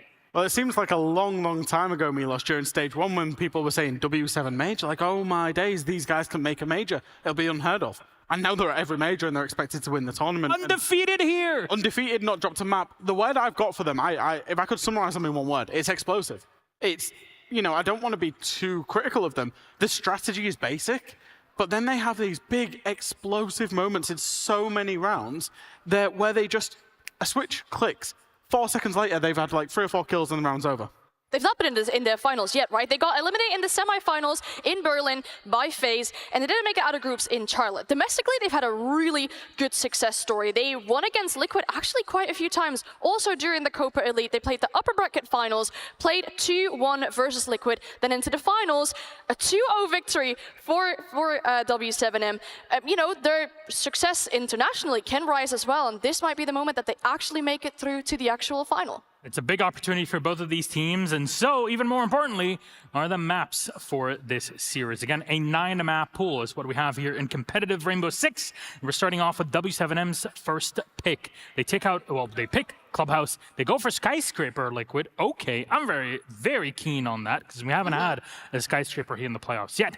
And then Villa as our deciders. Very quickly, on the outside, does this make sense to you, Numbers? Well, you talked about a 9-map pool. Both of these teams, especially yesterday, showed that they had a 9-map pool when Liquid played Clubhouse and won it, when W7M played Theme Park and won it, because those were the permabans and low preference. Both teams here have picked a low preference map of the opposition. So you would expect both teams to win their map pick and then go to the decider, but this is the last time where they all play 9 maps and they all play them well. I had Skyscraper potentially as a Liquid ban as well, considering they haven't really played this map at all in the past 4 months, but they then don't really ban it either. It seems to me about that they don't mind playing, but they just don't get to play it that often. However, for W7M, it is a pretty good map. They've won 2 games on it. It's also on a rare occasion, because W7M doesn't play that map either. Players are ready, so I'm going to be very brief about this. Who takes Club? You would have to say W7M. They're unbeaten on it since May. And even though Liquid came out yesterday and put on a masterclass against FaZe, it has been their permaban for a long, long time. W7M were in that Group C, that Clubhouse of Death, I was calling it, the Group of Death, where they all love Clubhouse. So I'd have to back W7M on that map.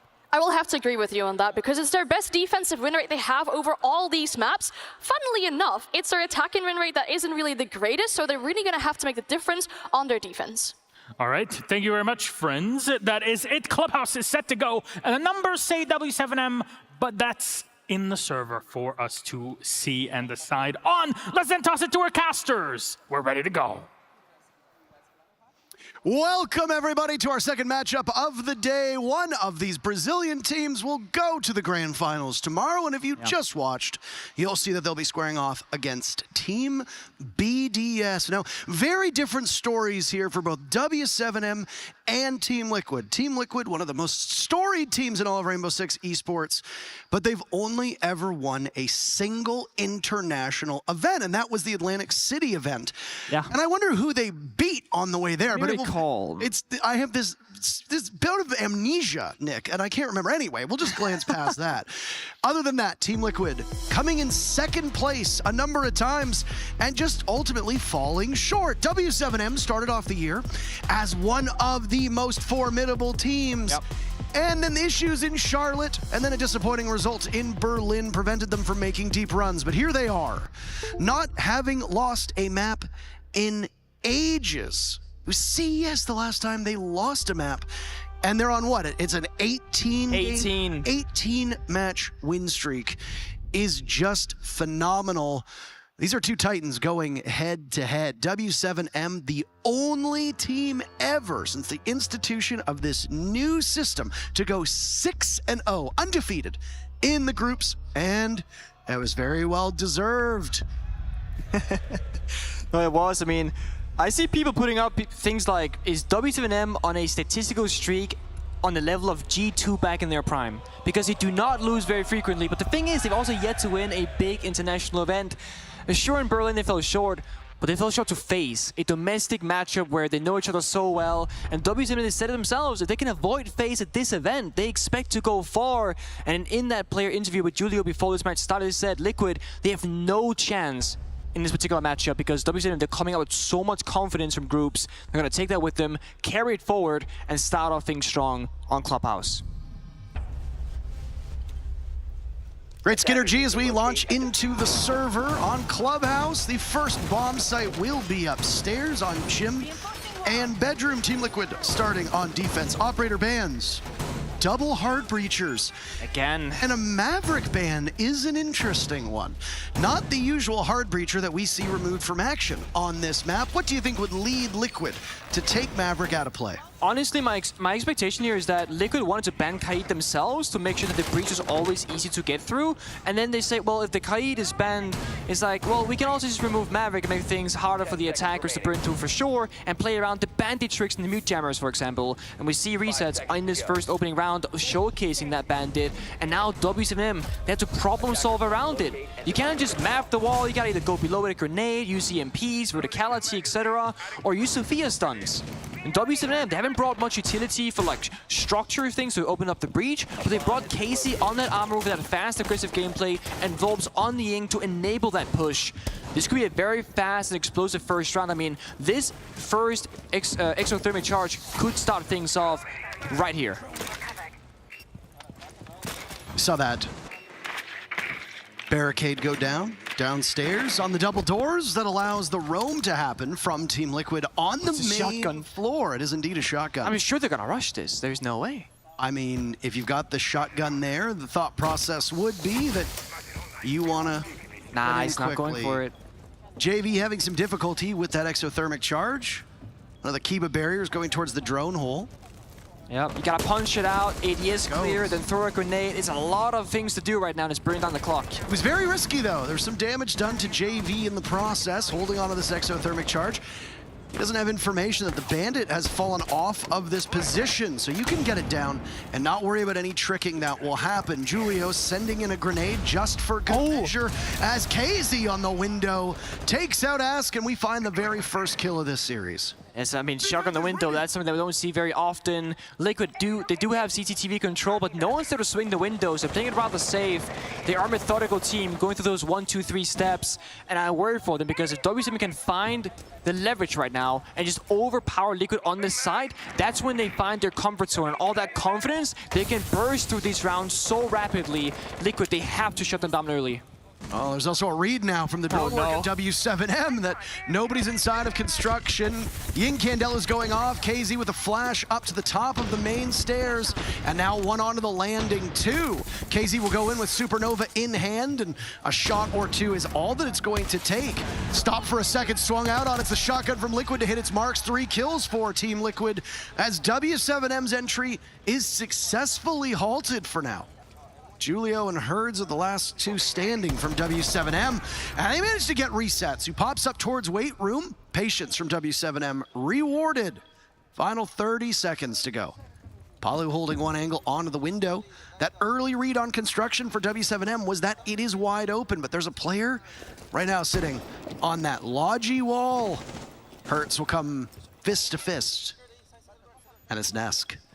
Hard-pressed to imagine a more formidable opponent. Nesk gets a second kill, and it's all up to Julio, one of the most experienced players in all of Brazil. But he goes up against the menace that is Palu, and Team Liquid takes round number 1. Beautiful crossfire from Liquid. They had every single angle covered. I mean, the swing from Lagones on the main stairs, shutting down Casey on the Amaru, that really snowballed things from there because that's the initial entry that they wanted and that they needed. And once that got stopped, I mean, they had no other real way into that bomb side. It's a good start for them.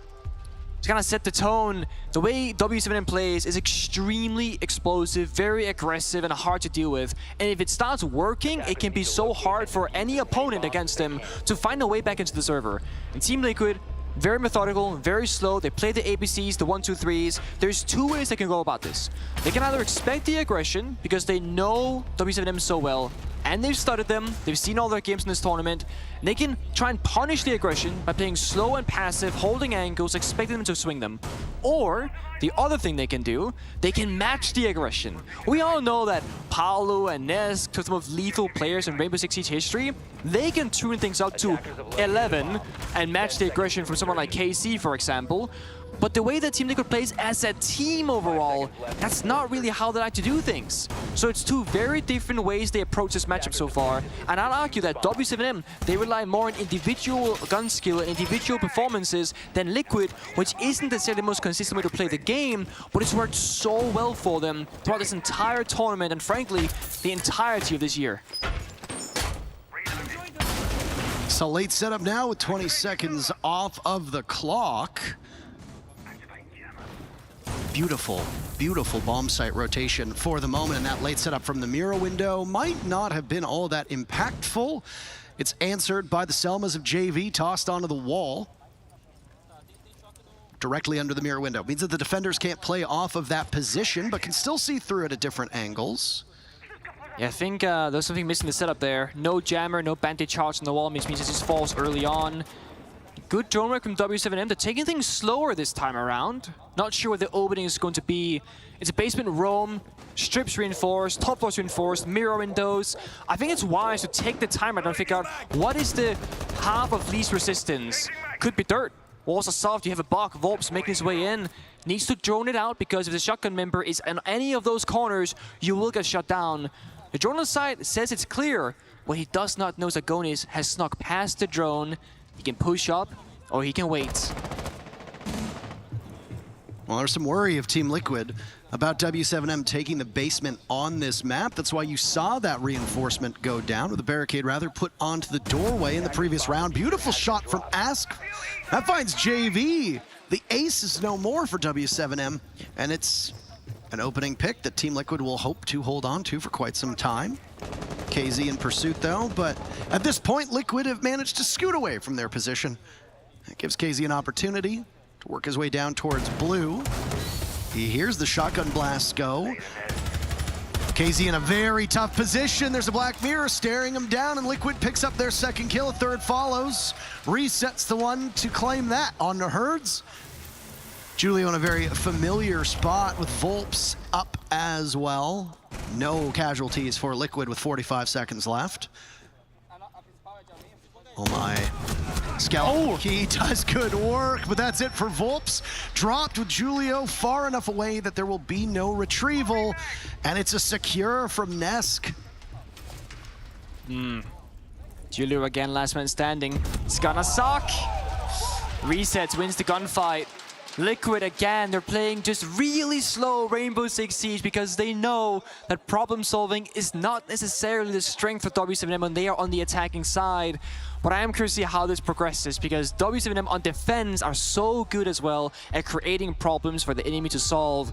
And this is just the strength of the starting side of Rainbow Six Siege. When you go on defense, especially in map number 1, you can kind of just relax into the server, do your default setup that you've studied on paper, that you've prepared, and then you just see what the enemy is going to do, and then you react upon that. It's much harder to be on the attacking side because you gotta gain information, then communicate that across all 5 members as you have a drone each, and then gotta make the right decision time and time again throughout the round, and so many small things can go the wrong way. I mean, look back to our previous round. Let's say Resets loses that opening kill engagement. That entire round looks very different for Liquid because they lose map control and they lose the numbers advantage. Let's say Casey walks down blue stairs and kills the goons inside of dirt. Well, again, the round is very different. So Liquid, they're playing a very tight game of Rainbow Six Siege, but if one thing does not go the way they need it to, it can fall apart really quickly. It's gonna be CCTV now, statistically the worst bomb site on this map. Played 23 times over 12 maps of Clubhouse with a 39% win rate for defenders. It is abysmal. So they gotta show us what they got. The Bandit, of course, being brought up by Paolo. Again, the Maverick ban in full effect right now.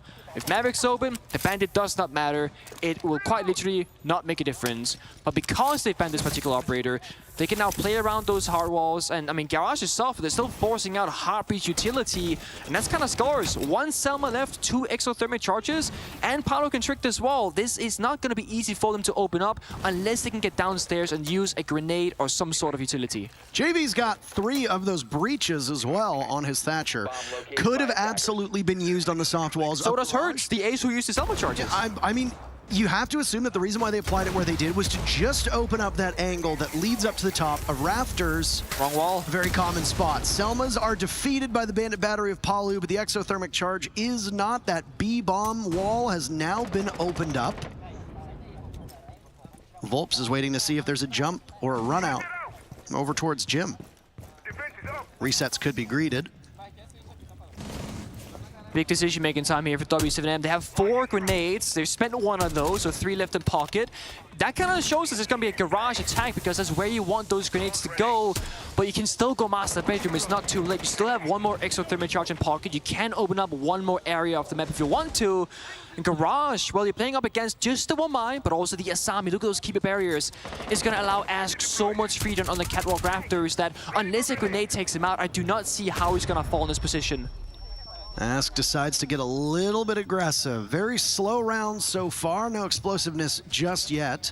The Selma rather did open up a small window, and Ask misses out on an opportunity. 2 quick kills from Liquid.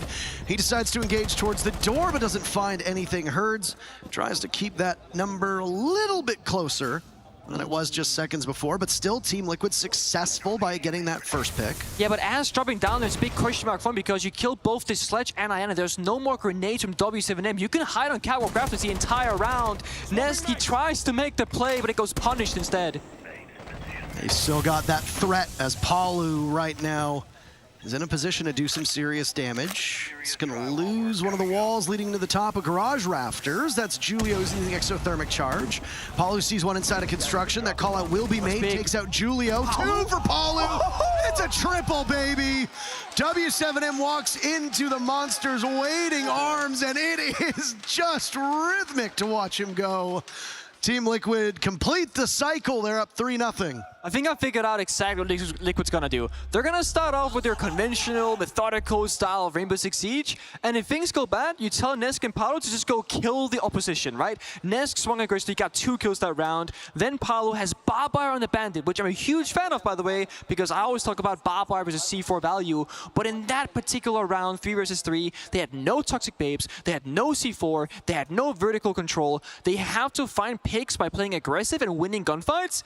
Paolo and Team Liquid, they recognize that. And then so Paolo go kill, he gets all 3 of them and shuts down what looked to be a very good round for W7M. And with this being down 0-3, it's gonna force a tactical timeout. We gotta figure things out. Remember, W7M, they're not used to playing from behind. I mean, they went flawless in groups. 6-0, all victories in regulation. the most amount of rounds that they lost was 5 rounds against BDS twice. It was 2 7-5 victories for them. They beat Fury 7-3, 7-3. SSG 7-3, 7-2. It was really straightforward games, so they pretty much always had the round lead and the advantage, and they never had to really take these moments to say, boys, this isn't working, we're losing, what do we gotta change? Then they went into quarterfinals against Black Dragons. There's a 2-0, and excuse my language, but they slaughtered Black Dragons. It wasn't even close. What are you excusing? I hate speaking poorly about a different team. It's not because Black Dragons played poorly, but it's like W7 played so well that it was just a slaughter in a match that was very competitive, or should have been very competitive. So I'm sure I'm not hurt Black Dragons' feelings, because they absolutely deserved to go to quarterfinals, and they played well, but they were not a match for W7M. 5 seconds to go. It's an early timeout to burn, but when you go down 3-0, it's gotta be done. It absolutely has to be. This is W7M's map as well. They played it in groups against BDS with a 7-5 victory. Oh, KZ shows ass the inside of his own head. A nice reflexive shot. W7M with an extremely early pick. Oh yeah. I mean, the rounds, they've been slow for W7M, but they just bought themselves 20 to 30 seconds on the clock with that opening kill. And more importantly, it's the Asami. Only 2 keeper barriers could have gone out if both were used. That means that there is so much utility from Liquid that they're going to have to play without in this round. They also have the Maya of Nesk, so things are slowly charging up. The faster W7M can execute, the better it'll be for them, or easier rather, it'll be for them. Oh. Really rough to lose that operator so early on. It's the utility that's going to hurt a lot. Not to mention the fact that everybody on Liquid is at present a threat.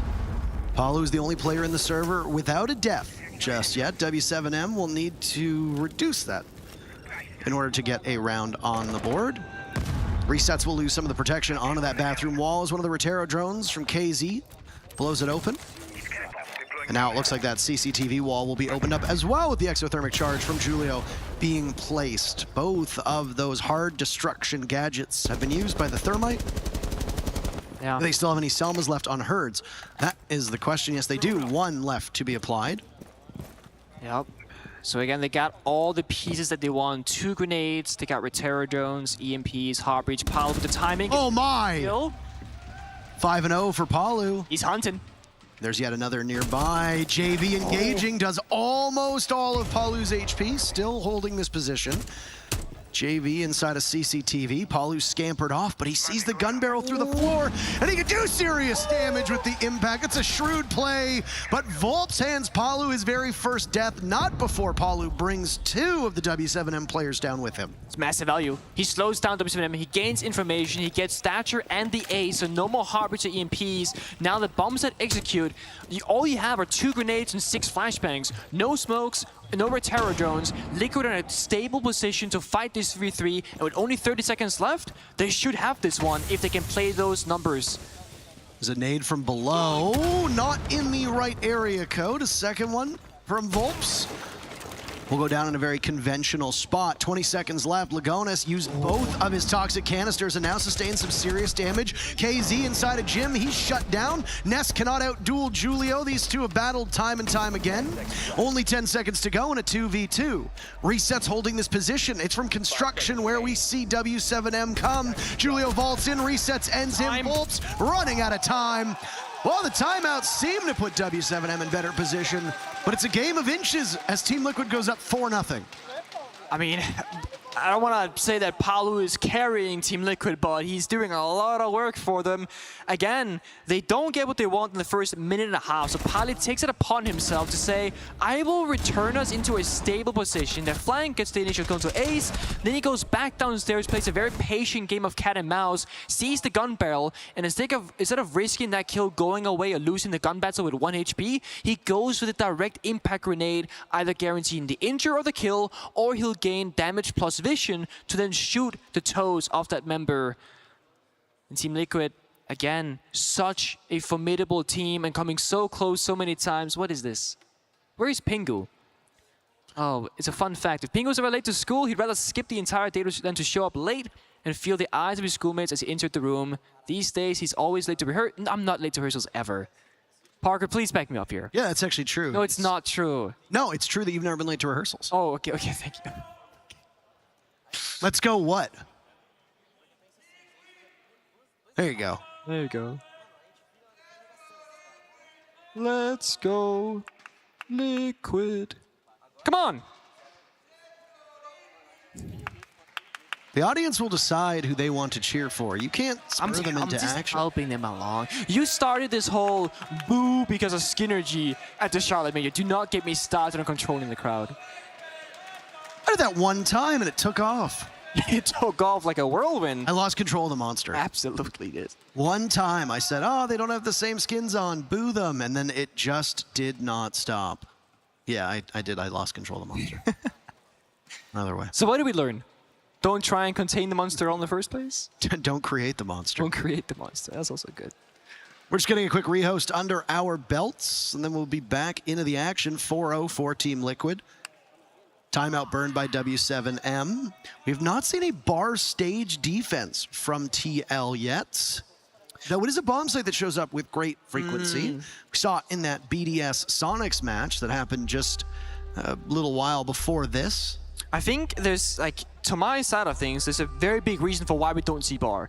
And it's because that bar is the most, like, gun-oriented, brawl-out fight bomb site on Clubhouse, so you cannot really force utility and cohesion as much as Basement, CCTV, and Gym.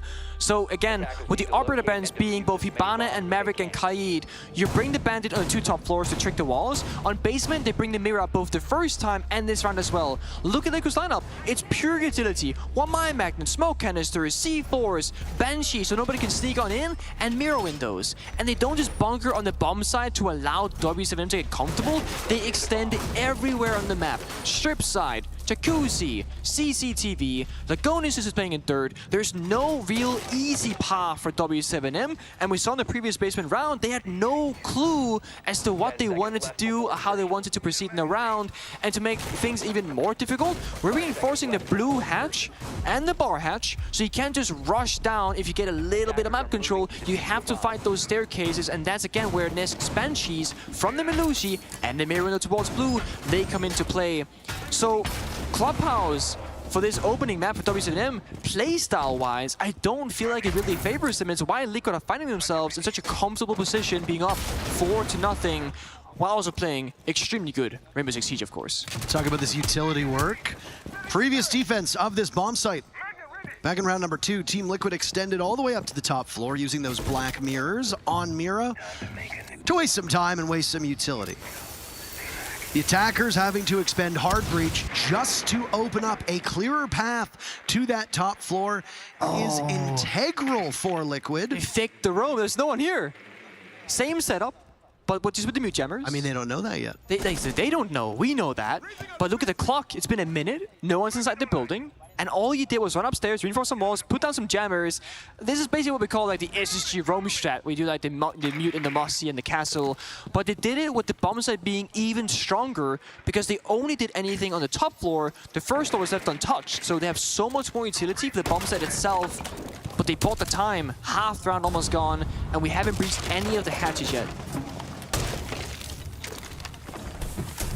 How quick to pivot will they be now that they realize that all 5 players from Liquid should be down below? All 4 make that. Ask is the first one to die.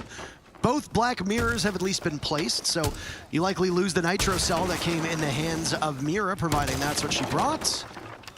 Yeah. Sure looks that way. Impact grenades from Nesk and Palu. So one member's going to play on the church wall to try and deny any breaches. Also, of course, Nesk has that mirror window.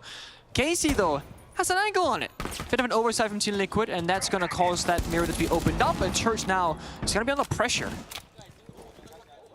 Well, W7M very quickly determining that the map was theirs for the taking. A minute to roam clear. A minute to get the first pick, or a minute and a half, and now 4 remain of Liquid down below. W7M still searching for something that can give them their very first round. Talked about the utility of the defense, but it's also present for the attackers. Secondary hard breach in the hands of Herds has now been fully used. Gas canister tossed out. Nice shot from Herds, predicting Nesk As the peek from Church Wall goes through, grenade tossed down as well, connects on to Lagonis. W7M so triumphant. JV the only one down, hurts Walters too. Palu's still in this position. Oh my God, he's so good. And he's got the last one lined up, but he's in a 1v2, 10 seconds left. Oh, but a pistol. Pistol out against the F2. This is going to be dangerous. Relocating, running away. Julio down. And can KZ get him in time? No, he can't. Palu doesn't even need to get a kill. All he needs to do is play keep away. And I told you, I mean, every single time Liquid's back's against the wall, it's Palu every single time saying, I'll take this round, boys. Double kill into pistol, plays the information, runs away. The experience. I mean, we always talk about Palu as one of the most lethal players that we have ever seen. Like, it's basically Nesk's child at this point, right? Except the age doesn't really add up. But in this circumstance, he plays the brain game. And I honestly think that somebody like Lagonis joining this roster, it brings us a little bit more depth to the team. When it comes to the structure, the strategy, how to approach rounds outside just your own gun barrel, and it's a beautiful showcasing. The only thing I didn't really like in that round is that Lagonis played smoke inside of dirt. I've been in that position, and it sucks. Because it's hard to fight with 17 bullets of the SMG-11. The shotgun, some people love it, some people hate it. But the thing that's a problem for me is that you cannot use your toxic babes efficiently or safely from the dirt position. Lagonis tried to swing out to throw a toxic babe after the first one expired, and he was met by a grenade. Because you gotta expose yourself to that door from dirt, from the kitchen hatch and blue door to do so. So I think there's a couple things Liquid can change around to be more comfortable in basement, but that really doesn't matter right now because that bomb site's locked. They're not gonna go there again unless we see OT, and W7M have yet to put a round on the board. Now, Palu, monster. On the bandit again, has that barbed wire that we spoke of previously, so there's no C4 for plant tonight. This is all on Lagonis if W7M can even get into a plant position, because that's the problem. They never get there. It always gets shut down just moments before, seconds before. The setup right here is going to be an EMP into a grenade, it looks like, but we're waiting for the rotation so JV can enable his team. Combine that with the exothermic charge on this wall, should be opened up. Liquid, however, this time, they're not actively bandit tricking because Palu almost died to a grenade previously, so they're going to play it safe, force out the utility, just open up the wall. It's one free EMP, one free grenade, nobody takes damage. And a nade from below sails up just in case somebody from Liquid was holding on to that spot. Been talking so much about what could happen, we've overlooked the fact that there is a fuse on the board. I'm still trying to figure out what that's for. Yeah, I mean, I would have to wonder if the idea is to get inside a construction. Fuse's cluster charges go through reinforcements now. Yes. I don't know how many people are watching this broadcast that have not played this Russian operator in a while, but the changes allow more flexibility. It also denies bandit tricking because those explosive pellets will go on in and almost certainly kill whoever's on the other side of the wall. Bad recoil control from KZ, but he still manages to take out a bunch of Ask's life. Fuse in this position. Ask will have to get on the ground. An army crawl on. Oh, grenade goes in. What? More damage is done. How do you miss out on the sledge? You don't even see him now. He does. First kill goes to W7M, but it's answered back within seconds. First cluster charge goes off. At least it sounds like it. No casualties. I can't really Ask got away with that. Now Julio has to, frustratingly so, trying to flashbang his position, push up that staircase, but it's not going to be easy. JV goes down to Nesk. W7M are just finding their fate at the hands of Liquid. The fuse of KZ getting Ask what little was remaining up on Catwalk. What can you do with the final 40 seconds here?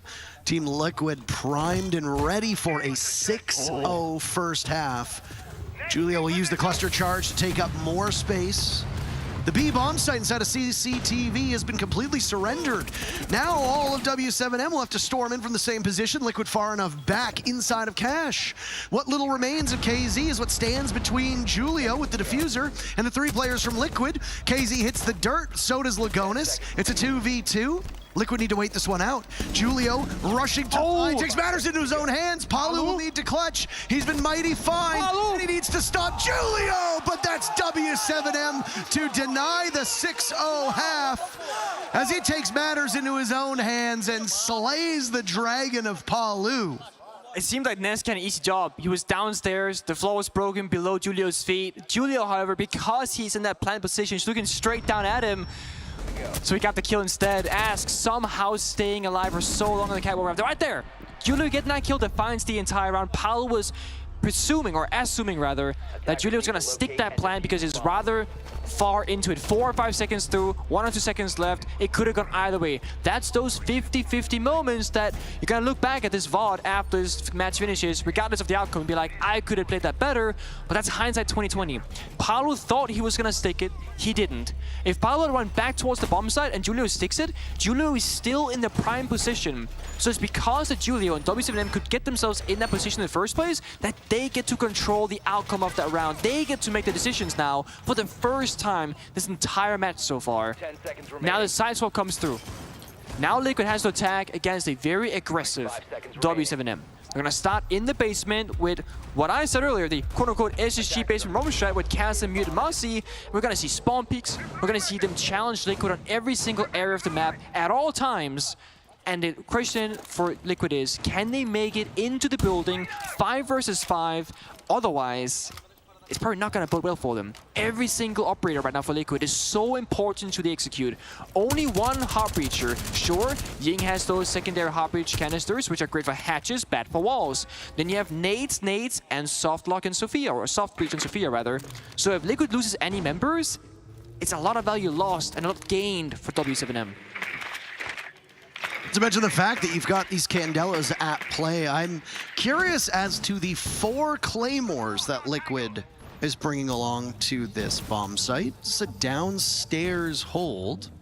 It's not really many plays you can jump out of, so I would agree with you. I mean, maybe you want to throw one out. If you think that they might go for a run out on Jim, maybe do that. Maybe a kitchen door, maybe put one by in the very most common spot when attacking this bomb site, which is the top of those stairs, the ladder rather. Oh yeah, garage, yeah. Oh my, Palu's just in. Sending it. Lagonis takes out JV. Palu's in the midst of the bomb site. There's no rotates. There's no rotates at all. Through the wall, down goes Herds. Nade in hand, ready. The last 3 players from W7M all sequestered towards blue, but Liquid doesn't have that intel. Diffuser in hand for Lagonis, almost going down. KZ needs to get back in, and he throws out his Nitro Cell, but the nade from Palu is true. And there's yet another. What the hell is going on for Liquid?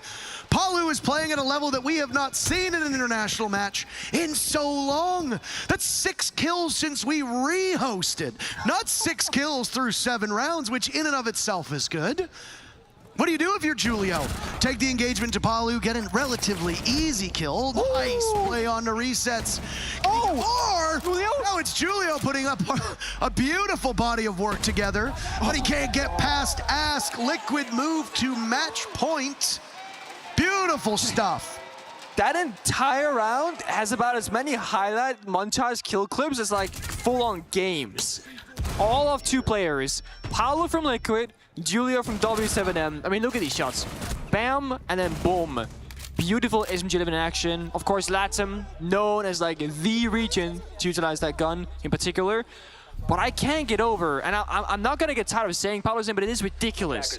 The performance, the accuracy, the consistency, and bringing it right now when Liquid needs to make a grand finals in map number 1. Because there has been questions where when Team Liquid looked the weakest throughout this tournament and group stage was when Nesk and or Palu weren't really showing up. And it's always pretty much been the story for Liquid. If they show up on the scoreboard, odds are Liquid for a great run. We can say the same for BDS. If Shaiku or Leakyfac are having a great game on the scoreboard, odds are BDS are winning. But there's 2 different ways to get on the board so consistently. One is that you are an incredibly mechanically talented player, which all of those players just mentioned are. So are the members of W7M, KC, Volps, JV, Hertz, all of them. Even Julio as a support player, all mechanically talented. But the supportive teamwork that goes on behind the scenes, the drone, the information, the shot calling, taking pressure off Paolo's brain to enable his aim further, because odds are Paolo, he has most decisions made for him strategically. He just has to focus on how he approaches his one-on-ones. We see it time and time again. His nade usage last round as well, finding that kill, slowing down the retake. It's been near perfect.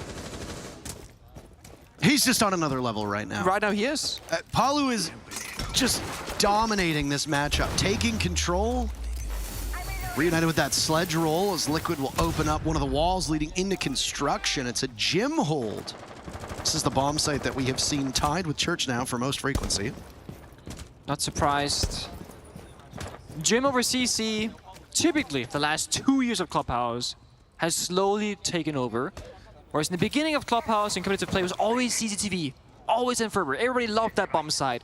But with the introduction of operators like Maverick and Mirror being banned more frequent and stuff, we see less and less play on that particular bomb side. Liquid, I believe they get the wall right here.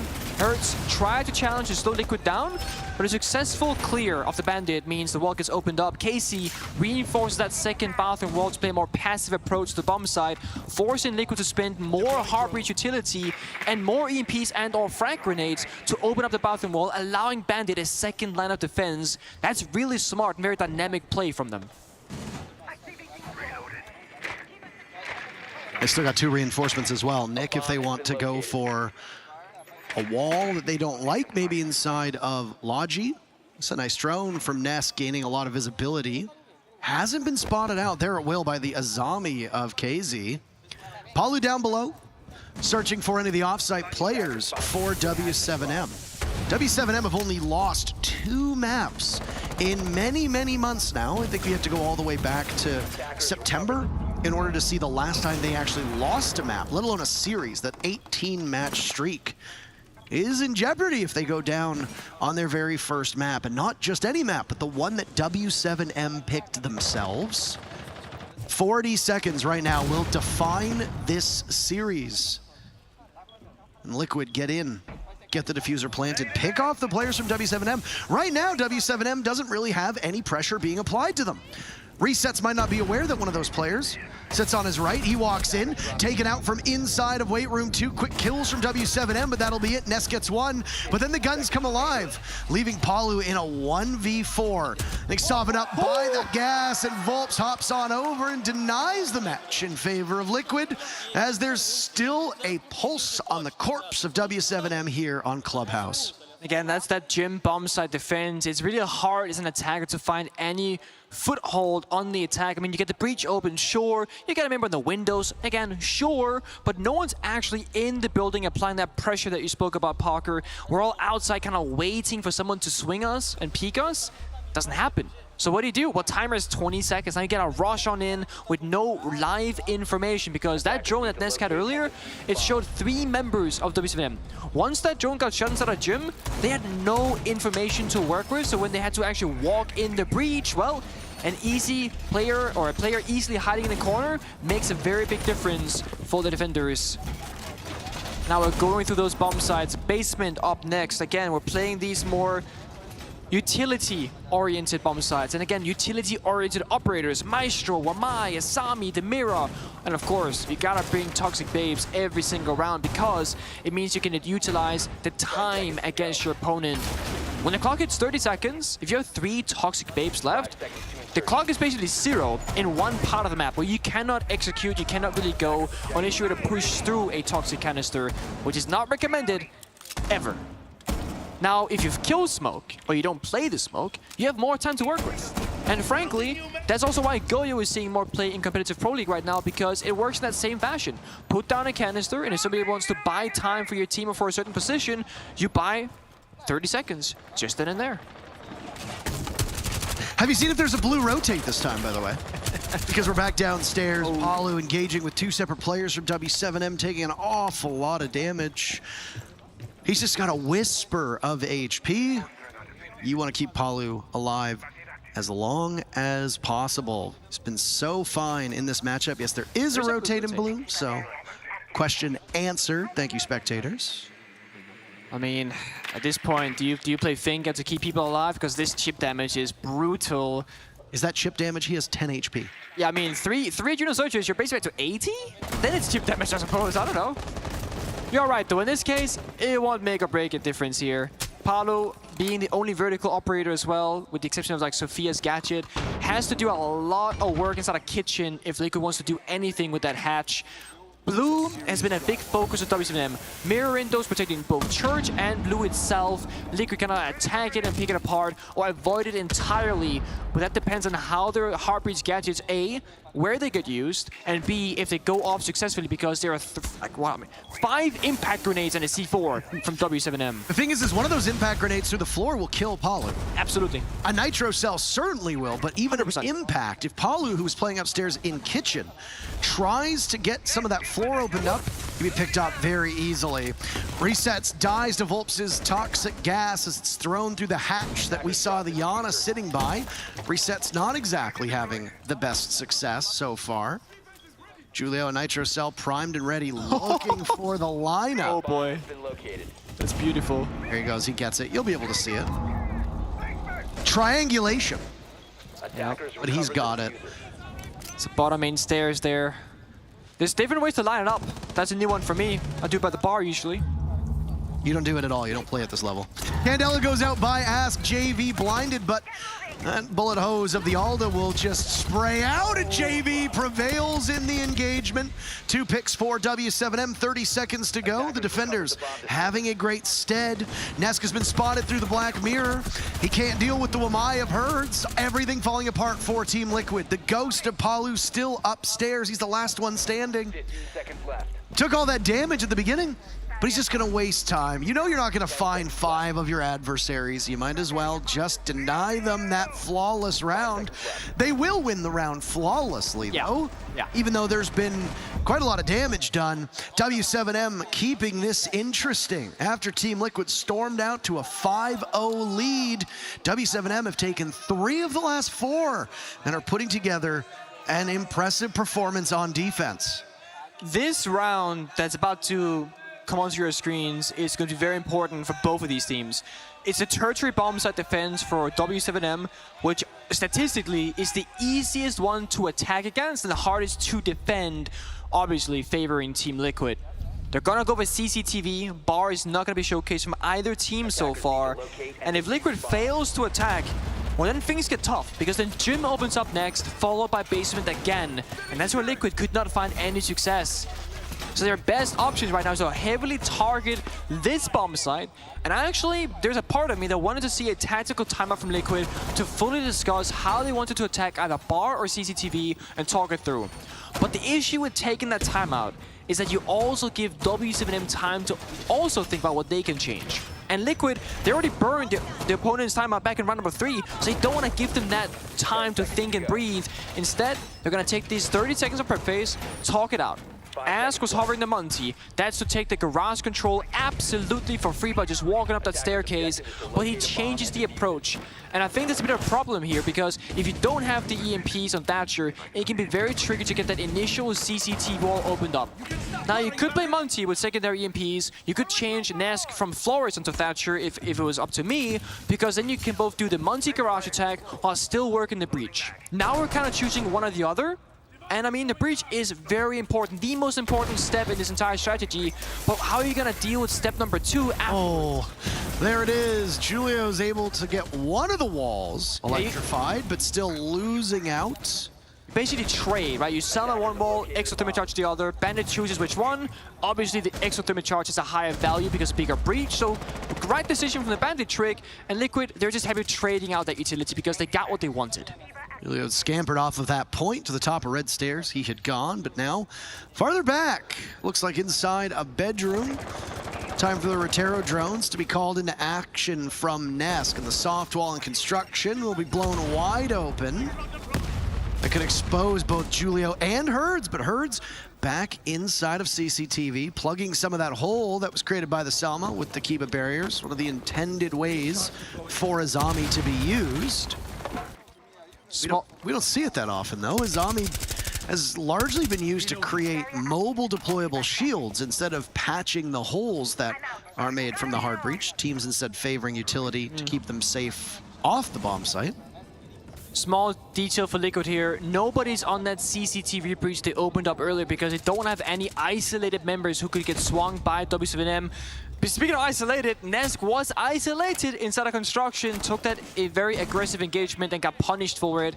And now Liquid, they're in a dire position. No openings, limited map control. They have yet to get that second wall opened up. And now things are slowly closing in as W7M, they realize what the strategy and approach is here for Liquid. Alu's been scared away from his position because KZ wants to harass them down in stock. Back up to the top of red he will go, right next to Julio. Sounds like another exothermic charge will go off. A Kiba barrier will plug that hole as well. W7M using this utility masterfully to keep Liquid at bay. Also give them a little bit of cover inside of this bomb site, allowing Herds to play freely towards construction and onwards. Oh, 8 sails down below, 30 seconds left. And a pre-fire from Herds will be heard by resets. Liquid trying to walk in, but Volps takes down Lagonis.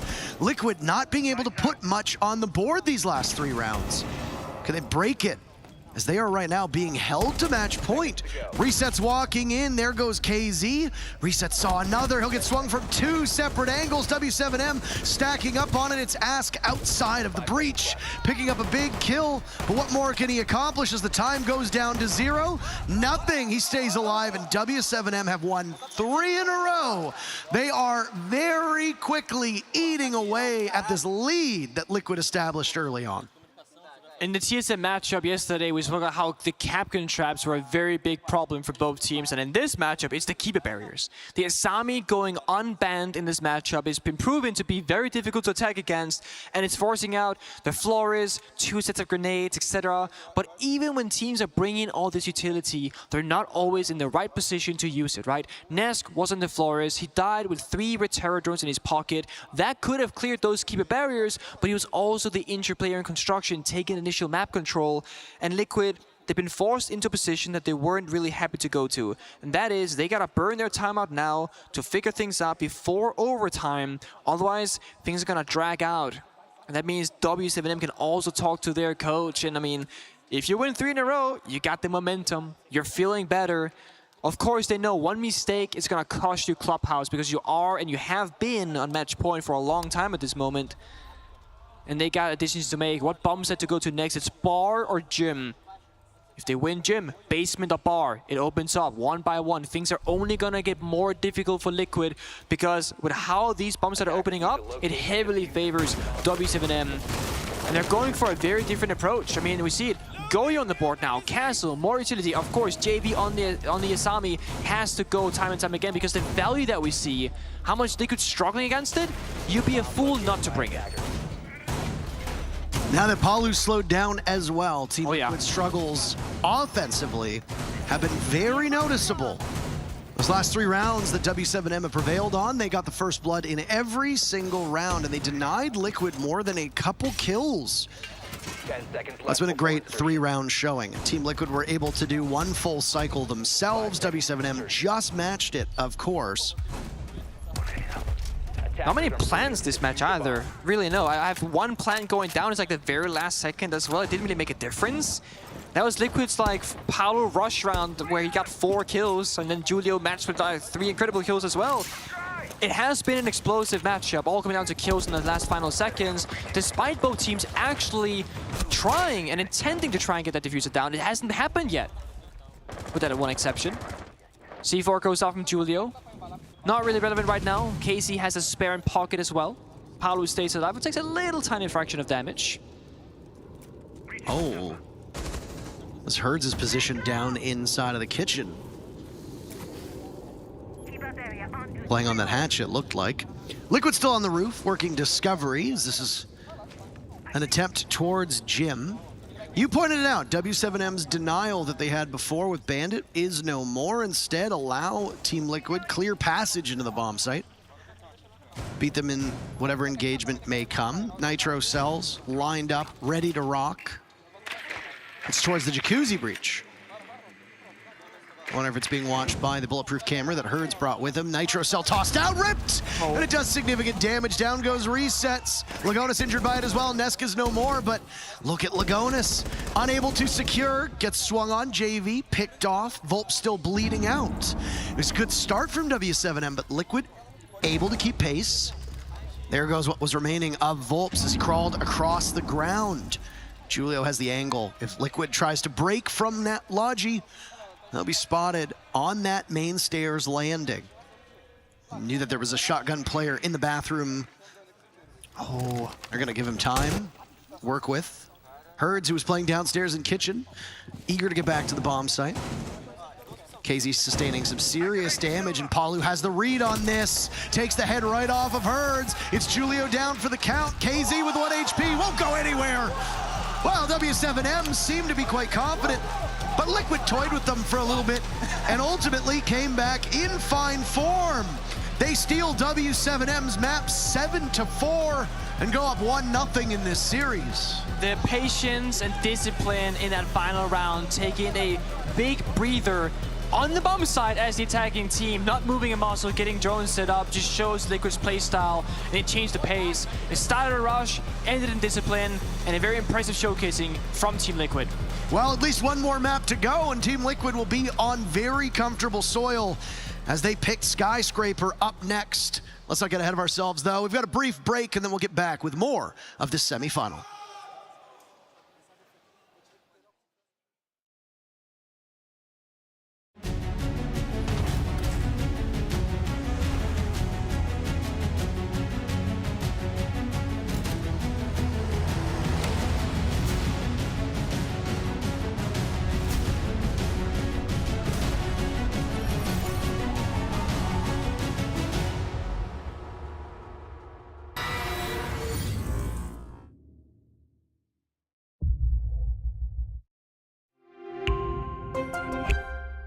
I'm Nicholas Martin, but you know me as Pingu. I'm a two-time Rainbow Six Siege World Champion and former top Rainbow Six Siege player in Pro League.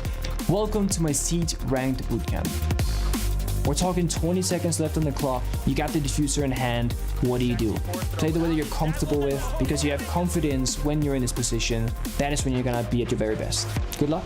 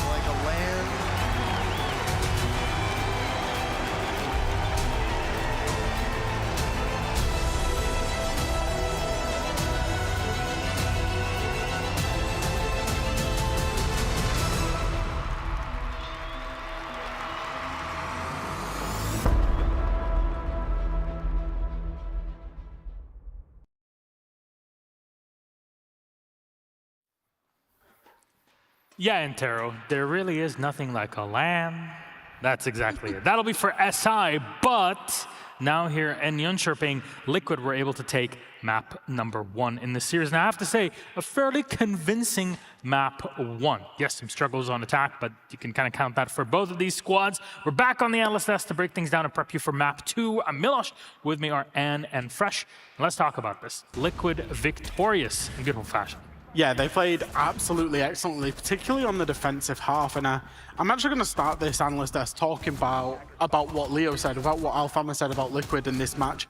Right at the start of today in the pre-show, he basically said that he thought that there was a stylistic clash where Liquid would be able to potentially punish the over-aggression, the moments that W7M want to find, because W7M don't operate on the teamwork framework. They operate on big moments and like just not strategy. They play for kills together. And if Liquid were able to punish that, they would have mega success. Now, Clubhouse attack is one of the hardest attacks to make those moments happen. And all Liquid had to do was make sure they were tight, they were compact, they were playing very, basic default strategy with a couple of intricacies in there, and they punished every single round apart from one. Yeah, this makes me wonder why W7M specifically picked this map, because we talked about the attacking win rate of W7M that isn't the greatest coming into this game. And I mean, if you pick that map, you're going to probably have to start on attack as well. Then you have to show something, and that just didn't happen for W7M. And I actually spoke to JV prior to their matchup, and I asked them, how are you feeling? And they said, we're very confident. It's a 2-0. It's very, very simple, very little words, but very confident. 2-0. Maybe a 2-1, but a 2-0. That was a lot of confidence, and right now, when we were looking at the players just in that break, it doesn't seem all that comfortable and all that confident. I wonder where their confidence went. I mean, the confidence went because they just lost the game, but like Liquid, they went off, cool, calm, collected, just off stage, regather the thoughts. W7M just had a crisis meeting out there on the stage. They really did look devoid of confidence, and it's easy to see why. I mean, look, against Paulo, you need a crisis meeting every round. Yeah. Oh my God. How does he do it? The longevity of that man, not just the fact he's doing it here. In fact, he's been doing it for years at this point. So consistent. Look at that, a 90% cost. Yeah. Out of these 11 rounds, you have done a lot to really contribute to those rounds when a few problems on the side of W7M. Well, KZ and Herds not performing the way we would expect from them as well. That's a really big issue, and this is a first as well. W7M's just lost their first map during this entire major. They lost their first points, you could see during the groups as well. And now they're going to have to bounce back on that on Liquid's map pick as well. This game is all about mental warfare. That's what separates, any of these pro teams. All of these pro teams that were at the event, all 16 of them, they can shoot hard, they can play off each other, they can play the best strategy that's available in Siege. It's the mental warfare that goes on.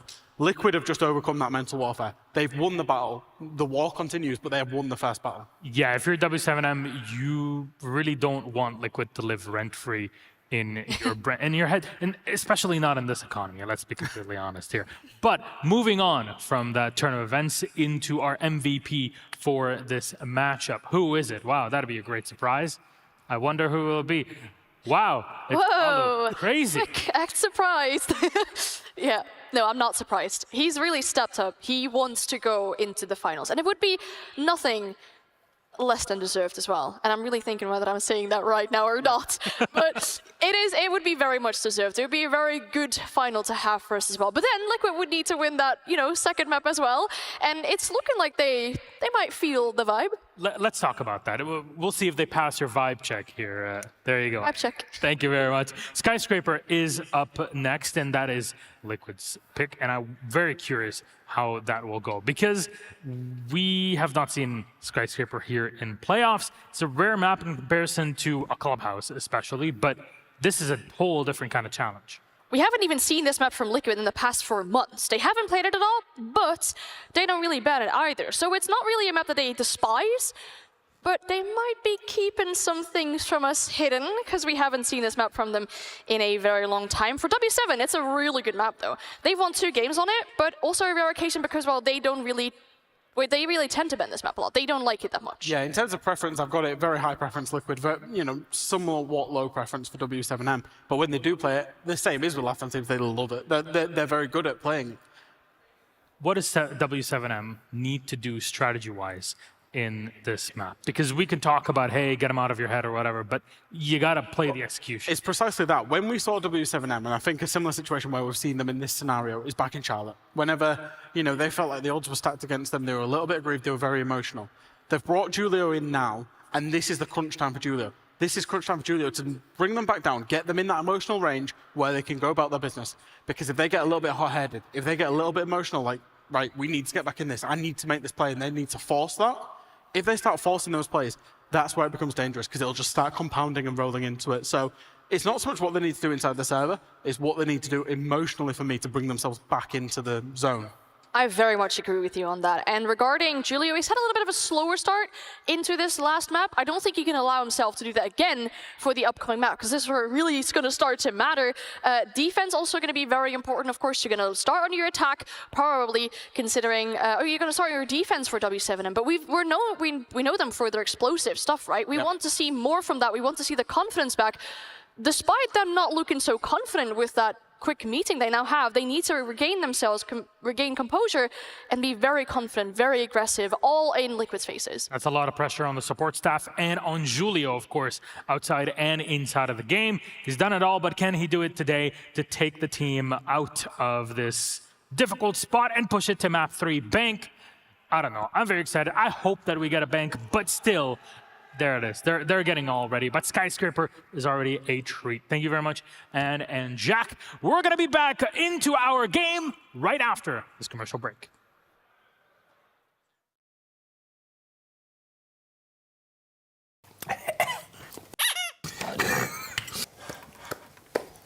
Dá não, meu.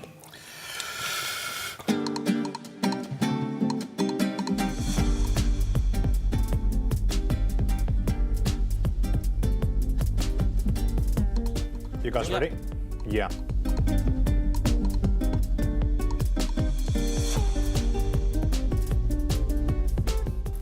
Aragon? Park? No? It's both of us have suit, right? Cara. Nossa. É verdade, ele nunca saiu do meta. Deu uma mole. Vai, Nescão, vai ter que comer aí, man. Vai, mano. Bota aí. Bora. The recruit.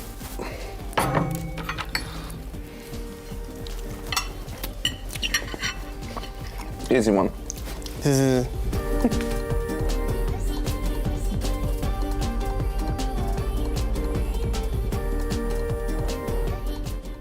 No, he's not here.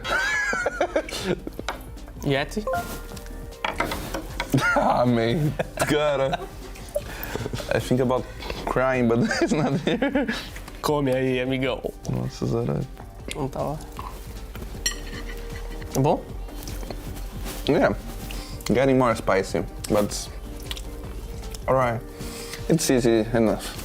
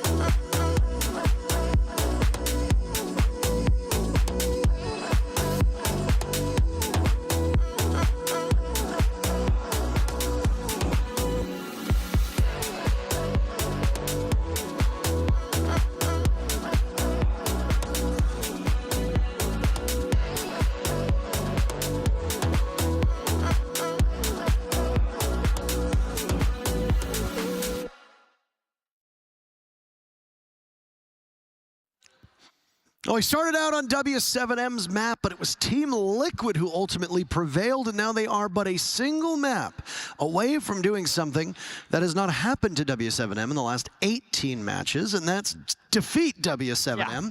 It would also be Liquid's second major finals since SI 2021 was their first after Atlantic City, and that victory all the way back in 2018. This all-Brazilian bash that we've seen so far has really come down to the two Titans, the teams that met in the top winners bracket in CES and then met in the overall victory bracket as well. Yeah. With W7M getting the victory both times. Revenge is on the mind for Team Liquid, and now we go to Skyscraper. Oh boy. I mean, I didn't think Clubhouse was going to play out the way it did with how explosive that first half was for Team Liquid, but W7M really great their comeback. The thing is, for Skyscraper, W7M starts on the defensive side. It's clearly where they were a lot more comfortable, at least in the previous map, against Team Liquid. So for them, they can start things off with the advantage, with that round lead, and hopefully, as Jack said on the desk, they have Julio now, who can kind of hopefully bring the players back into that mindset of, we're here in this moment right now. Last match doesn't matter, didn't happen. We need to focus on the basics. A few targets bang coming out. Monty from the side of W7M, and then Liquid targeting that Monty. Sorry, Thermite from W7M and Monty from Liquid. Monty and Skyscraper often brute force in those staircases on the karaoke bomb side. That's not going to be a strat available anymore. You can supplement it with the Oza instead if you would like. Asami, I don't see W7M banning it themselves because they used it so well, but they proved me wrong. You're wrong. Go for wrong.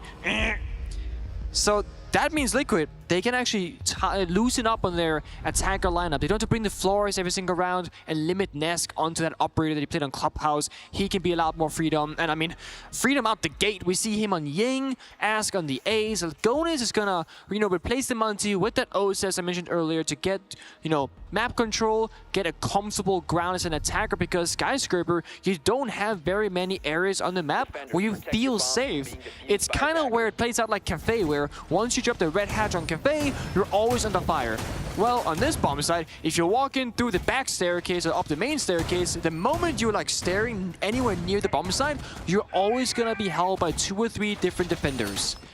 Now, W7M, they're always going to extend, no matter what map we're talking. Villa, Chalet, Oregon, Clubhouse, and Skyscraper. Yes, the bomb side is on the west-hand side, and we currently are looking at the east, because we're always going to roam around as much as possible. Those jammers slow down the attackers, stall them out, put them on reinforced walls. Liquid either have to deal with the roam and burn down that clock, fight in areas of the map that are very tricky to deal with, or go for a direct bomb set attack. This lineup that Liquid is bringing could do either or. They have both utility, they have firepower, and they have ways in for the roam. Osa shields, Yinkantilla, smoke grenades. Why are you saying we as if you're an active player? It's such a bad habit I have from streaming.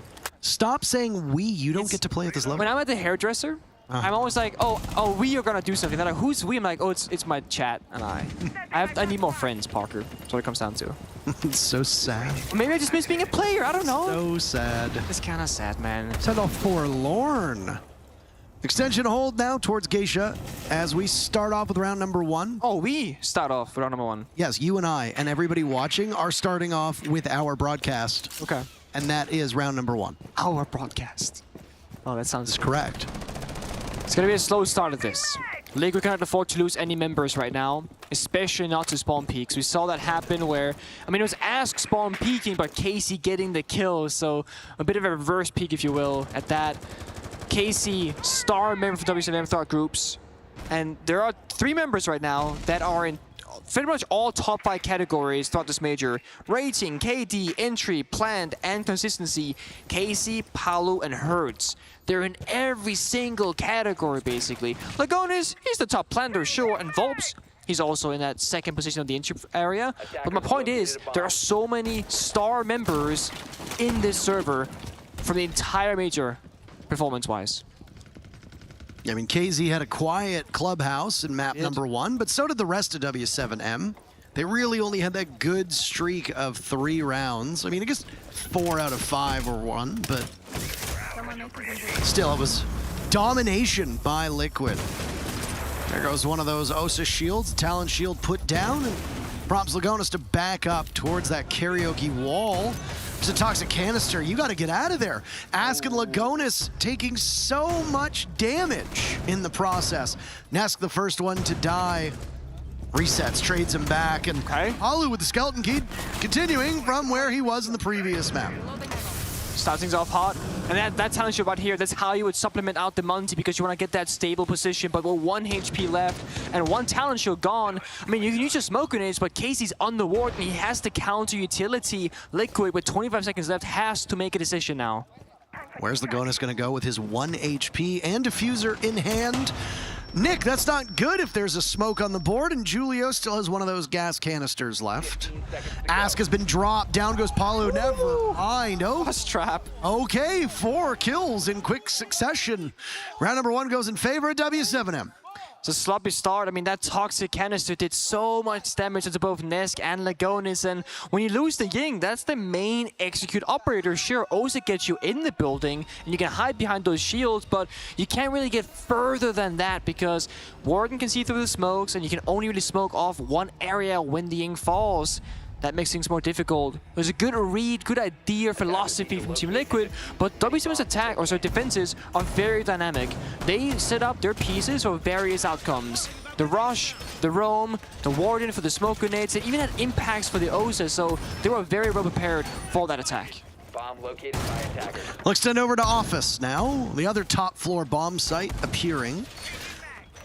What we saw being brought from Team Liquid, vertical play is especially important on this map, but if you bring a Buck, you bring a Zofia, you've got some options at your disposal. Team Liquid just finishing off their operator repick section. It seems like they're actually going to forego some of those hard or those soft breachers, but at the last second, Ask will sit on Zofia.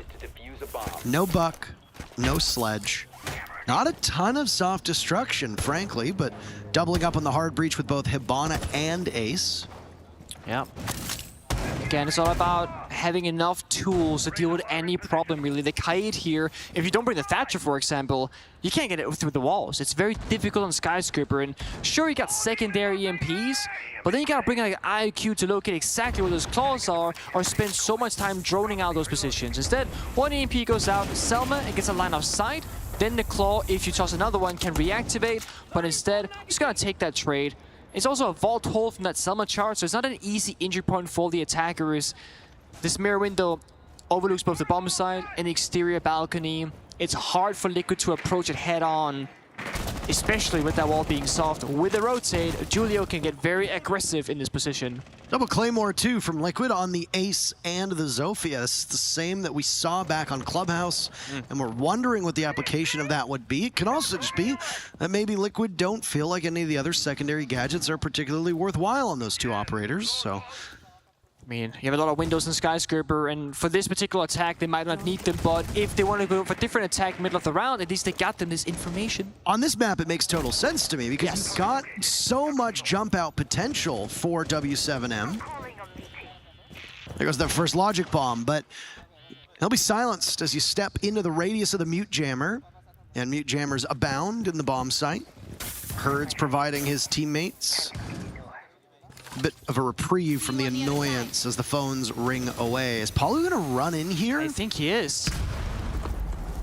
Providing he's svelte enough, slim enough to get in through that opening. Liquid putting their hard breach to good use. Right now, it seems like it's a pincher play from Liquid. That pincer move onto Volps, who's still positioned up by Dragon. Flicking away, but he can't outduel Nesk. Nesk lined up in a position where he could have gotten more than 1 kill. The guns from Liquid tearing through soft walls, tearing through those barricades. Nesk will follow up on the Selma that opens up from Dragon towards the bomb site. It's exactly where one of the toxic canisters from W7M will go. JV is 1 in hand, there it is, and that's expended all of the gas. 30 seconds left. A gas canister answered back by a smoke of resets. The flank. Shrouding the push. Herds by drum right now, runs into resets. Resets prevails. KZ first kill for W7M. Julio on the board too. Lagonis' gun finds its mark. Behind the bar, not too far away, there's damage that can be done. But from below, Julio will take the nitro cell.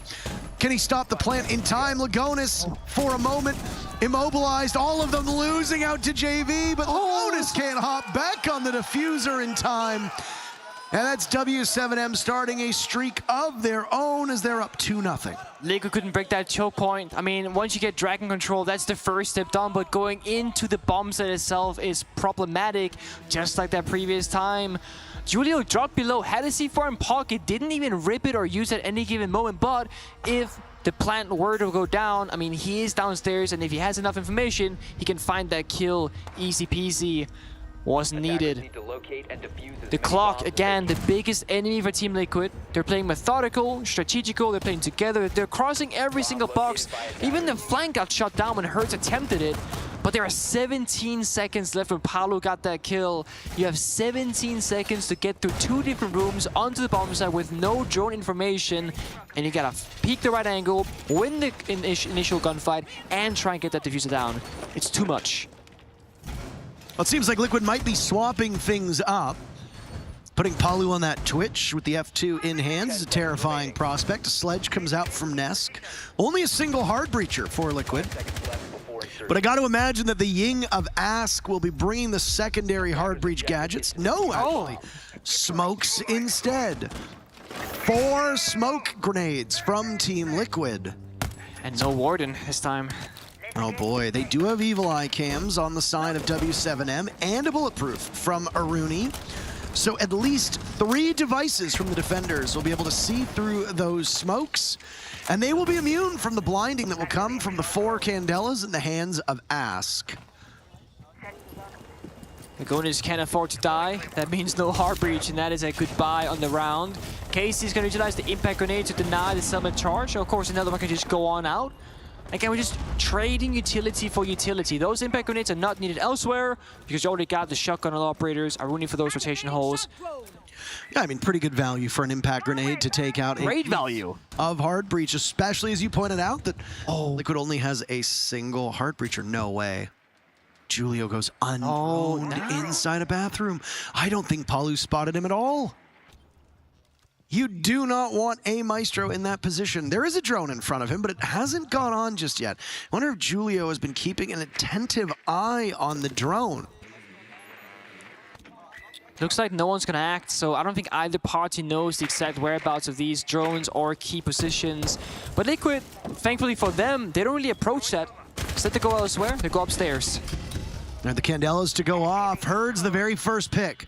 Frost mats have a huge amount of value on this map because of the sheer number of hop-ins that you see. As Claymores have value for the attackers, so too do the Frost mats, because your entry point for most teams is going to be the Vault. And as Palu vaults in, he finds 2 quick kills.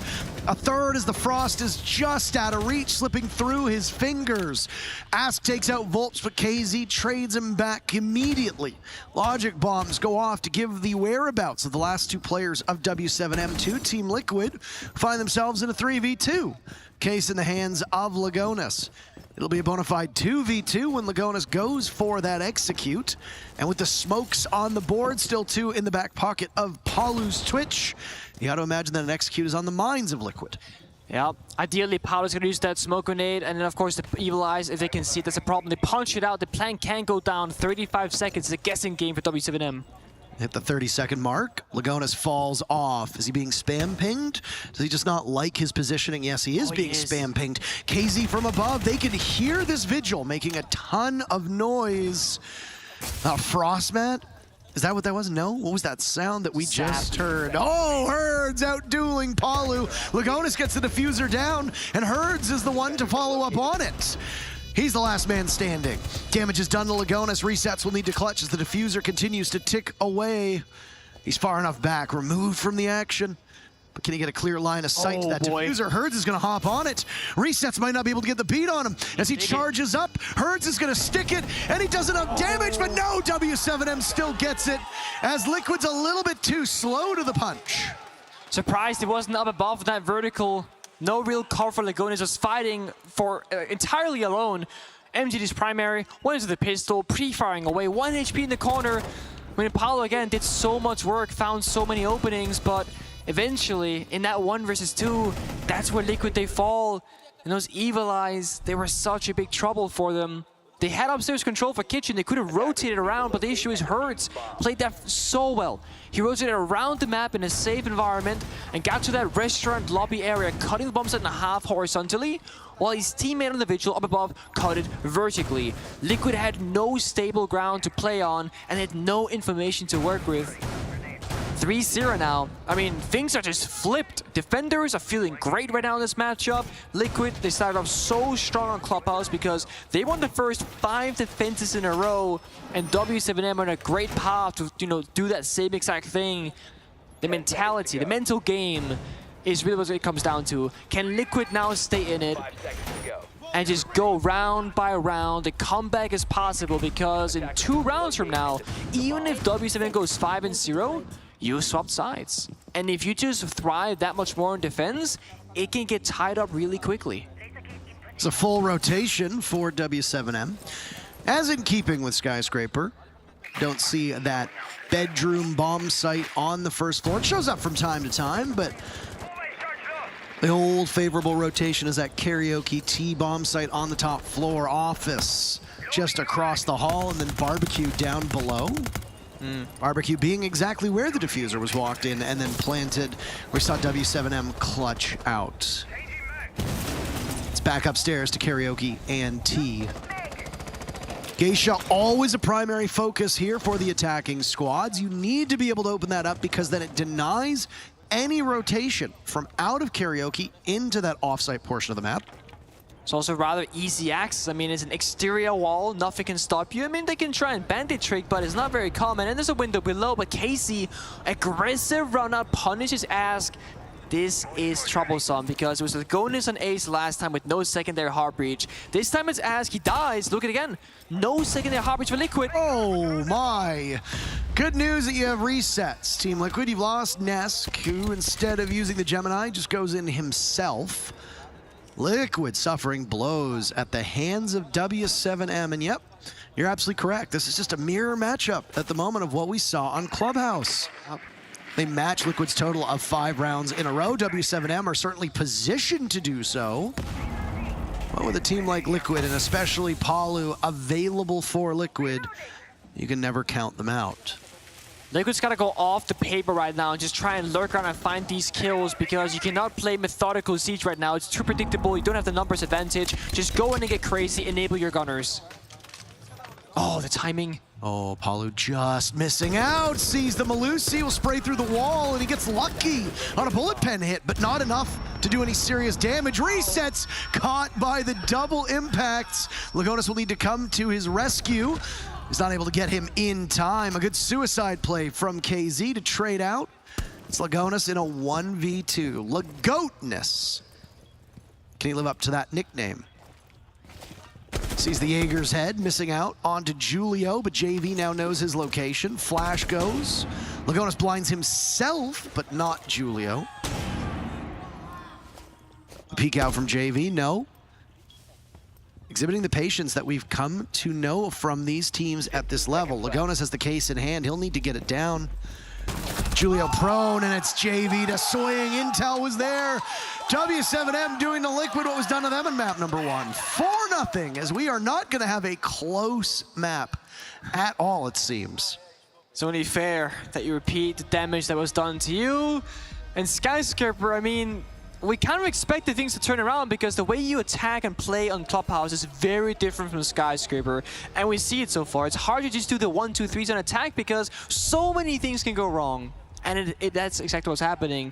W7M, they're finding opening kill after opening kill. They have so much map to work with. They're flanking at the right time against Liquid. 4-0.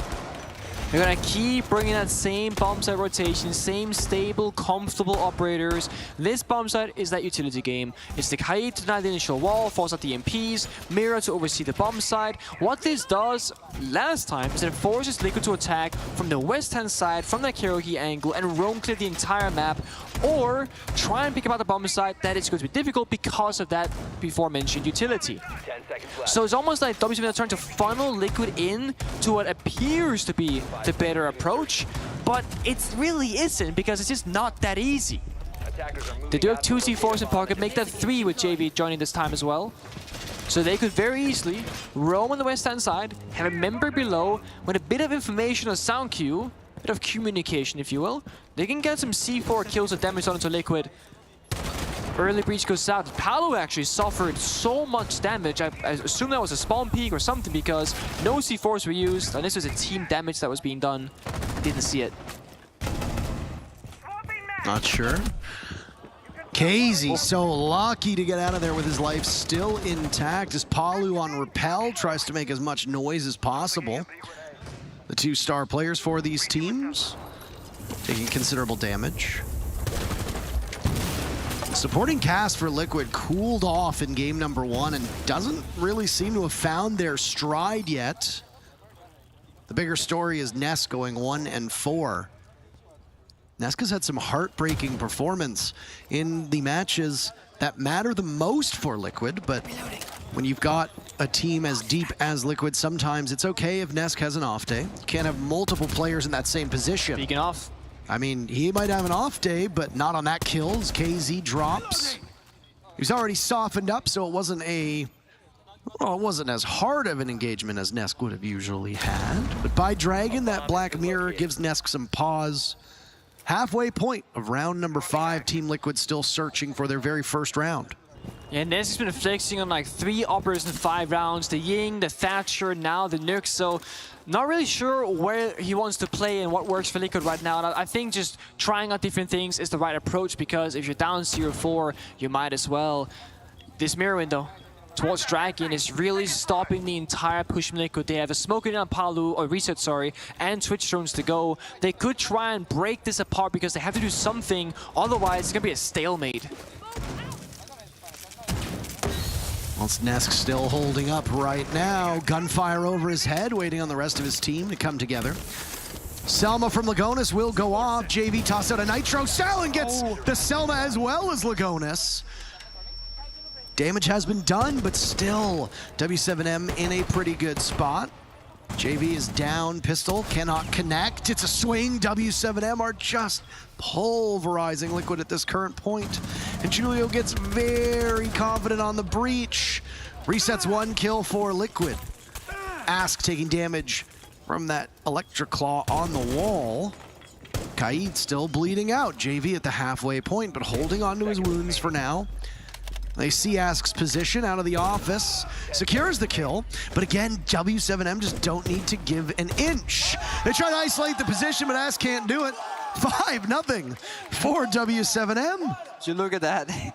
We are exactly where we were on Clubhouse. Now, what W7M did when they were down 0-5 is that they won that 6th round, which gave them enough wiggle room to try and initiate that comeback. Then they lost their first defense. It was 6-1. They won 3 in a row. It was close. And they forced Liquid all the way to take their tactical timeout, slow things down, and reconsider their approach. Liquid, they practically, like, they need this round. If you go 0-6, I mean, not only is your mental chalked, but also one mistake, KZ getting a spawn peek, a C4 just flying through the map, or a grenade in that case, and it's over. You want enough wiggle room to take those risks, to make mistakes, to give yourself just a little bit of leash. And Liquid, they're not sure how to get there. Now it's Ask's turn to play the Nuke. Nesk played it before. Paolo goes off the Twitch. He goes into Flores, where you're really just swapping up who plays what operators. And I admire Liquid's flexibility to do this at this level of play, but I feel like it's coming from a place of frustration more so than a place of counter-player productivity. It seems to be that they don't know which players should be playing which operators right now because no one seems to be getting the results that they want. when in reality this kind of flexibility should only be applied when it's because of a direct counterplay, because of information or how to approach a particular operator. Ask, of course, gonna sneak around downstairs, try and look for an opening, has drone support as well. Classic Liquid style. Nesk found it in that previous round. Ask might do the same. W7M, they have no idea that he's this close to them. I was going to say, look at how much space Nesk has been able to close between him and his adversaries. It's the same rotation that we saw. Uh-oh. Ask gets a kill and then immediately gets out of there. Volps is ushered into action. The shotgun blast, you can likely kill the Nook in one hit from such a close range. So, bandage trick successful. 2 Selma charges, great value there. Only 1 spare in pocket, no secondary heartbeat available. You have 4 grenades and Retero drones. So Liquid got a little bit sloppy there. Couldn't drone out Geisha. No easy access with the drones. They get punished for it, successfully so. Ask can find a second, but no, Power does instead. Oh, Liquid desperately needs this. Stop match point from happening in the first half, which would force Liquid to go perfect on the other side of Skyscraper. A reminder that this is happening on each team's other map. This is W7M's choice of Clubhouse going in favor of Liquid, and he was full HP. That's incredible. What a shot from Volps. I can't believe my shotgun doesn't do that. Do I need to say it again? Fine. Washed pro player. Nesk, however, he brings the fire. All of Liquid bringing the fire right now. Volps in a 1v2. Diffuser still in the hands of Lagonis. They box him out of his position right now, playing by the shelves and pantry.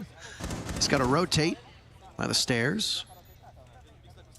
Volps waiting. Aruni gate reset. Nitro cell ripped out it goes, and what? He doesn't pull at the last second. Volps doing great damage to Nesk. Back onto the diffuser, Lagonis goes. Do you trust Nesk? That is the real question. Up with the shotgun! Volps has only 1 more to find, and he'll just dance around it. Lagonis at full HP! And Volps makes the impossible possible! First half goes to W7M 6-0. Oh boy, again, the shotgun doing so much damage in Liquid. I mean, they're in a stable position, and Lagonis, I think he slightly mistimed the plan because there's like 0.something seconds left. I mean, again, it's the 50-50s. Do you get off it and fight? Do you stick it and force him towards you? Either way, Volps, he got enough space on that barbecue bomb site to enable the shotgun, and whether the bomb was down or not wouldn't matter for Lagonis, because the second you get swung, that shotgun is more than likely gonna take you out with that first pellet going through. And now we're here, 6-0. What could potentially be the very first 7-0 of the entire tournament so far. We almost saw it map number 1, where Liquid were up in the lead, but W7M, they denied it. They've lost the map, they've not lost the series yet, they're still fighting tooth and nail for it. They know that Clubhouse as a map just didn't go their way, and they're starting from scratch on Skyscraper. And I truly think that Julio has brought that value to the team and saying, guys, next map, do not let your emotions control you because of what happened. And Clubhouse, we can take it 1 map and 1 round at a time, because they look like they are 100% in this from the very start of Skyscraper. I did not see any lack of confidence, I didn't see any hesitation. They're bringing it each and every single round, each and every single minute of those rounds. Reloading. We talked about this during the break, that W7M did not look like themselves. They did not look like the dominant team that can control the pace and tempo of a matchup. And it happens on Team Liquid's choice of Skyscraper, where W7M suddenly gets back to fine form. What can Liquid do to get their head in the game? Lagonis is the only player on the team who, through 6 rounds, has broken 4 kills. That's a pretty miserable tally to find out. When you've got Ness going 3-6, when you've got Palu going 4-6, being effectively shut down by all the threats that W7 has, It's tough. It is tough. When your support player has the most kills in this particular matchup, something is going wrong, because your injuries are not finding that success. They're not hitting their marks. These are largely cleanup kills from Lagonis before they lose the round. So Lagonis could get a pick or 2, but it's when he's in a 1v4 or a 2v4. It's not the predicament you want to find yourself in at all. So the first logic bomb that goes off. Palu guarding the breach that's been opened in office. Ask not too far away. Palu's gonna push up. Selma goes, shotgun is out. Palu has to dance around the flash. Things go from bad to worse for Liquid. They're already staring down the barrel of defeat, and a nade will claim Nesk. Goes 3-7 in this matchup. There might be no hope of salvation for him. Villa becoming a very real possibility for map number 3, especially as W7M pick up yet another kill. Ask drops. Lagonis is also down, finished off to Herds. This is Liquid in free fall. Palu in a 1v5. Could it be a flawless end to the first 7-0? No, Palu denies that. But he gets spotted as he heads back into the bomb site, and JV shuts it down. It is at least a 7-0, the first that we've seen yet here in Sweden. We will go to map number 3. What a statement by W7M. Seeing a 7-0 in this matchup with W7M and Liquid in the semi-finals of all plays is not what I expected whatsoever, and not after seeing how Liquid played on Clubhouse as well. Villa's the third map. We can reset for both teams and see what happens there. We need all 3 for this one. Nothing to hear from us. You're going to want to hear from the desk, because boy, oh boy, that is just... That's one of those games that you're not going to forget, and Liquid probably won't forget it either. They'll have to keep a level head as Villa is up next, but we have a break ready for you, and then we'll come back with a thrilling conclusion and see which of these teams meets BDS in tomorrow's grand final.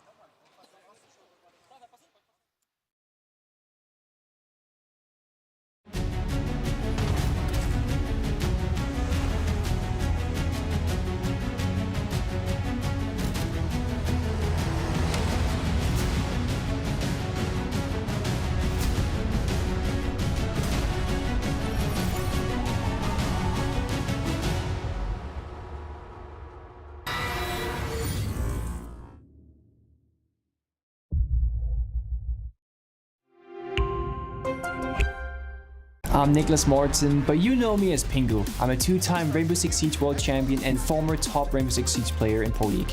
Welcome to my Siege Ranked Bootcamp. We're talking 20 seconds left on the clock, you got the diffuser in hand, what do? Play the way that you're comfortable with, because you have confidence when you're in this position. That is when you're gonna be at your very best. Good luck.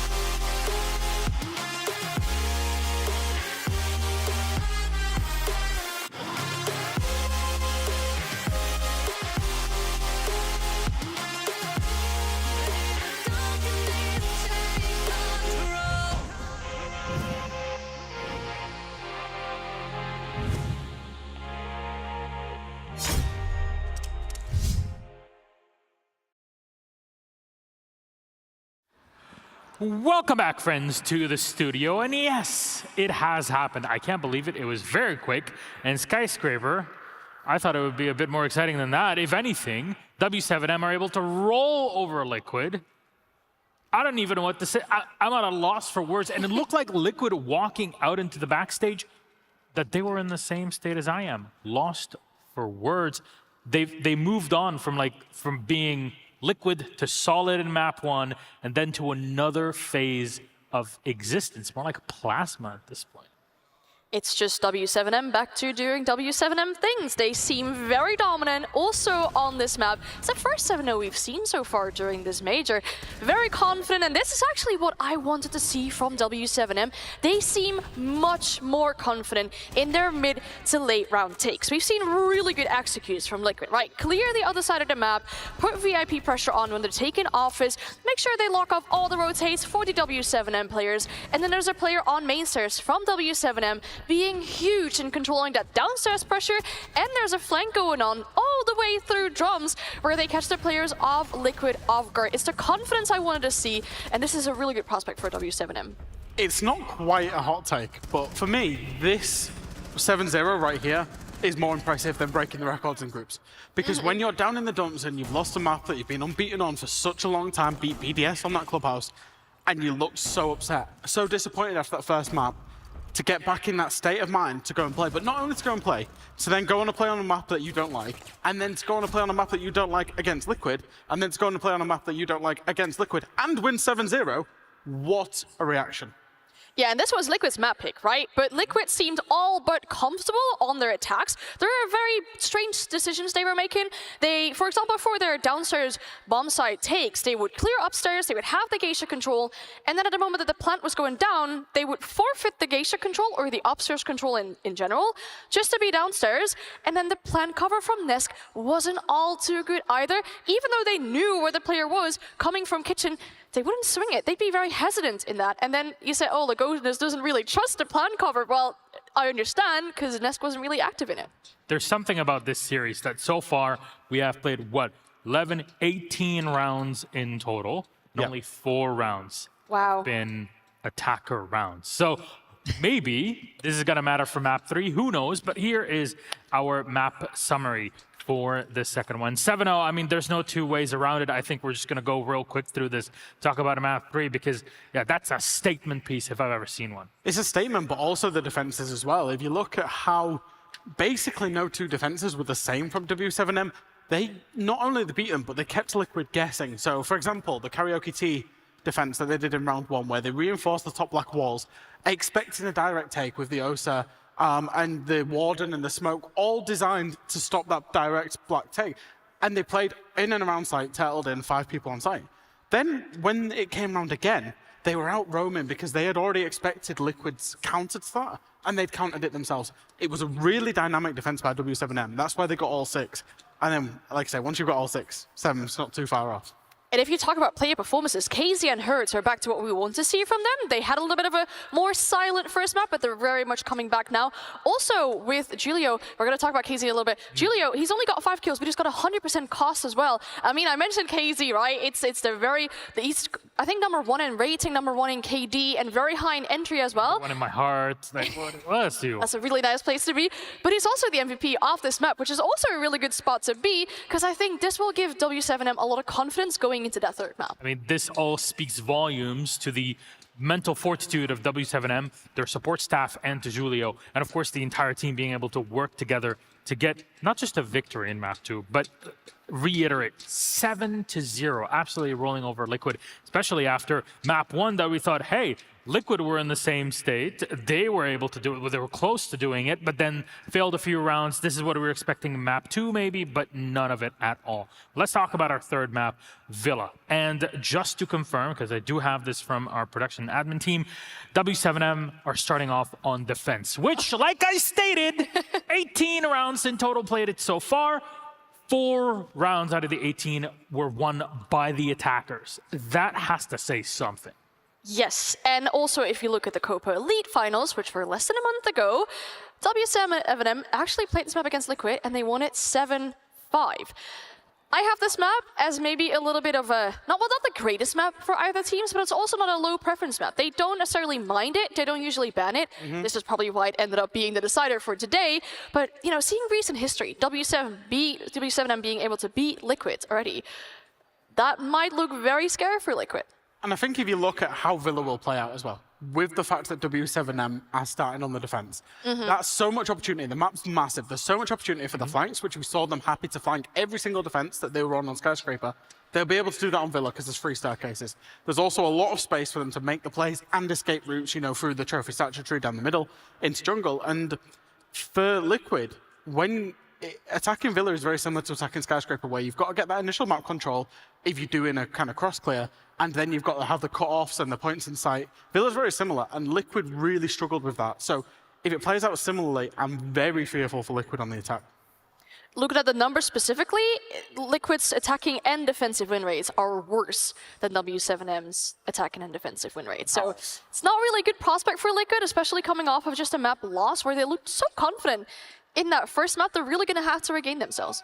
So very quickly, because their game is ready here, are you saying that this is W7M the grand final? I think so. It's Liquid's Achilles heel. We talked about it. It's the golden triangle. They're in the ascendancy. They're in the ascendancy. The finish line's in sight. I would say I put them slightly in the ascendancy, but Liquid have the quality, and Liquid are now the one that we need to see the mental fortitude and resilience from. All right, that's a lot of pressure on Liquid and on W7M, but they'll be feeling a bit better after that map to 7-0 washout. Let's see. Will we have a washout on Villa? Will it be closer? Will it be like that 7-5 that Anne was talking about? We'll have to see in the server. Back to our casters after the break.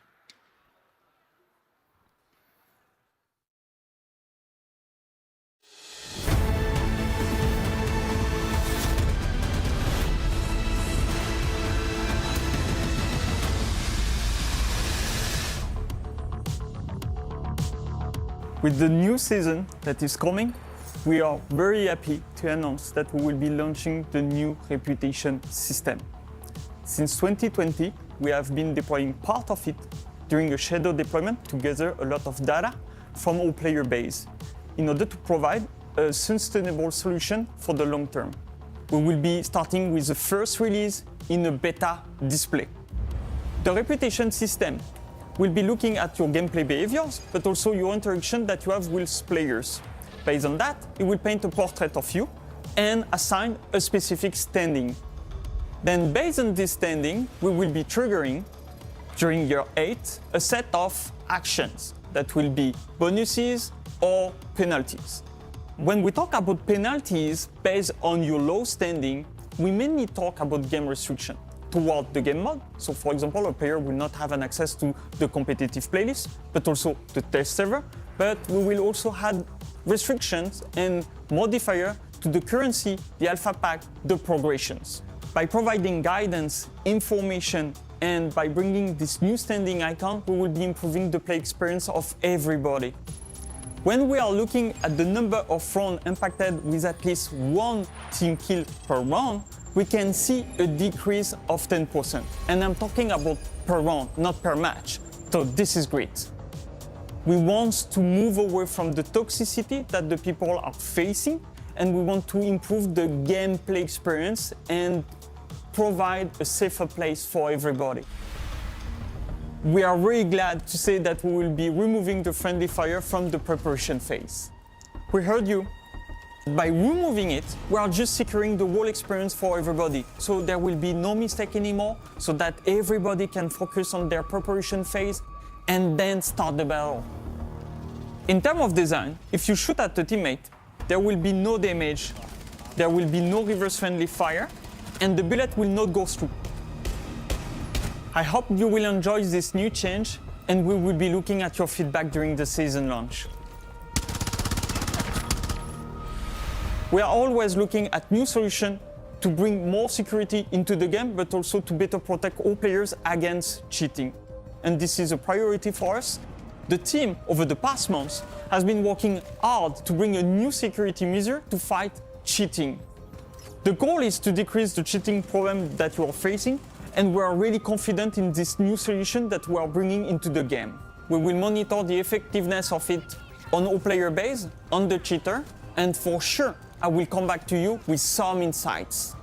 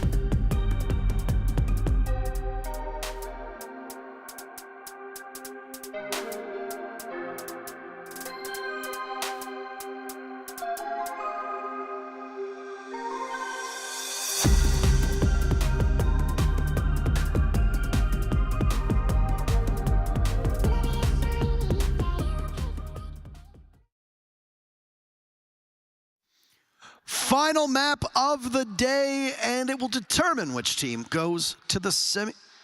Oh, so are we behind schedule for you? I mean, I think W7M thought so because they just sped around the second map. That is correct. What's going to happen on Villa? Both of these teams taking their opponent's map choices, and W7M doing so perfectly without dropping a single round. They are a frightening team for many reasons. They have an embarrassment of riches when you look at their roster, and you got to see it on display in Skyscraper. Operator bands coming in, and it's Villa to seal the deal. If I had to tell you, or if I had to ask you right now and put you on the spot, against BDS, is it going to be W7M or is it going to be Team Liquid? What's your guess? Oh boy. My heart says Liquid, my brain says W7M. They've been so dominant time and time again. And honestly, if they were kind of hesitating a bit on Skyscraper, showing a bit of weakness, I would side with Liquid. But they looked like they were playing it 100% despite what happened on Clubhouse. So I gotta go with my brain on this one. I gotta go W7M, but I hate to say it because Liquid, I mean, they're always so close, but never quite there. Since 2018, Team Liquid have had 3 different finishes in Tier 1 in 2nd place.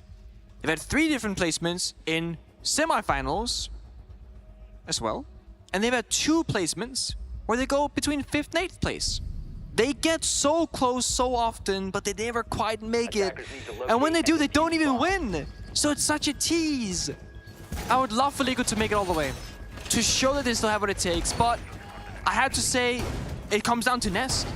If Nesk fails to show up, there's a pattern. And I hate to bring it up, it hurts me to say it, but whenever, and you kind of spoke on it earlier, Parker, on Skyscraper, whenever Liquid has these really defining moments, a map, a round, a victory, a match, whatever the case might be, Nesk seems to be hiding. He's not there taking these things away for his team. It's Paolo in Clubhouse. Hands down, single-handedly just did so much work. It was nobody on Skyscraper. It has to be someone on Villa, otherwise we know what happens. And it's going to be a W7 victory in that case. Nesk long been one of the leaders on this team. Team Liquid made, oh, no. Speaking of Nesk, denied access to spawn into this round. Peaked immediately by Herds, and W7M have the first pick in the first 10 seconds of round number 1. Confidence, aggression, and again, this is one of those, I mean, we can almost just scratch this round off the board. You would rather forget about this if you're Liquid. We're like, let's go for a rehost, start it over, go next round, whatever, because this is just not how you want to start out mentally. Because already now, W7M, they're just in the driver's seat. They got you exactly where they want you. Big open map, dynamic in the way you can play it. They got the mirror windows. Paolo almost got the kill, he's got to chase it. It's the hop in as well. There's a mirror window there. The Goyo. Wow. Fading back. KZ still has his life intact. Out goes a flashbang. Palu goes for a desperation vault with limited intel. KZ still wins the engagement. It's a battle of the Titans between 2 of the best players in the world at the moment. And Palu comes out on the wrong side of it. Still half the round to go, and W7M can sit pretty on their defense. Oh, resets, doing lots of damage to Herds. That's payback for what he'd done to Nesk earlier on in the matchup. The soft wall, KZ still in a precarious position. Immobilized for a second as the EE1D goes off. KZ sees long range, but he's in a bad spot. He's out somehow. I see why Paolo went for that chase because, I mean, when you lose this to a spawn, you gotta, just go for it. The round is already in a bad position. KC has leveraged so much time for this position. He's looking to go aggressive again, opting for that flank instead of falling back. It's a free pick on Zolagonis. Things are falling apart. How is KZ allowed to do this down below? That's the real question. Spam through the walls, it'll open things up. He's still in such good spot. Now it's Ask who gets collapsed upon by Volps. The Vectors hitting their marks. W7M have now won 8 rounds in a row. I can tell you how Casey did that. He's the #1 rated player throughout this entire event. Also, weird flex, but okay. Intero used to be an award-winning server. He once won an Employee of the Month award at a fancy restaurant in Canada. He won't stop bragging about it, and we're already sick of the story. Award-winning server. That's quite an achievement, actually. That is true. Yeah, I mean, I'm not saying it's not true. I believe it. Honestly, I'm not really tired of hearing it because you don't brag that often about what you did before being a caster. We were asked about these fun facts, and I have lived such a painfully boring life. I really don't have many to contribute. It's not true. You know, certainly not one as interesting as the fact that I get overcome with anxiety should I be late for class, but... I mean, you don't get anxious about being late ever, Parker, because you're always 5 minutes later than the rest of us because you're that VIP status, you know? Because you will show up when you're needed, not 5 minutes before you're needed. There's like, the whole group will be late, and I get blamed for it.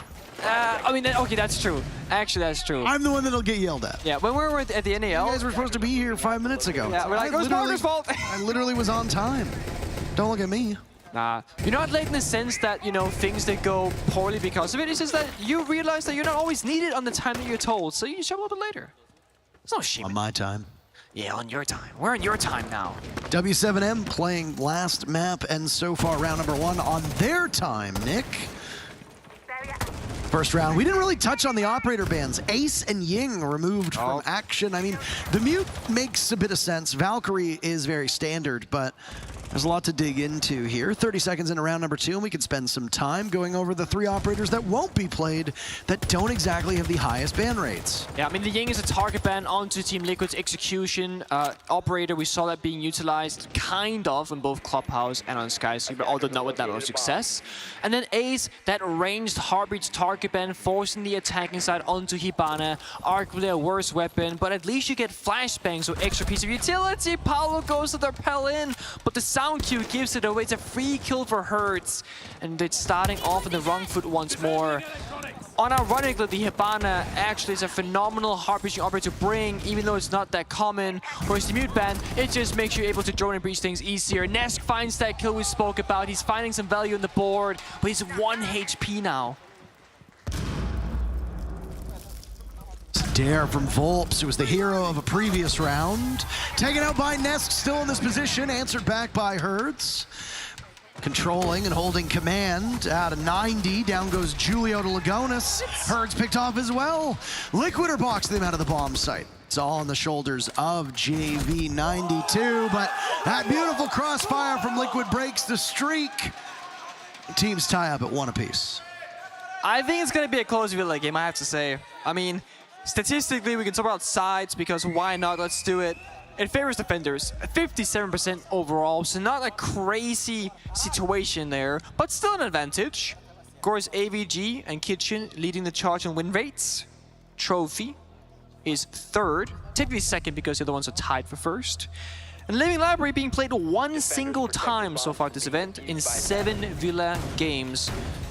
And whoever played it, they won it. So 100% win rate. Statistically the best bomb site, one could say. This Dining Kitchen bomb site proved to be difficult in the matchups that we saw yesterday when it was Sonics against TSM.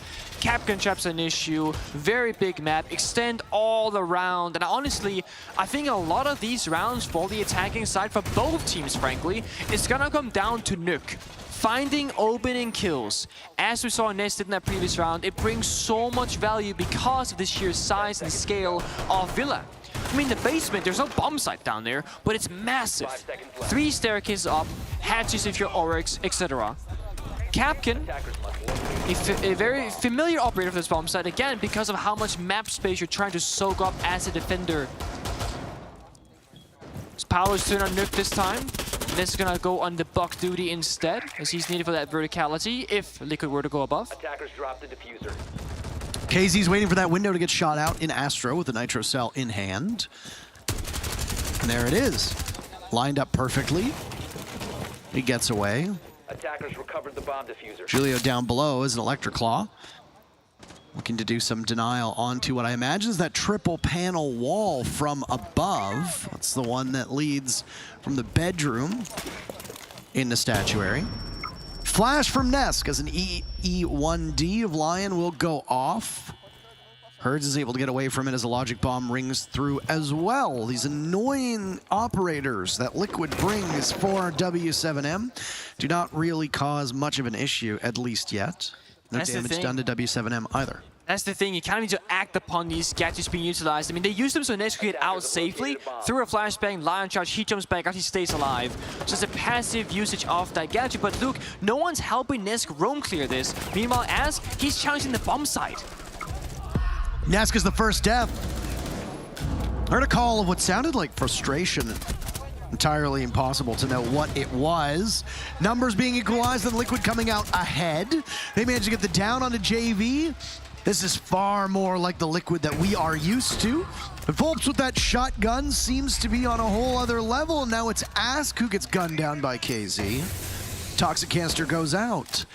Just under a minute and a half to go. Both Palu and Resets below 50% HP, full HP on the benches of W7M. Sets them up quite effectively. Keep in mind, there might be Capcan traps still on the board. That'll kill both of these two remaining players from Liquid if they hit one. Yeah, I mean, now this he reaches the read, gets the flank shot down. Last moves falls 1 HP, but take grenade! It takes him off the board as well. And Liquid, it looked like they couldn't do it in that round because they could not get into that bomb site. But they don't need to plant, they just get the kills instead. Did a single player from Liquid get into the bomb site except at the very end with a million of resets barged on in? Certainly didn't seem like it. Liquid now get 2 in a row. They've got the lead here, and it's actually been an awfully long time since Liquid had the lead. Well over an hour of waiting and playing from behind against this W7M squad. Yeah. I mean, Skyscraper did fly by, but 7 rounds, commercial break, analyst test breakdown, we go on screen. It has been an hour plus since Liquid actually had the advantage until now, and it's gotta feel good, especially how that round played out. Nesk did not get the support that he needed nor deserved to clear that roam, but honestly, that didn't seem to be Liquid's focus because while that was happening, they were applying bomb site pressure, and I will say, once Nesk fell early in the round, he immediately jumped onto 2 different flank drones. One of those drones got Paolo a kill on that library flank later in the round. The second one spotted the member inside pantry where Paolo almost got the second kill later on. So there is value in losing a team member early on if you have a good drone network, and Liquid, they had exactly that.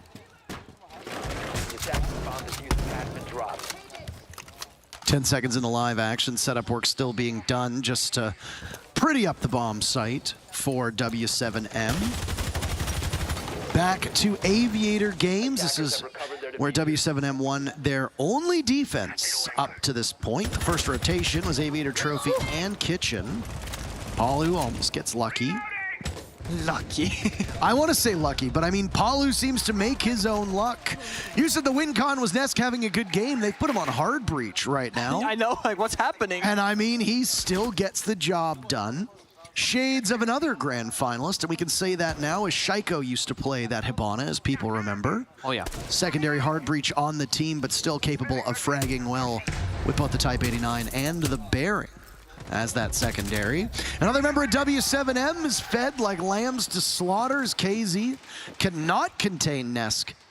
And it's been the Nesk story over this last round and a half. If there's one member you can get a kill on onto W7M, it's gotta be KZ. That's the biggest value factor. Because when he plays with confidence, he will find all these gaps in your attacks or your defensive side. And KZ's confidence has to be challenged right now for him because they're getting shut down. Look at this! Another shutdown for Ask. Nowhere for W7M to go. They're clearing all the players off of the exterior of the bomb site, but then still have to focus on the bomb site itself.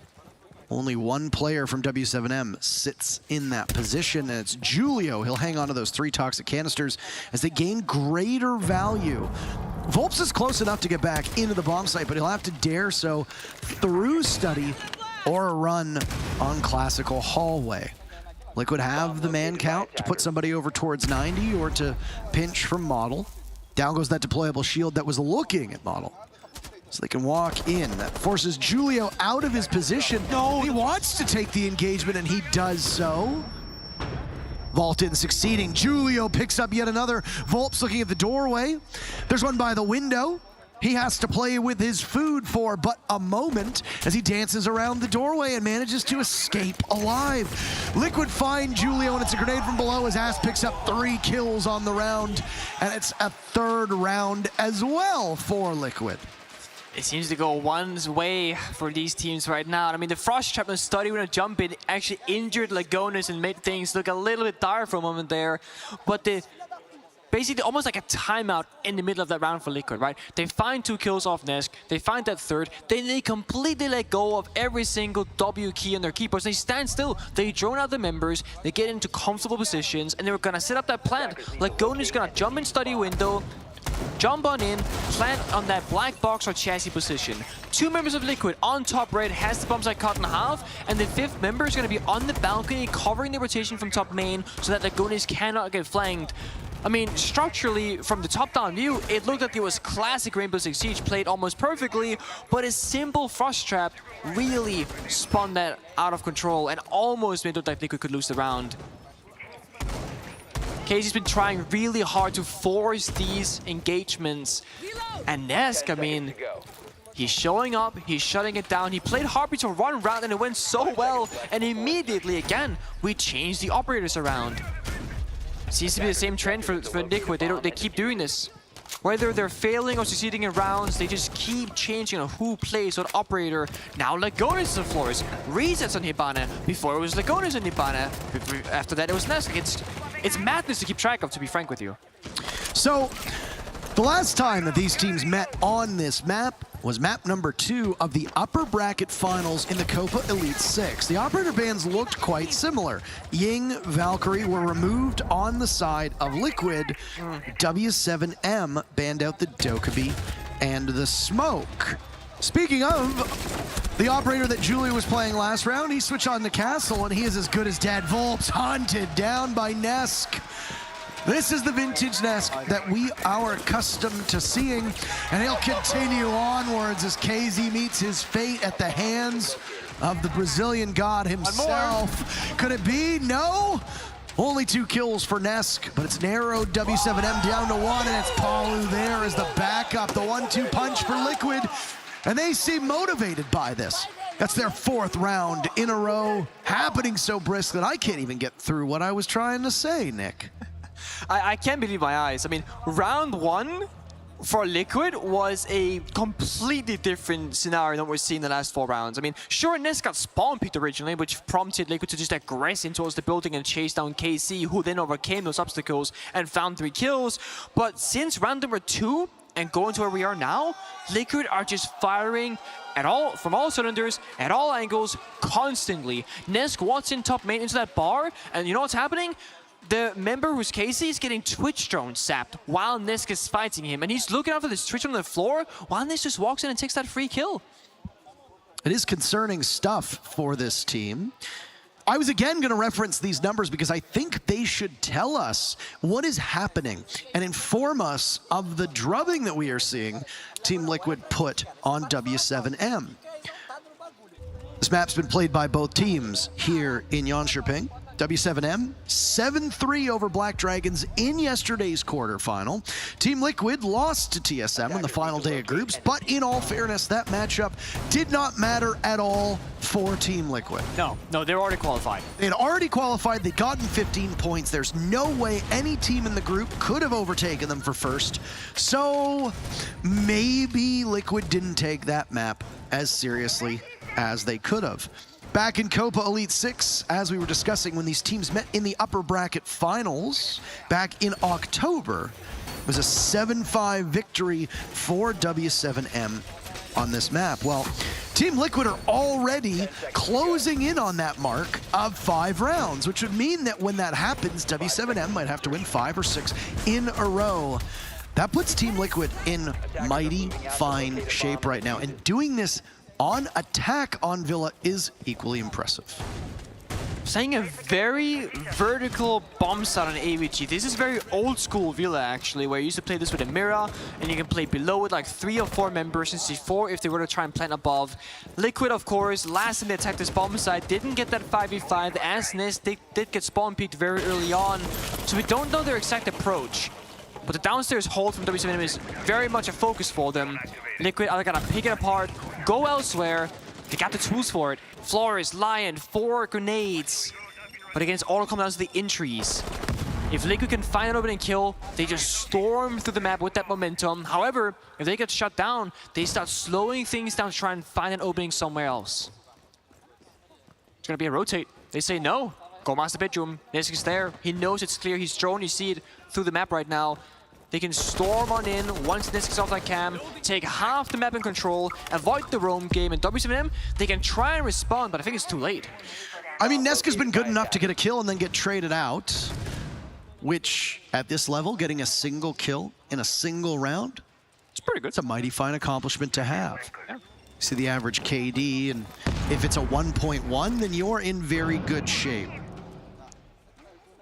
Asking 90 already. He's been there for a while, actually. Just, again, holding that rotation and ensuring that W7M cannot make a play here. Liquid, again, they have half the map at their disposal. Astro Stairs and Nisk is all the way towards 90, and now they're sitting tight, waiting for something to happen for W7M to make the first move or to find the opening. Oh, there's W7M hitting the board first, a second as well. Ask and resets are taken out of action. Palu through the drone hole will light up the feet of KZ, but can't accomplish anything more than about 70% of KZ's life being removed. Oh, just behind that bookshelf. Nesk doesn't seem to know where they are. Look to the right. We hear the Mozzie of Julio. He does indeed see him. Wow, good read. Another is there as well. Liquid find 2 on the board. W7M just evading those players on the first floor, now falling back to the bomb site. Those are the last 3 remaining. No more nades. I mean, Nisk has one in pocket, but he's gonna fall back towards that red staircase. The Goni staring down the Cupid Barrier and that laser gate. Palu, he has to find some value in study balcony because you cannot sit and wait for something to happen. You gotta be the one to make it work. And Herds catches Lagonis, trying to swing from the door. They triple up. Liquid came close, but then fell apart all within the span of 5 seconds. And the last round of the first half, as the first round of the first half breaks to W7M, that whole middle portion going to Team Liquid 4 rounds in a row. And it sets them up quite nicely now to go on to defense here in Villa. Yeah, I mean, Villa is quote-unquote defender-sided. Where that matters here, no one can tell. It could be that both teams are going to find success on their attacking side. It all comes down to how you go about these rounds individually in a vacuum. AVG, I do think the way these two teams played out is going to be the strongest defender bomb side. And it makes sense why both teams choose to start here. The reason why I say this is because that AVG has such a strong bomb site to hold itself, it's very hard to break. The crossfires you can establish, the safe positions at the bar, the vault, etc. With the Sami being open, I mean, you can make every area fortifiable, as you saw W7M do themselves. Of course, it's also no surprise that Liquid, just like W7M, they choose to extend out both below and across the map. We're gonna try and put out a fishnet and see kind of what you can catch, because somewhere on this map there's going to be members of W7M trying to find an opening. Oh, and Julio, he will go for the Monty to ensure safety for himself and his team as they approach the map. So they're gonna go master bedroom and clear from one side of the building all the way across. Now, Monty's a slow operator, so you gotta make quick work of both droning yourself in and extending out across the map. Essentially, what you gotta do is something that we call leapfrogging, where you have one member start droning, and once you get in the building, the guy who's very far away will get into the building, and the guy who's already in the building will start droning forward. That way you ensure that everyone's in the same-ish area on the map, instead of one person being on the bomb side and one person being all the way back and spawn. Because when you play the Monty, you want as many guns nearby as possible. You're already down one, as Monty himself is gonna have that shield in his hands instead of a weapon he can fight with. It's been bullet sprayed from both these teams so far, but none that have hit their mark. Monty being walked in. Herds side by side with Julio. One of the first casts that I ever did with Brazil involved Julio on a Monte, and it is nice, or on a Blitz. It is nice to see him reunited with a shield operator. As I was talking about that, Liquid suffering the loss of Palu, and now Ask as well, as Julio will take matters into his own hands. The Mountain will move forward.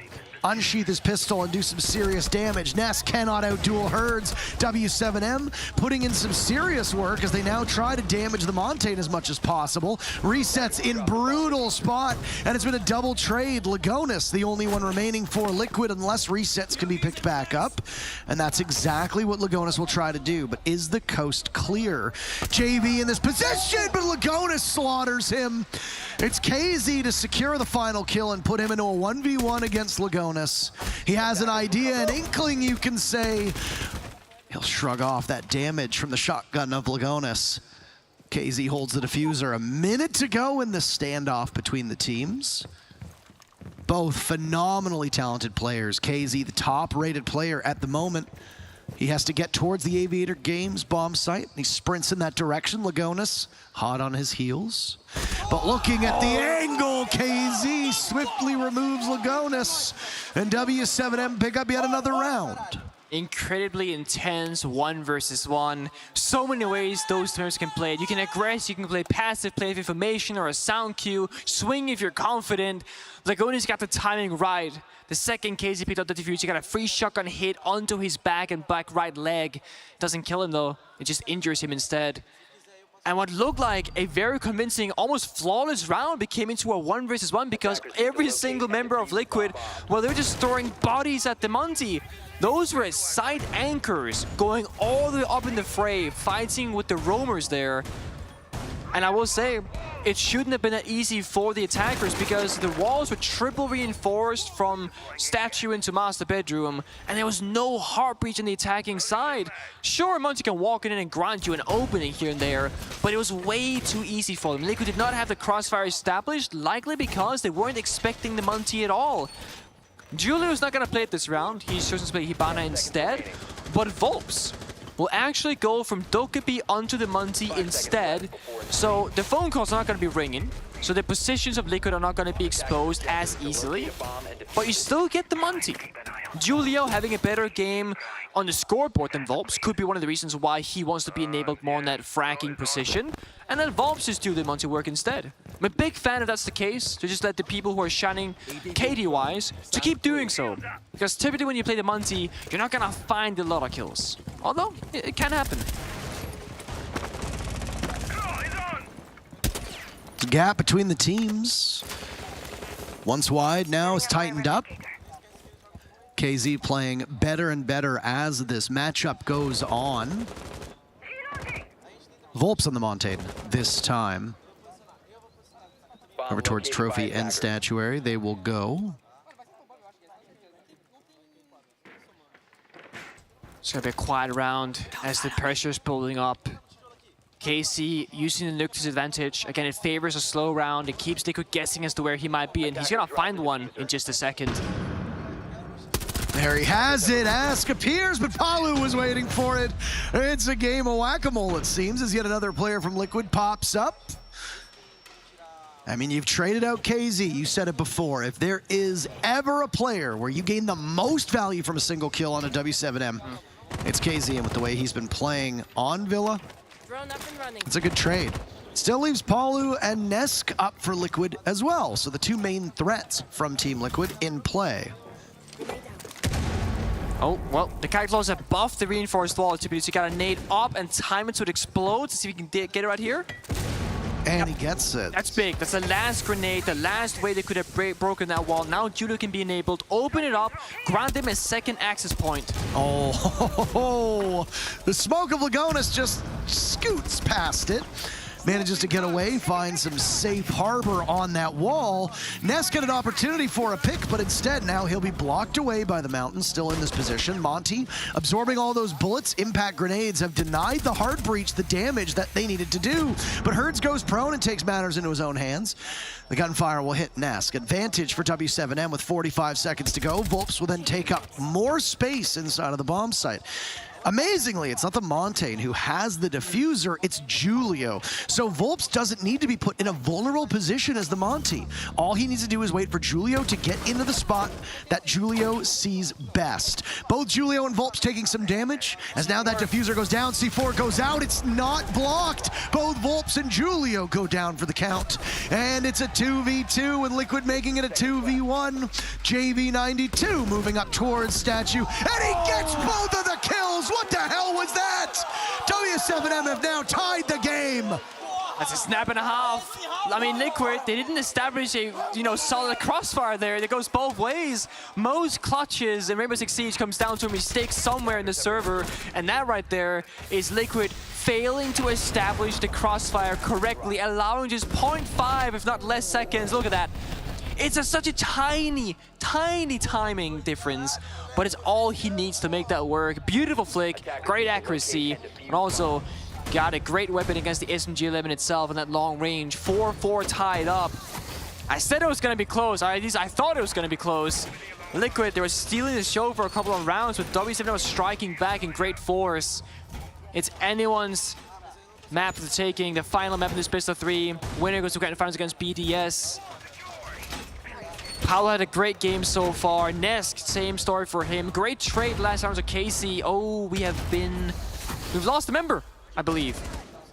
The W7M squad. 10 seconds to and a second. They're just flying by right now. Off the board they go. 5 seconds to 2 left, 1 left. Wow, what a dominant round for Team Liquid. It's a fast one. What a dominant round from Team Liquid. Got spawn peaked before they even spawned. Of course, we will rehost that round. We're not going to actually play it on 5 versus 1. That would be completely unfair. Do you remember the Let's Go rehost chant in Charlotte? Yeah, I remember that one. Just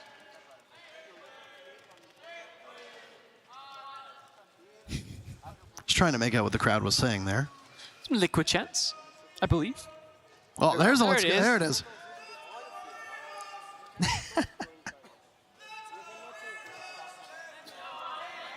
They're trying.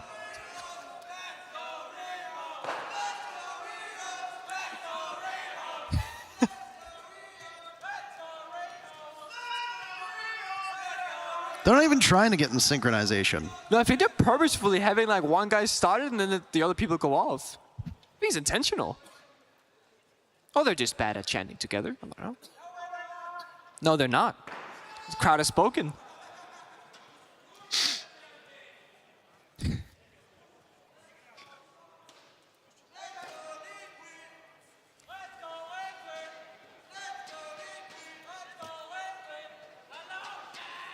When a pause like this arrives. I mean, I'm trying to figure out if it's delivered as well. I can't tell. I liked when the Let's Go rehost chant started. The first one went out, and then the second person just did it louder. It's like, you just said what I said, but you just said it louder. Yeah. I mean, that's how it goes with jokes in a crowd as well. Like, you tell a joke, no one laughs. Someone tells the same joke, but way louder, everyone loses their mind. And that was kind of my thing. I just said that, and then you just said it, and now they're laughing with you, not with me. Well, yeah. It's messed up, man. Give me some credit. A pause like this, of course, in this instance of being 4-4 a tied-up series, doesn't really favor one side. We can always make the argument if you're up significantly, momentum's on your side, you've won like 3-4 rounds in a row, etc. You'll always fight that, oh, the team that's losing is gaining, like, they can chill and breathe and figure things out and come back mentally.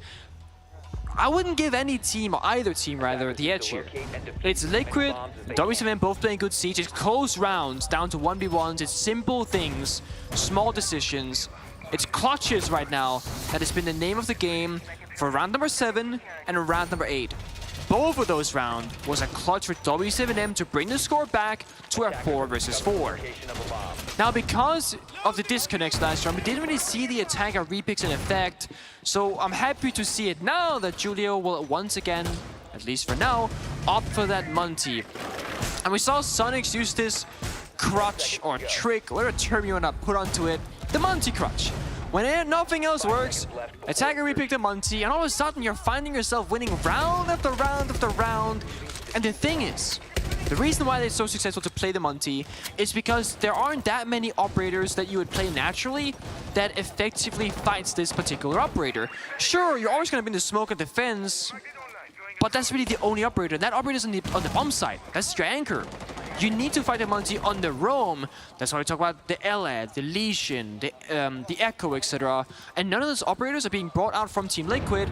They can't really fight the Monty head on because of this.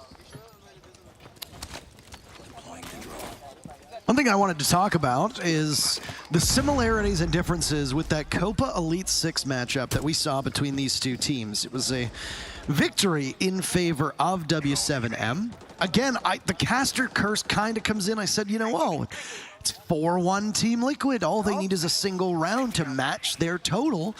When they ultimately lost to W7M. Speaking of, Herds might be rewarded for his patience. He saw the body of one of those players from Team Liquid for a second.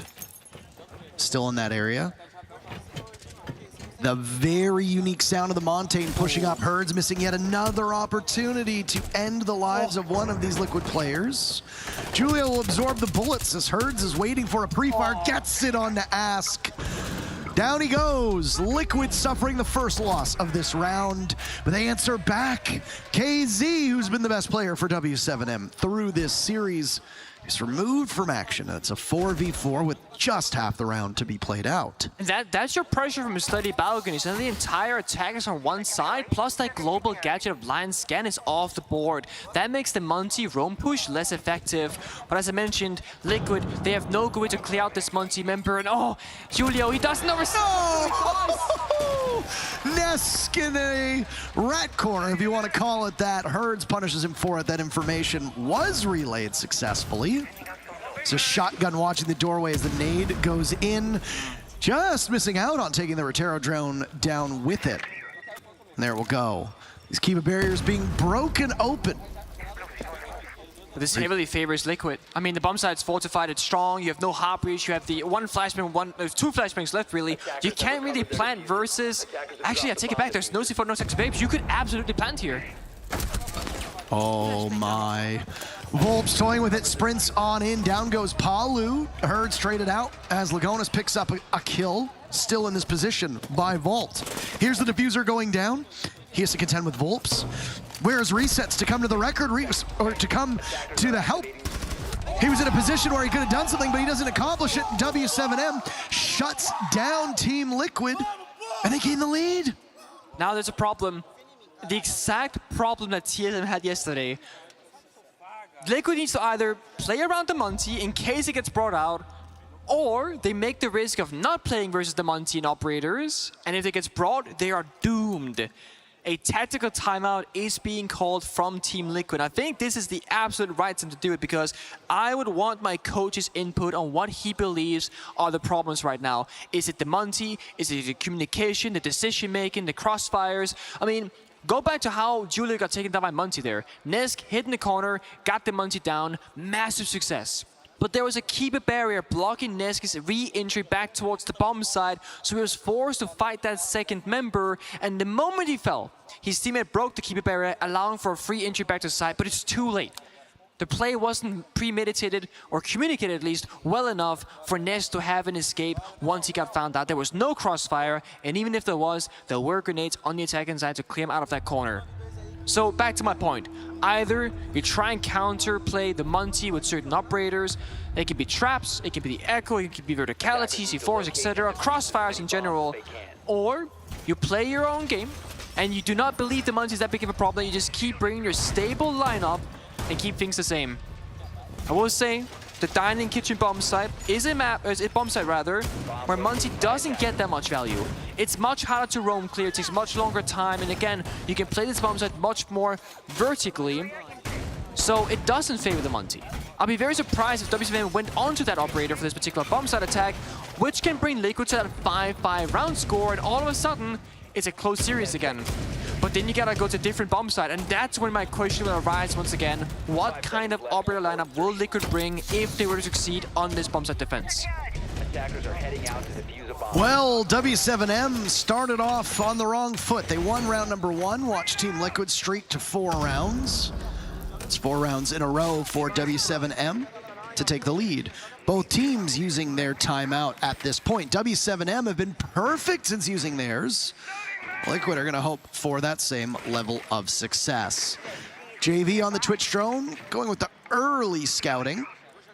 Logic bombs go off too, and the drones that are in play from W7M will be able to relay that information to the remainder of their players as to who is upright and in what position. Another Twitch drone will go out from JV, as the first one had been quite successful on its voyage. Picking up on the Capkin traps is huge because, well, we've seen time and time again how teams can neglect to look down, end up getting punished for the fact that they walk through a doorway armed with explosives. Just ask TSM. I mean, it's true. That did happen quite frequently. JV getting an absurd amount of intel from that singular Twitch drone. Second one also on the bomb side, but Lagonis, he finds both. Intel shut down. Ooh. Nice play by Liquid, and that's the kind of start that they want. A jump scare for Lagonis as Herds is suddenly in the action, and Lagonis can find 2 picks. W7M's push falters, leaving Julio in a 1v4. 90 seconds left to go. Inside a pantry. It might as well be his tomb at this point. Liquid don't really need to do that much, just wait for him to get out of his position. A flashbang will go. Liquid does not swing onto him, but Ness pops up. It doesn't need to be a swing. Liquid break the streak, and now we have a tie game. All 12 rounds needed to settle the score on Villa. Overtime, exceptionally likely. There is a question right now about bomb site priority. Liquid could go to Living Library, another vertical dynamic bomb site where Monty doesn't get that much effect. I mean, we've seen crazier things happen. I mean, Rogue, back in the Berlin Major, they played Bar Stage Clubhouse on the final OT round as well. So it has happened before. Now, this is not OT, but we are slowly getting there, or rather, we're quickly getting there. They will go Trophy instead. So the Monty question is on the board. The Arbiter lineup speaks to be more utility-oriented to the 9 lines of sight. Both the Keeper Barriers from Asami and the Castle Barricades from Lagonis, they can enable Liquid to play more aggressively throughout the map. So even if Monty were to be picked here, he can walk on in, but there's enough cover for Liquid and the members of the team to play around it. They're not going to be cut off by a single member on a window somewhere, because all of this line of sight will be denied, so it becomes a utility game instead. And look at the left-hand side of the screen. Volbs is going onto Monty because the bomb site is here. Now, more than likely, they see this master bedroom setup, they're not gonna go there. They're gonna go on the study side, because you always, typically with the Monty, wanna go from where the bomb site is not.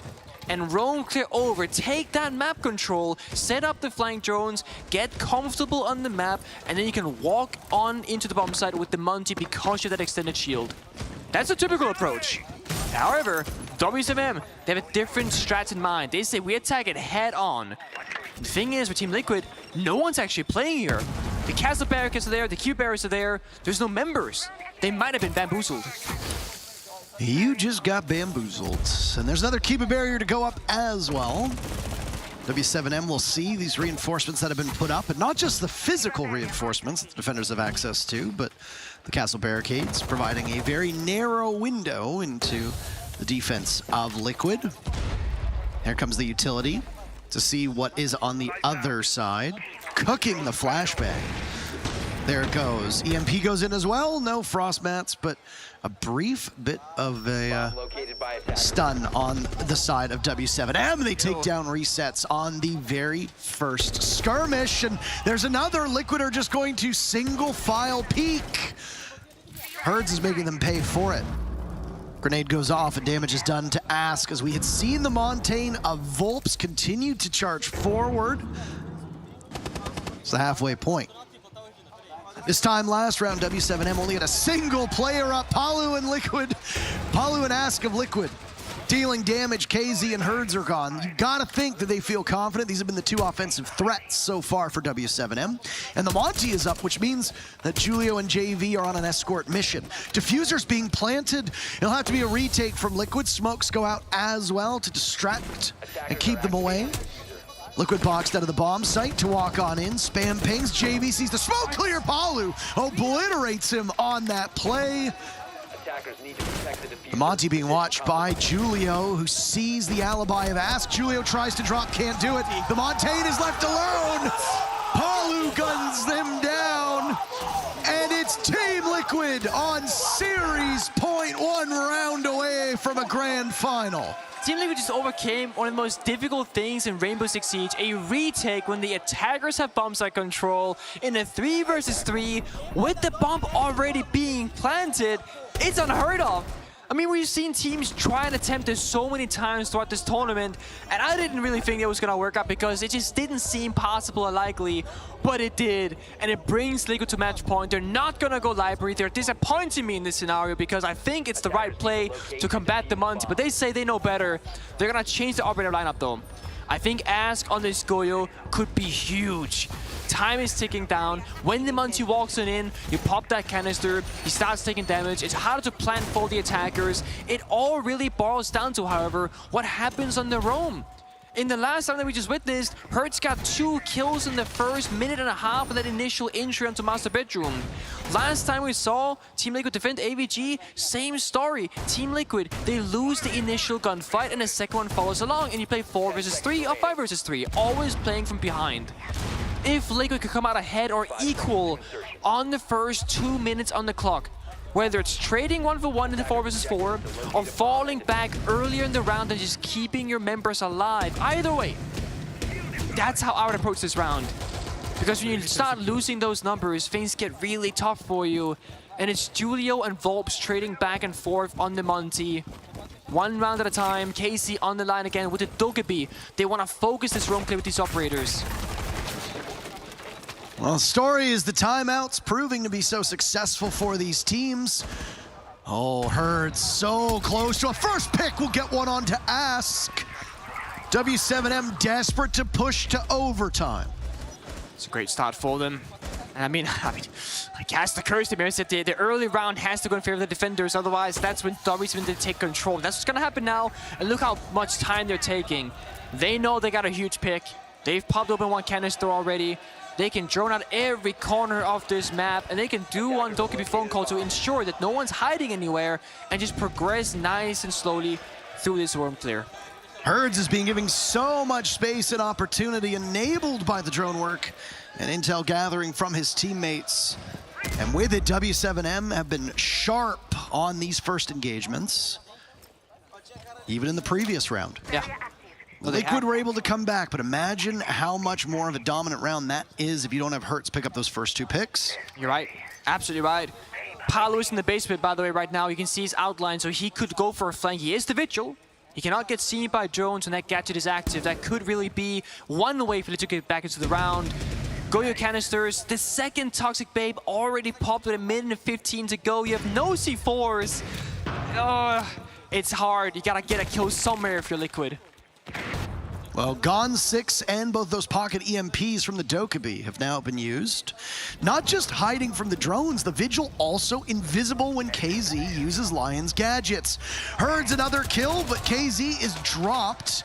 He won't be able to influence much at all. Paulu's made his way up to the top floor. Lagona's taking some damage, Nesk as well. Liquid getting in some lumps before taking a beating themselves. W7M with only 45 seconds left. And Liquid don't have a lot of HP. Paulu's still riding this out inside of Trophy, but he can't outduel JV. Lagonas and Nesk will need to work together to clutch this round and secure Team Liquid a berth in the grand finals tomorrow. Lagonas sees the Dokkaebi of Volps, can't do much about it. Nesk position inside of the bomb site. The Monty of Julio getting the diffuser down. Nesk blindly spraying in, more damage done to Lagonas, and Nesk stops it in its tracks. Suddenly 2 kills for Liquid has put them in great position, but the newest member of Liquid in the final 10 seconds has to clutch. The diffuser going down. Can he fly in under the radar? No, Herds prevents him. The clutch from Liquid won't be there. Overtime to settle the deal between W7M and Team Liquid. Feels right. I mean, you see a dominant map 1 from one team, dominant map 2 from the opposite, and then map 3 goes into overtime. And if you had any strats left, anything in your pockets that you have not already showcased, it's time to empty those pockets right now. I mean, we see it, we can already assume it. It's gonna be a multi-force in every bomb site attack besides the downstairs bomb sites. Liquid, they have a choice to make and they've made it right now. They're gonna go back to AVG. They lost that, again, initial opening kill that KC found. That's gotta be it. It gave them so much value, so much control on that map immediately. And it really flipped things on its head. Same bomb sites, same operators, or the mirror rather is a new one from Palu. I'm curious to see where they put those mirror windows. They can extend either on the roam, they can extend downstairs. It's gonna be a vault mirror. It's a stable and a classic one at that. And if Liquid can hold downstairs control and W7 go for the same attack, they now have C4s for the plant and to counter the Munty. Now they don't have a pulse, there's no echo being brought, there's no information besides your eyeballs, but 2 C4s. One can get spent rather aggressively early on, see if you can get a pick. The second one you can save for that plant scenario. Because Liquid, they keep on having to aggress into the members of W7, holding them stuck because there's no plant deny on the board. Those toxic babes are getting burned really quickly because of how fast W7 are acting. Liquid's 2 chances on defense. They'll be given at least 1 crack at it. In terms of this map itself, the attackers having the upper hand on both sides. 4-2 for Team Liquid on their attacking side. W7M 4-2 as well. So W7M will be very confident and certainly very comfortable as they stay on this same side that they were just on. It's amazing that W7M have kept it so close on this half, especially since coming back in 4 rounds ago without Julio and KZ being able to do much. It's been Herds who has carried this team through those rounds. Yeah. Being excellent on the entry, picking up 2 first kills, and then also doubling up on them in the last 2 rounds. They fell short in round number 11, but it was good enough to carry the team over the top in round number 12, which is what has pushed us into overtime. No hot breach from W7M. They cannot get rid of these mirror windows besides taking map control against it. KC with a great twitch zone gets shot down by Lagonis. Bombs is under watch. I mean, again, the C4s, that's where my attention is at right now, how they get utilized. And Herds, once again, who was so good, distracted by a Banshee, but he can't do much in this round. Won't be able to get secured. Palu pulling out the sidearm. Volps is there in tow. Liquid answers back, though, and down goes KZ, still unable to find a kill through the last 5 rounds. JV watches the fire burn in front of him. Aviator just a couple steps away. Julio's the one with the diffuser. I mean, they gained what they wanted, downstairs control, and they got that pick. 1C4 gone off the board, 2 toxic babes and 1C4 to go for Liquid. Oh, Volps finds an opportunity as Lagonis in the middle of the bomb site goes for a rotate. It's ill-advised smoke that forces the defenders into a more favorable position. The Nitro Cell shot out by Volps, and there goes a grenade tossed away. Volps trying to isolate the Goyo, but resets is on the flank, shutting down Julio, and Ask seals the deal as Liquid move back to series point. Again, it's the aggression from Liquid that really is making the difference for them because the utility is not working out. I mean, Volps played that round beautifully, snuck into office, shot down the smoke, toxic babe's gone, vaults up on the box, hits the C4 mid-air. The plan can now go down. When it comes down to a flank from Study, there's an oversight for W7M, and it got abused by Liquid. They found the opening right there. That C4 shot opens everything up, but Reset says no. W7M going back to defense. They have not been there for a long time. And they choose, I mean, AVG's the place. Both teams, they want it so bad. Whether they win or lose this bomb site, they go back whenever they're able to. Any chance they're given. Same story. They're both playing the Goy, they're both playing the smoke, they're both playing the mirror. JV on the Kaid. I mean, it's a third C4. Big fan of that. Hot breach, not really being used by either team. I don't think we've seen any walls being opened up for the last, what, 4 or 5 rounds because it hasn't mattered. You just walk on in. Liquid, of course, they do not play the Munty themselves, so them not bringing any hot breach can cost them. They gotta find kills for openings. They can't just force the way through the map the same way. And sure, resets on the Dokkaebi can help you get some information, try and get a kill with it. And if you can hack a phone, you gain very little value because there's no information, no bulletproof cameras, no echo, no maestro. So the phone call is the main goal and the main area where Dokkaebi will grant you any sort of value. One Meteor drone shot down the main stairs. They're going to try to sneak it on in to get that deployable shield, but it got stopped. One more round is correct, crowd. Look at them learning math. They grew up so fast. Liquid have done the unthinkable, winning that defensive round. Again, attackers very much favored here, but we do see these odd occasions where it flips in overtime. We actually do. Suddenly, oh, the defenders actually win all 3 of their rounds, and it really goes down to who gets the extra round to defend or to attack, depending on what the vibe is. Yeah, I mean, you're getting so many reps in right now on ABG for both sides, and we see these small changes in performance, right? Ask on Twitch to shut down the Gur, that's a counter pick. JV plays the Kaid, well, joke's on you. Liquid don't even play Heartbreach, so you're always trying to be in the mind of the enemy's team and how they are strategically going to play that next following round. And they both have a very good read on one another and what they're going to do. Yeah, the Twitch is going to get so much value here with the Goyo canisters on the board. There goes another one, just by the model. You've also got the 2 black mirrors of Volps on Mira and the Kaid claws if you spot them. Oh, Nesk is making his own opportunities. 2 huge picks for Nesk because he wants a grand final, but there's 3 Nitro cells for W7M. 1 has hit its mark. Liquid answers back with herds being felled. KZ is dropped 2. Volps will need the clutch of his life, and he starts with a single kill, but you ask and you shall receive. Team Liquid will move to the grand finals. Not just that, but Nesk, he does it, right? We asked him, where is he when it matters the most? And he gets 1 kill, the second to follow, so much control. And sure enough, he gets punished. But he gave Liquid the opening and the confidence to go forward as a unit and get that round. It's been months since a team was able to defeat W7M.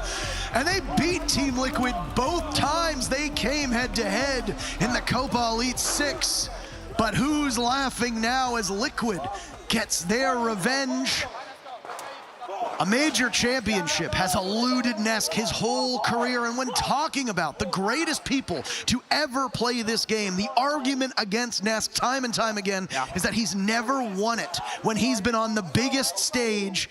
Well, Nesk has an opportunity yet again to prove everybody wrong, and the rest of Liquid will go into battle against BDS tomorrow, where one of those teams will win their first major championship. Let's not forget that Lagonis could be the 2nd player to win 2 majors, joining Ken to win those ranks, because Lagonis is kind of flying under the radar. He's not a rookie. No. He played with Team 1, and they won a major before. And it was Lagonis' team that in the semifinals defeated Nesk's Team Liquid when Team 1 was on that miracle run to win the major championship in Mexico. There's been some issues with Team Liquid that we have seen over the last couple months. Consistency has not always been there for them, but boy, oh boy, this was a performance. This was a statement match, as we call it, against a team that throughout this entire event has looked unbeatable. And once again, an 18-match win streak for W7M, broken by Liquid, and it's Liquid's game to lose as they go up against BDS in the grand finals tomorrow. Either Shaiko or Nesk will become a major championship, and that is a story that will be told throughout the history of our esport. It will be. And W7M, they seem to only fall to other Latin teams, right? It happened against FaZe in Berlin, and now here against Team Liquid, no other region seems to be able to beat them. Well, they've earned themselves a spot on the stage tomorrow, but they've also earned an interview. And we're certain that you want to hear from the victors of Team Liquid, so let's hear what they have to say on stage. Tero Pengu, thank you very much. I know this crowd wants to make some noise for Liquid and Palu right now. Here we are again, another winner's interview for yourself. W7M, you take them out of this tournament. They were undefeated coming into this semi-final. That was one heck of a battle. Yeah, for sure it was. Like, the second map was really tough for us. Like, we kind of were, the start of the rounds were really good. Like, we were like going forward, but we couldn't finish the rounds. Like at the middle, we were getting like some kills off the play. So most of the time, we were like just kind of lost the finalization of the rounds, and was most of it. But we could get it back. Like on the third map, we could like do a lot of attacks. We kind of struggled a little at the beginning with short defense, but we could bring it back. Well, to come back from a 7-0 defeat on Skyscraper takes some serious mental resilience, and you really showed that there. What did it take behind the scenes for you to get the team back together and make sure that you came back swinging on map 3? For real, like Skyscraper is like one of our best maps. We didn't know exactly what went like wrong. We were like really having some struggles on the stacks, as I said. So like we just talked like it won't happen the third map. It's like was different stuff that we never faced or we'll never face again. And let's keep going. We did like a lot of studies behind them, and that was it. Now, you said on this stage yesterday that this is Liquid's year. Now, the last time that you and Nesk, correct me if I'm wrong, were in a grand final was SI21, right? Do you have, we talked about mental resilience, we talked about the pressure that comes with being part of Team Liquid. With an EU crowd, at a grand final, at a major, against an EU team, do you have what it takes to get the job done? Yeah, we definitely have. Are you not at all intimidated? Did you hear how loud the crowd were a little bit earlier on? This is, of course, they are going to be very pro BDS. Are you prepared for that, and how do you think you'll deal with it? Yeah, we're gonna do like as we always do. Like in Brazil, we are usually to play with a lot of crowd, and they scream a lot. So I don't think we will feel the pressure. We are just going to make our game, and we're gonna beat them. Lagonis, of course, as well, knows what it takes to win a major. How much will you be relying on his experience as well tomorrow? He's kind of so good. Like right now, we are doing an extremely good like job behind the scenes. Like Cunha and Nugo are doing like a lot of stuff, like studying other teams, and we have a lot of new games, a lot of new strategies to bring like for all the games, you know.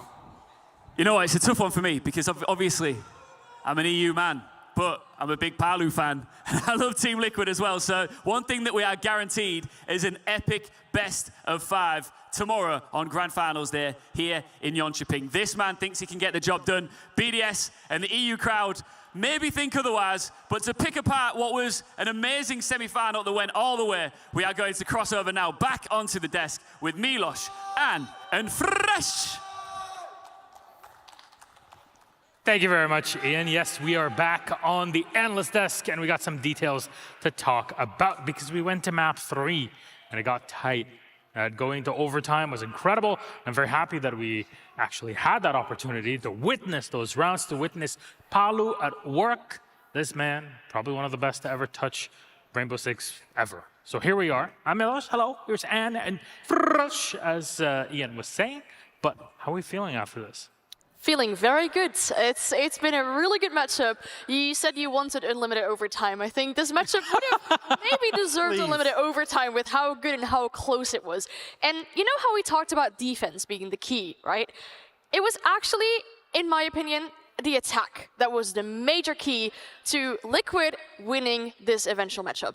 Against W7M, they were only able to win 2 attacks during the Copa Elite Finals, and here they won 4 attacks, doing significantly better, also doing significantly better than they did against FaZe. There were a few rounds that they had barely any information left, but the team play was very good.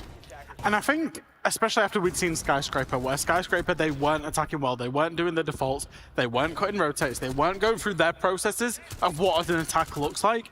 I was very worried for them on Villa, and they came out, and they basically came out and they played a textbook Villa attack. Got themselves the 4-2 split. It then got a little bit shaky. It then got a little bit shaky when Julio was jumping on the Monty and W7M were pulling a few rounds back. But the casters called it out, Intero and Pengu called it out in the game. That timeout for Team Liquid was absolutely massive. How they had a breather, figured out, right, W7M, their crutch factor is the Monty. Can we deal with this? Yes. They found a way, they changed sides, they brought in the Goyo, they changed a way to deal with the Monty, got to overtime, and then it looked, they were happy on the attack, and they were happy with dealing with the Monty. got the job done. Just. We've seen so many teams play Monty, and almost to the point where it comes to maybe abusing the Monty's power a little bit, but his power significantly gets worse the moment you lose all the teammates around a Monty. True. And I think that was what Team Liquid did specifically well. It was Hurts getting a lot of injuries, but then Liquid reacted to that very well by killing all the enemies, all the teammates around the Monty, making it significantly easier for them. And eventually, what became key as well is Liquid defending Aviator in their regular rounds wouldn't win it. When they went into overtime, it's very risky to then pick the side you've never won in regulation. And then they pick it, and they win it, putting themselves on that map point, and then from there on just blazing guns and winning it in an 8-6 fashion. Honestly, a massive shout out to Volps, who, despite losing this game very, very close, he did an incredible job on the Nook, but especially the Amaru. If you saw earlier, I mean, the man's just gunning through, pulls out the SMG-11. It doesn't make you faster when you pull it. It's not like a pistol, but still, you know, that reaction time to take an incredibly difficult engagement and take control of that, basically the one hallway that you need to hold, just making it so Smoke can't do anything. Honestly, that moment is just now engraved in my head, despite the loss. So, you know, W7M, or like L7M, who knows? Let's take a look at our summary here and see what it looks like. 86 again, incredibly close game, and I'm very happy. I like Villa. I like to see it be so close. This might actually be a matchup where the MVP isn't on the winning team. Yeah. If you look at Hurts, we spoke about him having a very slow first map. It's like it gradually got better during the second, and now the third map going 17 and 12 with a cost of 71%, also pretty decent. The performance, I think, on Liquid, which we have seen throughout the entirety of the tournament, is more team-based. There are players stepping up, and it is a solid front line and a solid back line, but they are very much working together, and that's what we very much saw in this last map. And do you know who stepped up in that very final round? And it's not somebody that's... We've spoken about Liquid at length, and I'm talking about the group stages of the casters and us in terms of the desk as well. We've spoken about Lagonis. Then we spoke about Palu and how he's the front line, about how an Ask and Resets got this more experience, got this opportunity spot. We've not spoken about Nesk. He's had a very quiet tournament, just like Brede LF BDS. He stepped up when it mattered today in that very final round of the best of 3 in, you know, 8-6 match point, or 7-6 match point. Can't do maths, it's late. And makes a massive play, down 19 to long. And yeah, he only went 14 and 12. Won't be the MVP, but that was an MVP play. He made the play, he got the job done. Who is the MVP? Do we have the graphic ready? We can pull it up on the screen if you are. And it's Palu. Okay, not surprising. Look, if I could, I would make Palu the MVP of the entire tournament just right now. Man's incredible. He's one of the best players to ever touch the game. No two words around it. I mean, Mandy hasn't tweeted about Palu yet. She's tweeted like every other player, but yeah, she's coming. Exactly, she's got to. And I'm beyond excited to see him face off against, you know, together with his Team Liquid, face off against BDS tomorrow. I don't think there's any grand final I could have imagined that was going to be more exciting. Yeah. The amount of times these two teams, that I've stood on a desk for both of these two teams tomorrow and said, they're always the bridesmaid, never the bride. Tomorrow, one of them will become the bride. Wow. These two teams will, you know, if they never win a major, these two teams would have gone down as the best two teams to never win a major. What if the bridesmaids just want to be single and live their life? You're telling me we're having a wedding tomorrow? Oh, congrats. Whose is it?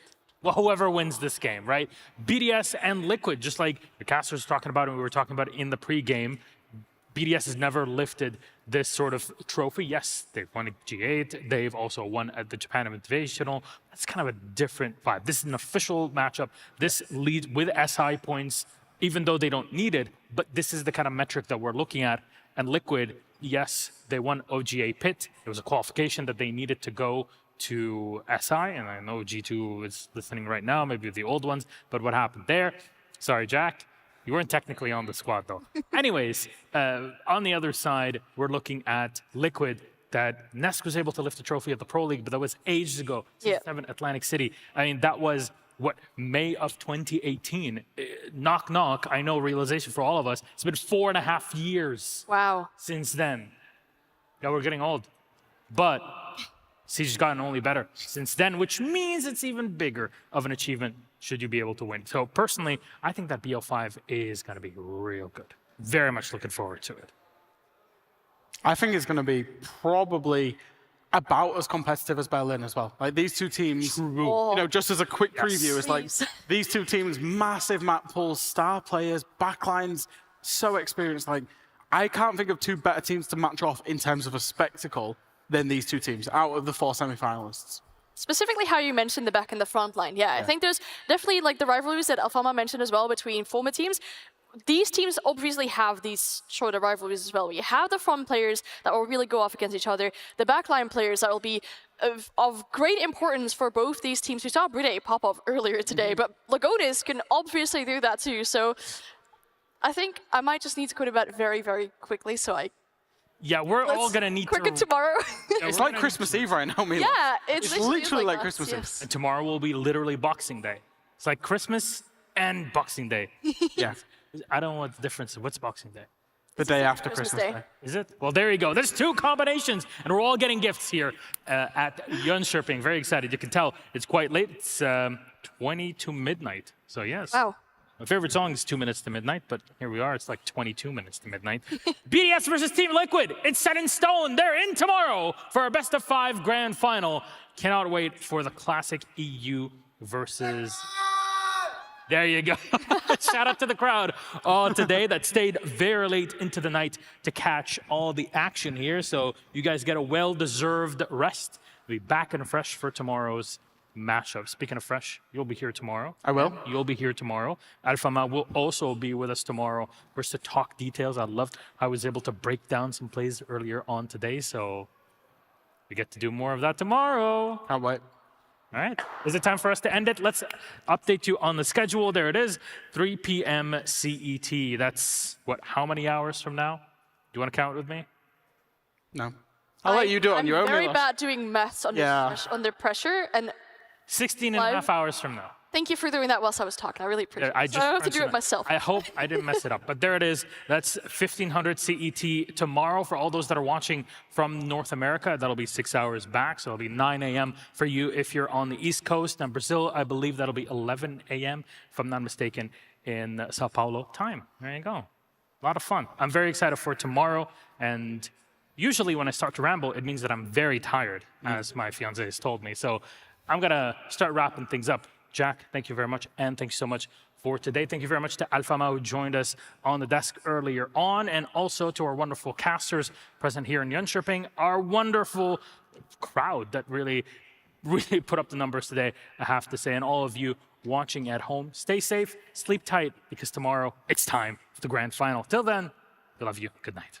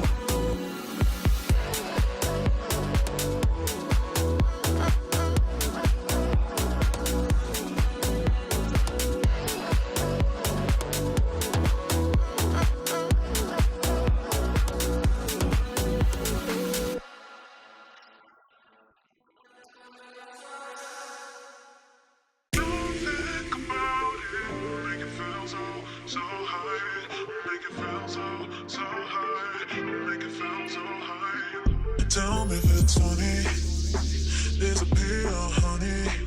When will you give me or call me? 'Cause I have for you a great surprise.